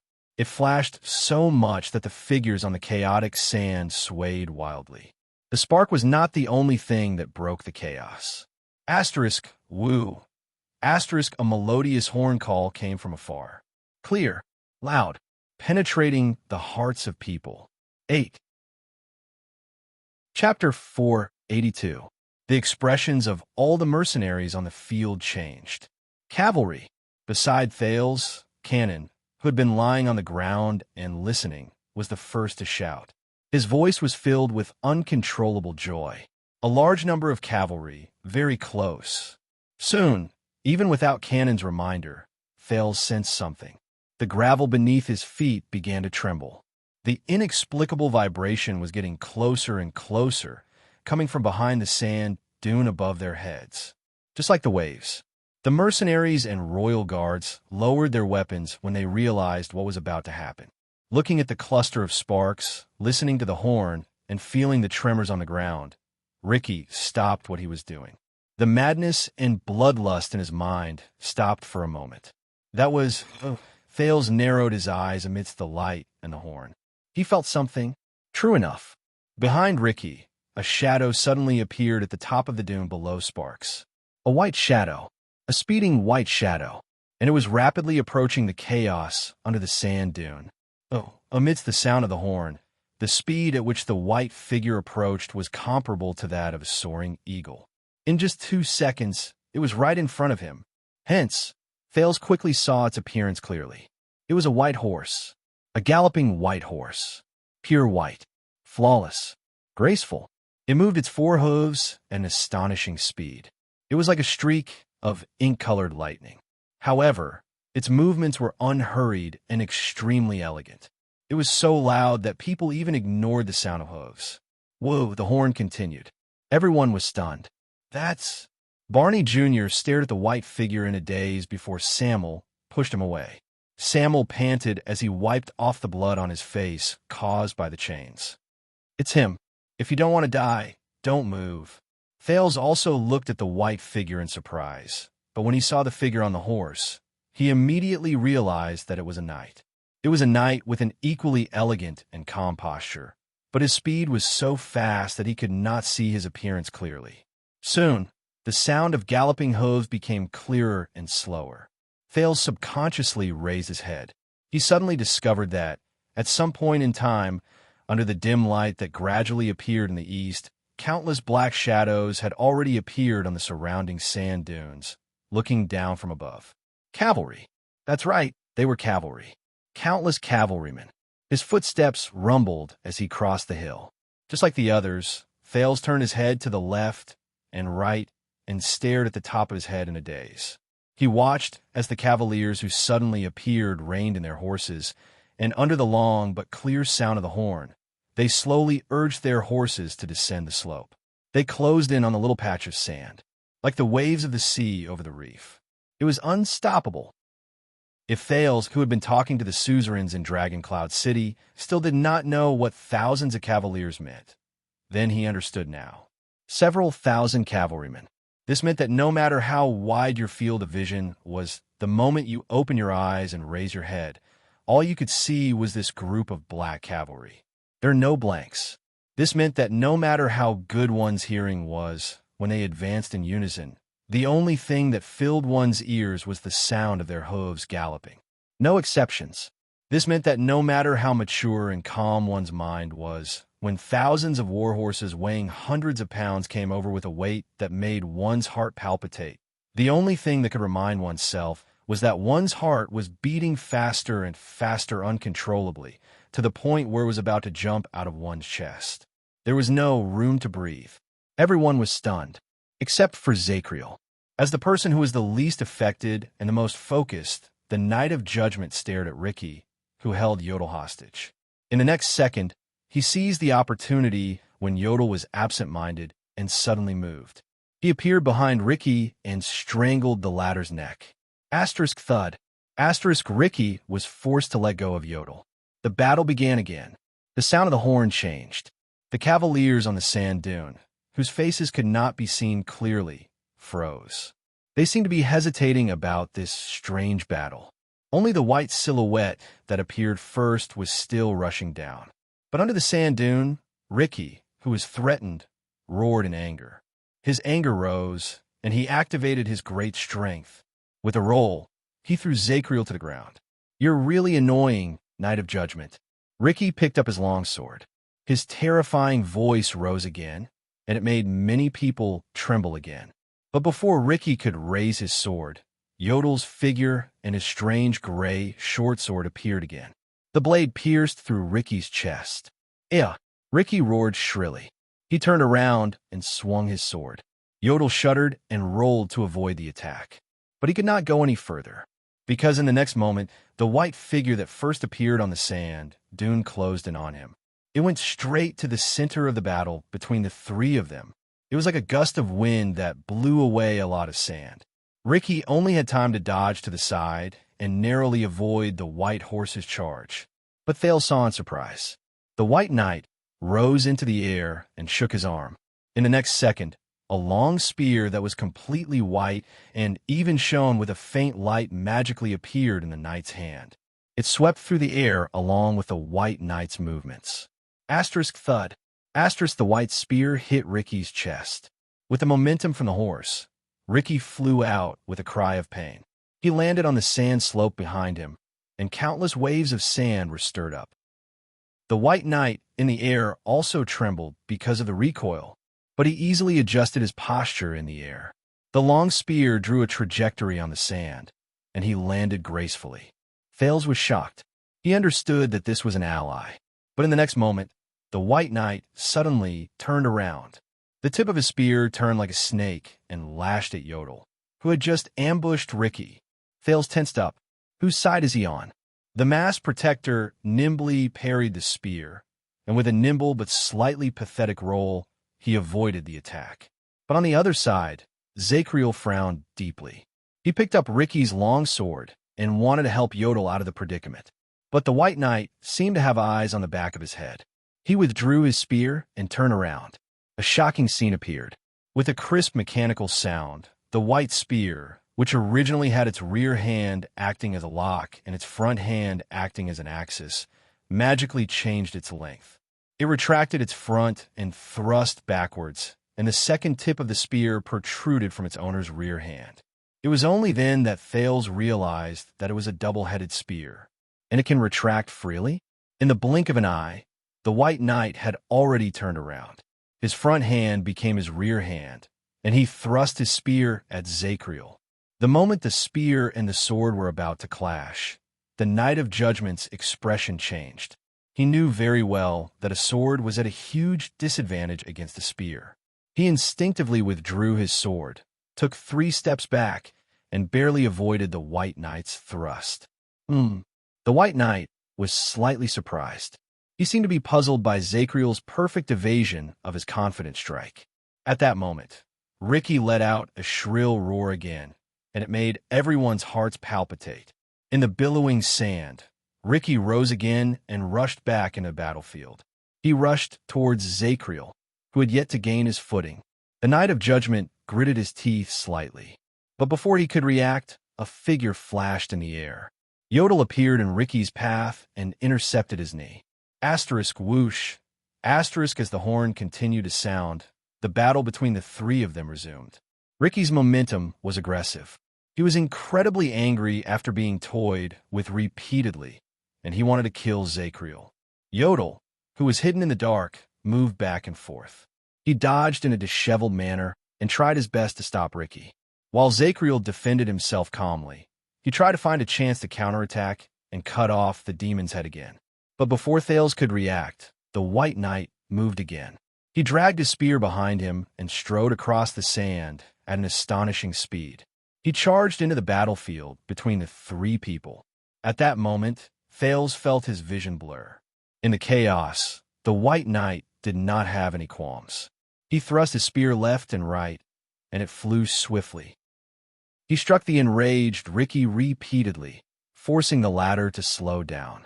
At the same time, Zacriel used the momentum to counterattack. The White Knight thrust his spear forward and accurately intercepted the Knight of Judgment, causing him to return empty-handed. Occasionally, the white spear would strike at a cold and baffling angle.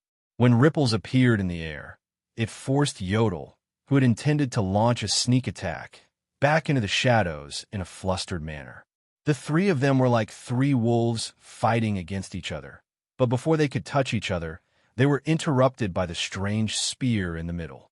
Everyone, including Thales, stared at the chaotic battle in a daze. That White Knight, he's fighting against three alone? The figure moved back and forth in the sand. Thales felt his eyes sting as he watched. The White Knight's body was incredibly agile. His feet were not his only fulcrum. He would occasionally move back and forth while the two ends of the spear tapped on the ground as an axis. Every single time, he would avoid danger. Thales could not help but be reminded of the flying locust blade. And his two-headed white spear was like the most amazing weapon. It could extend and retract at will, and its length did not matter. It could move left and right, front and back. It could be used in any position and from any angle to deliver the fiercest and most precise attacks. With his agile body and fierce attacks, the White Knight swung his spear in the air with a whistling sound, and it brought with it an intimidating momentum. He did not need to defend. He could force the enemy out of the threat zone. Finally, after the chaotic battle lasted for nearly 10 seconds, Zacriel seized the opportunity. He rushed forward, turned his longsword, and changed his target from Ricky to the White Knight. The new knight frowned. He moved his body and parried with his spear, but in the next second, he found himself in an awkward position. He was separated from Yodel and could only watch as Zacriel pounced on Ricky. Asterisk rip. Asterisk the longsword cut into Ricky's shoulder blade. That's it. But Ricky raised his head swiftly, and with a fierce voice that had never been heard before, it made Zacriel frown and retreat. This voice seemed to be very unique. Thales, who was standing a little further away, cried out in pain and knelt on the ground. Then you're finished. With a ferocious expression, Ricky pulled out everlasting truth from his shoulder and rushed towards the unstable Knight of Judgment. Yodel wanted to go forward, but he too swayed under the shrill voice. But at this moment, when everyone was in a terrible state because of the roar, only the White Knight moved. He faced the incoming attack without being affected in the slightest. Like a white feather fluttering in the wind, he gracefully and calmly swept past Yodel. Only the White Knight's voice could be heard amid Ricky's terrifying voice. Quiet. It was a cold, clear voice. It was like a clear stream in an endless pool of filth. It cleansed people's hearts. It could not be questioned, refuted, or disobeyed. Ricky, who was still angry just a moment ago, instantly fell silent, as if he could not control himself. In the next second, the white spear lashed down like lightning. It struck Ricky's shoulder. Asterisk thud. Asterisk that dull thud seemed to have come from the bottom of his heart. Ricky's long sword fell, and he knelt on the ground. Very good, the White Knight said softly, and then withdrew his spear. Ricky did not stand up again. He shook his head, as if to wake himself up. Soon, Ricky raised his head again and stared at the White Knight before him in disbelief. The yellow light in his eyes slowly faded away, and the wounds on his face slowly healed. You, Ricky mumbled. Thales, who was slowly approaching, finally saw the White Knight's appearance clearly. The knight was of average height, and he was slender. He looked to be in his 30s. He was dressed in a white riding uniform, neat and clean. He walked with an upright posture, and he had a natural, imposing manner, as if he could not be shaken by the chaotic battle just now. The only thing that stood out was the knight's left shoulder, where his pauldron should have been, was covered with a grayish-white, ugly, and huge skull. It added a murderous air to him. The White Knight seemed to have sensed Thales's gaze. He turned his head warily. The moment he turned his head, the teenager felt as if he had used a blade to cut through the waves. The sharp mark he left behind was fleeting, but it was unforgettable. Under the light of dawn, Thales was stunned, because Thales suddenly realized that the man who had descended from the white horse was really a little too handsome. He was so handsome that when his facial features turned to Thales, it was as if lightning had broken through the air. Even in broad daylight, he had the illusion of dispelling the darkness. His jet black hair looked like the most ideal ink color for an oil painting. It complemented and highlighted his white traveling uniform. His skin was fair, but in the desert that was filled with yellow sand, he exuded a rare, robust, and heroic air. Below his left ear was an exquisite, sparkling silver earring. It was right above the ugly skull, and his gaze Thales stared blankly. He only felt that the pair of faint amber eyes hid the most beautiful, but also the most lethal blade. It attracted every connoisseur, and at the same time stabbed every person who was overly engrossed in it. The White Knight glanced at Thales and turned his head back. It was only then that Thales realized that he had rudely stared at him for a few seconds without taking his eyes off him. The handsome White Knight no longer paid attention to Ricky. Instead, he turned to the other two. Under his gaze, Yodel sheathed his supreme sword and quickly vanished in a thin air. "Smart," the White Knight said coldly. The battle stopped without a sound. The empty space under the sand dune became quiet again. The White Knight withdrew his right hand, and the magical white spear shrank to the length of an elbow, as if it was a magic trick. He put it away behind his back. He glanced at the mercenaries and royal guards behind him as if nothing had happened. His expression was very indifferent, as if there was nothing there. But it made the people behind him nervous. The White Knight did not say anything. He turned around and gestured at the sky. Asterisk rumble. Asterisk the sound of hooves could be heard again. The cavaliers on the sand dune began to move again. The mercenaries and royal guards raised their heads warily. The cavaliers on the sand dune from all directions were getting closer. There were many of them, and there were already hundreds and thousands of them in sight. More cavaliers were still appearing from behind the sand dune, and they were slowly descending the slope. Coupled with the size of the horses, they looked like black ants that covered the entire mountain from afar. They came from every direction in a black mass, and it was incredibly oppressive. It was only then that Thales recognized them. The cavaliers in the front row all raised their bows and aimed at the crowd under the sand dune with hostility. It was as if they were going to fire 10,000 arrows at once with just one command. This made the people under the sand dune even more nervous. Hey, Barney Jr. was about to speak when he saw Hope, but he was held back by Samuel, who was behind him. "Don't speak carelessly," Samuel said in a low voice. At the same time, he swept his gaze over his former colleagues with a warning gaze. He gestured at the White Knight with his chin. "That bastard doesn't like people interrupting when he's doing things."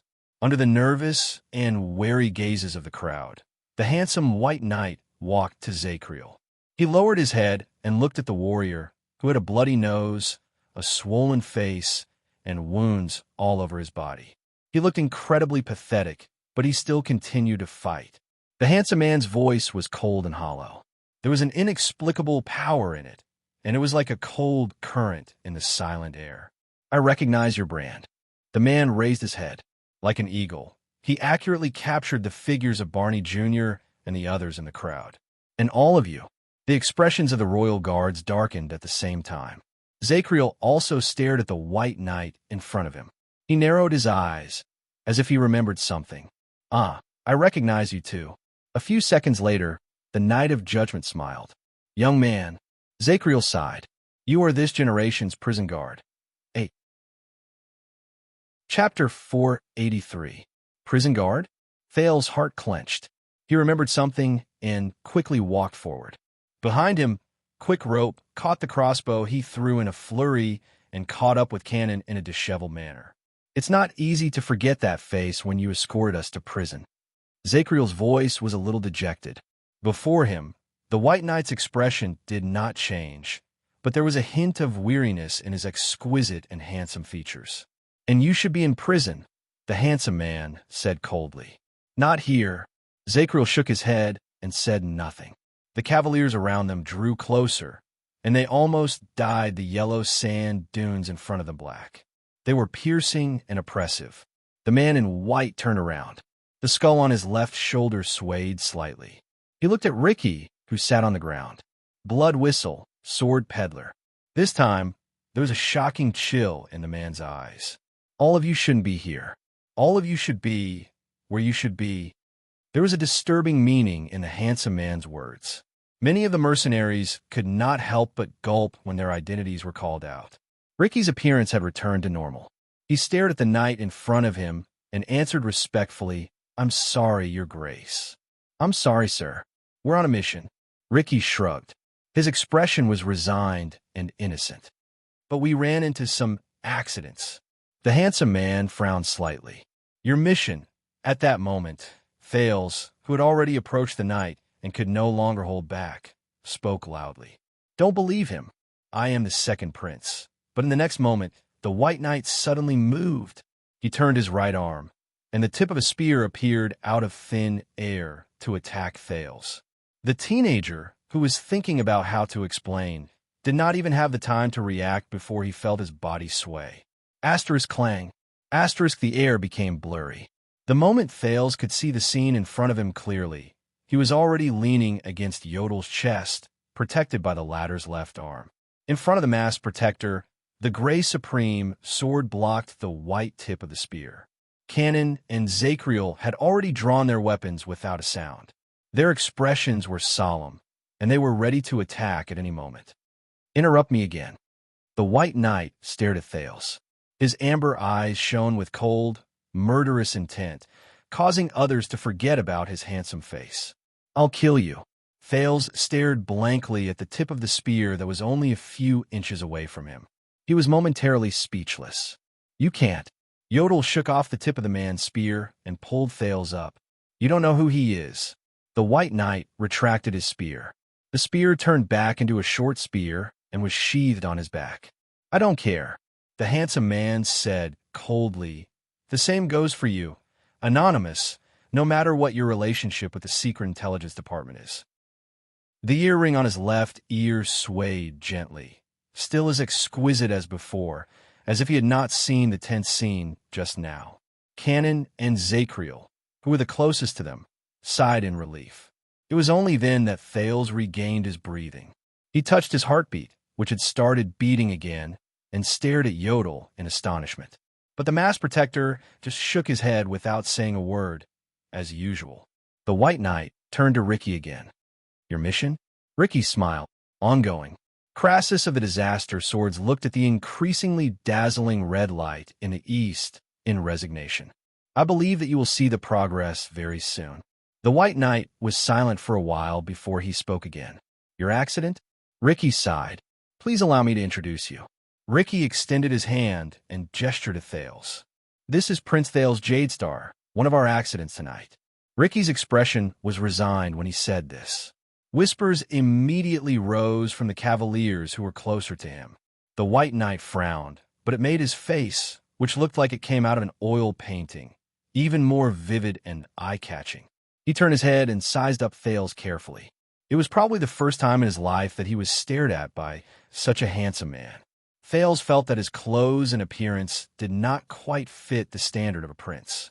For some reason, he felt his face burn. The White Knight turned his head and spoke to Ricky again. "I need an explanation." Thales was shocked. But Yodel immediately pressed down on his shoulder and stopped him from speaking. "Williams doesn't like to be interrupted." The masked protector bent down and whispered into the teenager's ear, "And he is serious." As Yodel spoke, he added another sentence in his heart. "It doesn't matter if you are a prince or not." "Williams?" Thales was surprised. "Oh, it's my fault for not introducing you. That caused a misunderstanding between you, respected Prince Thales." Just as Thales searched for the memory of this name, Ricky seemed to have just come to his senses. He gave Thales an apologetic smile. The one standing before you now is the legend of the battlefield at the eastern border of the desert. The mercenary leader extended his hand to gesture at the ridiculously handsome knight before him. Adjectives flew out of his mouth as if they cost nothing. The Thunderwings on horseback. The ruthless killer who can travel 10,000 miles. The terrifying nightmare of the mixed breeds and barren breeds. Thales looked at the handsome knight before him and listened to the adjectives. He only felt his heart become a mess. Legend, thunder, killer, nightmare. Compared to the black mass of cavaliers around him, the White Knight's figure was particularly eye-catching. And the only master of blade fangs Dune. Ricky sighed slightly. The gaze he gave the man became more complicated. Baron Roman Williams. Roman Williams. Baron? Thales frowned. Roman, on the other hand, only listened to Ricky's words coldly, not saying a word. Of course, you can also call him. Ricky heaved a sigh of relief. He used the tone he was most wary of and wary of to call out that name. The legendary wing. The legendary wing. Thales furrowed his eyebrows tightly. His thoughts raced. Among the three commanders of Constellation, the one with the most terrifying reputation, the most contradictory, and the most complicated, he rose to power during the Bloody Year and the Desert War. He slaughtered countless people, and he even trapped and killed 6,000 Orc captive alive. He once returned to Eternal Star City with a triumphant reputation. He brought his army along with the king and paraded around Eternal Star City. From then on, he was rumored to be the one who could conquer Western Desert with his face. The legendary wing? The legendary wing himself, the handsome and terrifying Roman Williams, who was rumored to be fierce and terrifying, stared at Thales indifferently. His expression did not change. At that moment, Thales' gaze was fixed on the hideous skull on the knight's left shoulder. He recognized it. It was an orc skull. However, at that moment, bang. A loud sound came faintly from afar. It was like thunder behind the clouds. The crowd burst into an uproar. The cavaliers stationed on the sand dune were also shocked. They comforted their anxious horses. Thales instinctively looked in the direction of the loud sound, and he was immediately shocked. It was Blade Fang's camp. A puff of black smoke rose slowly from the direction of the camp. Everyone stared blankly at the unique situation in Blade Fang's camp. Only Ricky, who sat on the ground, exhaled and smiled. Roman turned his head around. Anger could be seen in his eyes. He roared angrily at the cavaliers on the slope. Frank? However, even his roar was clear and penetrating, as if it had the power to cleanse people's hearts. Soon, a gray-haired, middle-aged knight in full armor walked out of the crowd and looked at the camp in the distance, where black smoke rose. "The eternal oil has exploded, sir." The old knight named Frank frowned and said, "Those damn old soldiers. Those damn old soldiers. After we left, they didn't even know how to manage military supplies and logistics." But at that moment, a second puff of black smoke rose slowly from the other side of the camp. The legendary wing's expression became even worse. "Wait, that is," Frank's gaze focused, and his tone began to change. "The second source of fire in the direction of the shops. It's arson on purpose." His voice caused a commotion among the cavaliers. Many of them began to whisper anxiously. But with just a turn of Roman's head, everyone who was swept by his gaze subconsciously shut their mouths. The army returned to silence. But as if the heavens wanted to play a joke on this handsome knight who liked silence, a few seconds later, a horn that was hurried and made people panic came from the direction of the camp. Woo. Woo. Woo asterisk 3 consecutive blasts. The sound spread throughout the wilderness. This time, the mercenaries and the cavaliers finally erupted in a shock and uproar that was difficult to suppress. The handsome Roman seemed to be unable to take it anymore. He did not bother to restrain his subordinates, but quickly turned his head around and shouted in the direction of another hill. "Felicia!" A commotion rose among the cavaliers. A red-haired female cavalier shouted and chased away the people who blocked her way. She rode to the foot of the sand dune. It was clear that Felicia was a rare beauty, but she had strangely shaved off the left side of her head, and there was a strange tattoo on her face. It reminded Thales of Ralph, who was beside him. "Sir, the messenger has confirmed it. It's an invasion alert," Felicia said in exasperation. Seventh grade. As they watched the smoking camp in the distance and listened to the increasingly urgent horn blasts, the commotion in the army grew louder. In the midst of the commotion, the legendary wing lowered his head and said nothing. Perhaps it was because of his attitude, or perhaps it was because of the strict military discipline, but soon the restless cavaliers calmed down. What left a deep impression on Thales was that when an astonishing number of cavaliers calmed down from the commotion, the soundless silence that instantly disappeared was also astonishing. In the terrifying silence, Roman slowly turned his head around and looked at Ricky, who was on the ground. Ricky exhaled softly and raised his head with a smile. He stared at the legendary wing, who had an overwhelming advantage in terms of strength and numbers, without flinching. "Yes, Lord Baron, what you're seeing now is our mission." Whispers rose among the cavaliers. Thales frowned and looked at the crowd. Stake had been knocked unconscious during the chaotic battle just now, and he was still unconscious. Roman's expression was calm. There was not a hint of emotion on his handsome face. "How did you do it?" Ricky shrugged and spread his hands in resignation. "Oh, this is all thanks to my comrades from Shadow Shield." This time, Roman interrupted him without hesitation. His tone was cold. "What happened?" Ricky was silent after he was interrupted. He lowered his gaze and pondered for a while before he raised his gaze. The prisoners in White Prison, Ricky's tone was natural, and he was not panicked at all. "They have been released, and they are looting and causing chaos in the camp." Ricky smiled and continued to speak. "And the military supplies warehouse, which concerns the survival of the garrison army, is burning fiercely. It is shaking the army's morale." The cavaliers began to stir again. Ricky looked in the direction of the camp and clicked his tongue.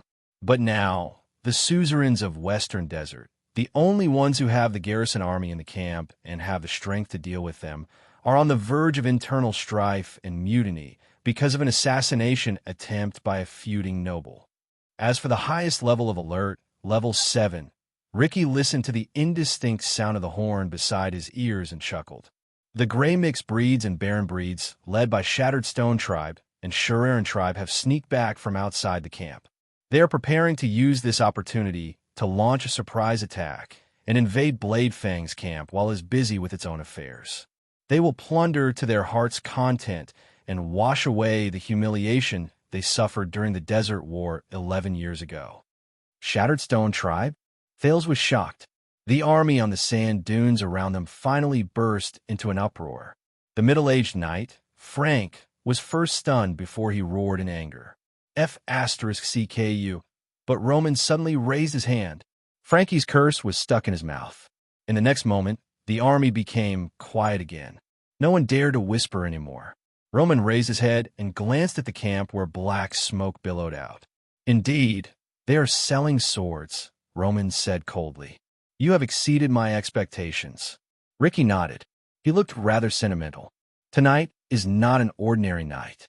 There are some small surprises." Both of them were silent for a few seconds. In the next moment, Roman suddenly spoke. "So what do you want?" When he said this, the royal guards, Frank, and Felicia looked at the legendary wing in surprise. Ricky smiled. "You do have sharp reflexes, Your Grace." He stood up and gestured to his subordinates before he bowed respectfully. "We, the friendly and kind Blood Whistle, are your mercenary companions, Baron." Ricky hooked his finger. Klein immediately patted an unconscious captive awake and brought him forward. "We will offer you the highest person in charge of Shadow Shield in Northland, Stake." Ricky looked at the frightened expression on Stake's face when he woke up in front of the cavaliers. He smiled faintly. His appearance will make the assassins who have been causing trouble in the dark give up on their target and flee in all directions. The legendary wing frowned and did not speak. "We will also return the only heir of Constellation, Prince Thales Jadestar." Ricky extended his arm to the nearby Thales, who could not help but grit his teeth. His status is enough to suppress those wild and unruly suzerains of Western Desert in your camp. Ricky observed the other man's expression and seized the opportunity to smile humbly. Of course, we will also offer you an opportunity. Ricky pointed at the camp in the distance, where black smoke billowed out. You do not have to waste those opportunities on us bumpkins who have hostages in our hands. You can use them to quell the chaos and turn the tide. This time, even Zachriel began to frown. He reevaluated the man who had been a crazy, ruthless, and belligerent demon just a moment ago, but had now become the level-headed and wise Crassus. The legendary wing still did not speak. We, Blood Whistle, will use all of the above to buy from you. Your grace, Ricky nodded respectfully. Our lives, safety, and freedom. You're tuning in to the Eternal Immortal Ballad YouTube channel. Don't forget to subscribe and join us on this journey to catch the most captivating stories.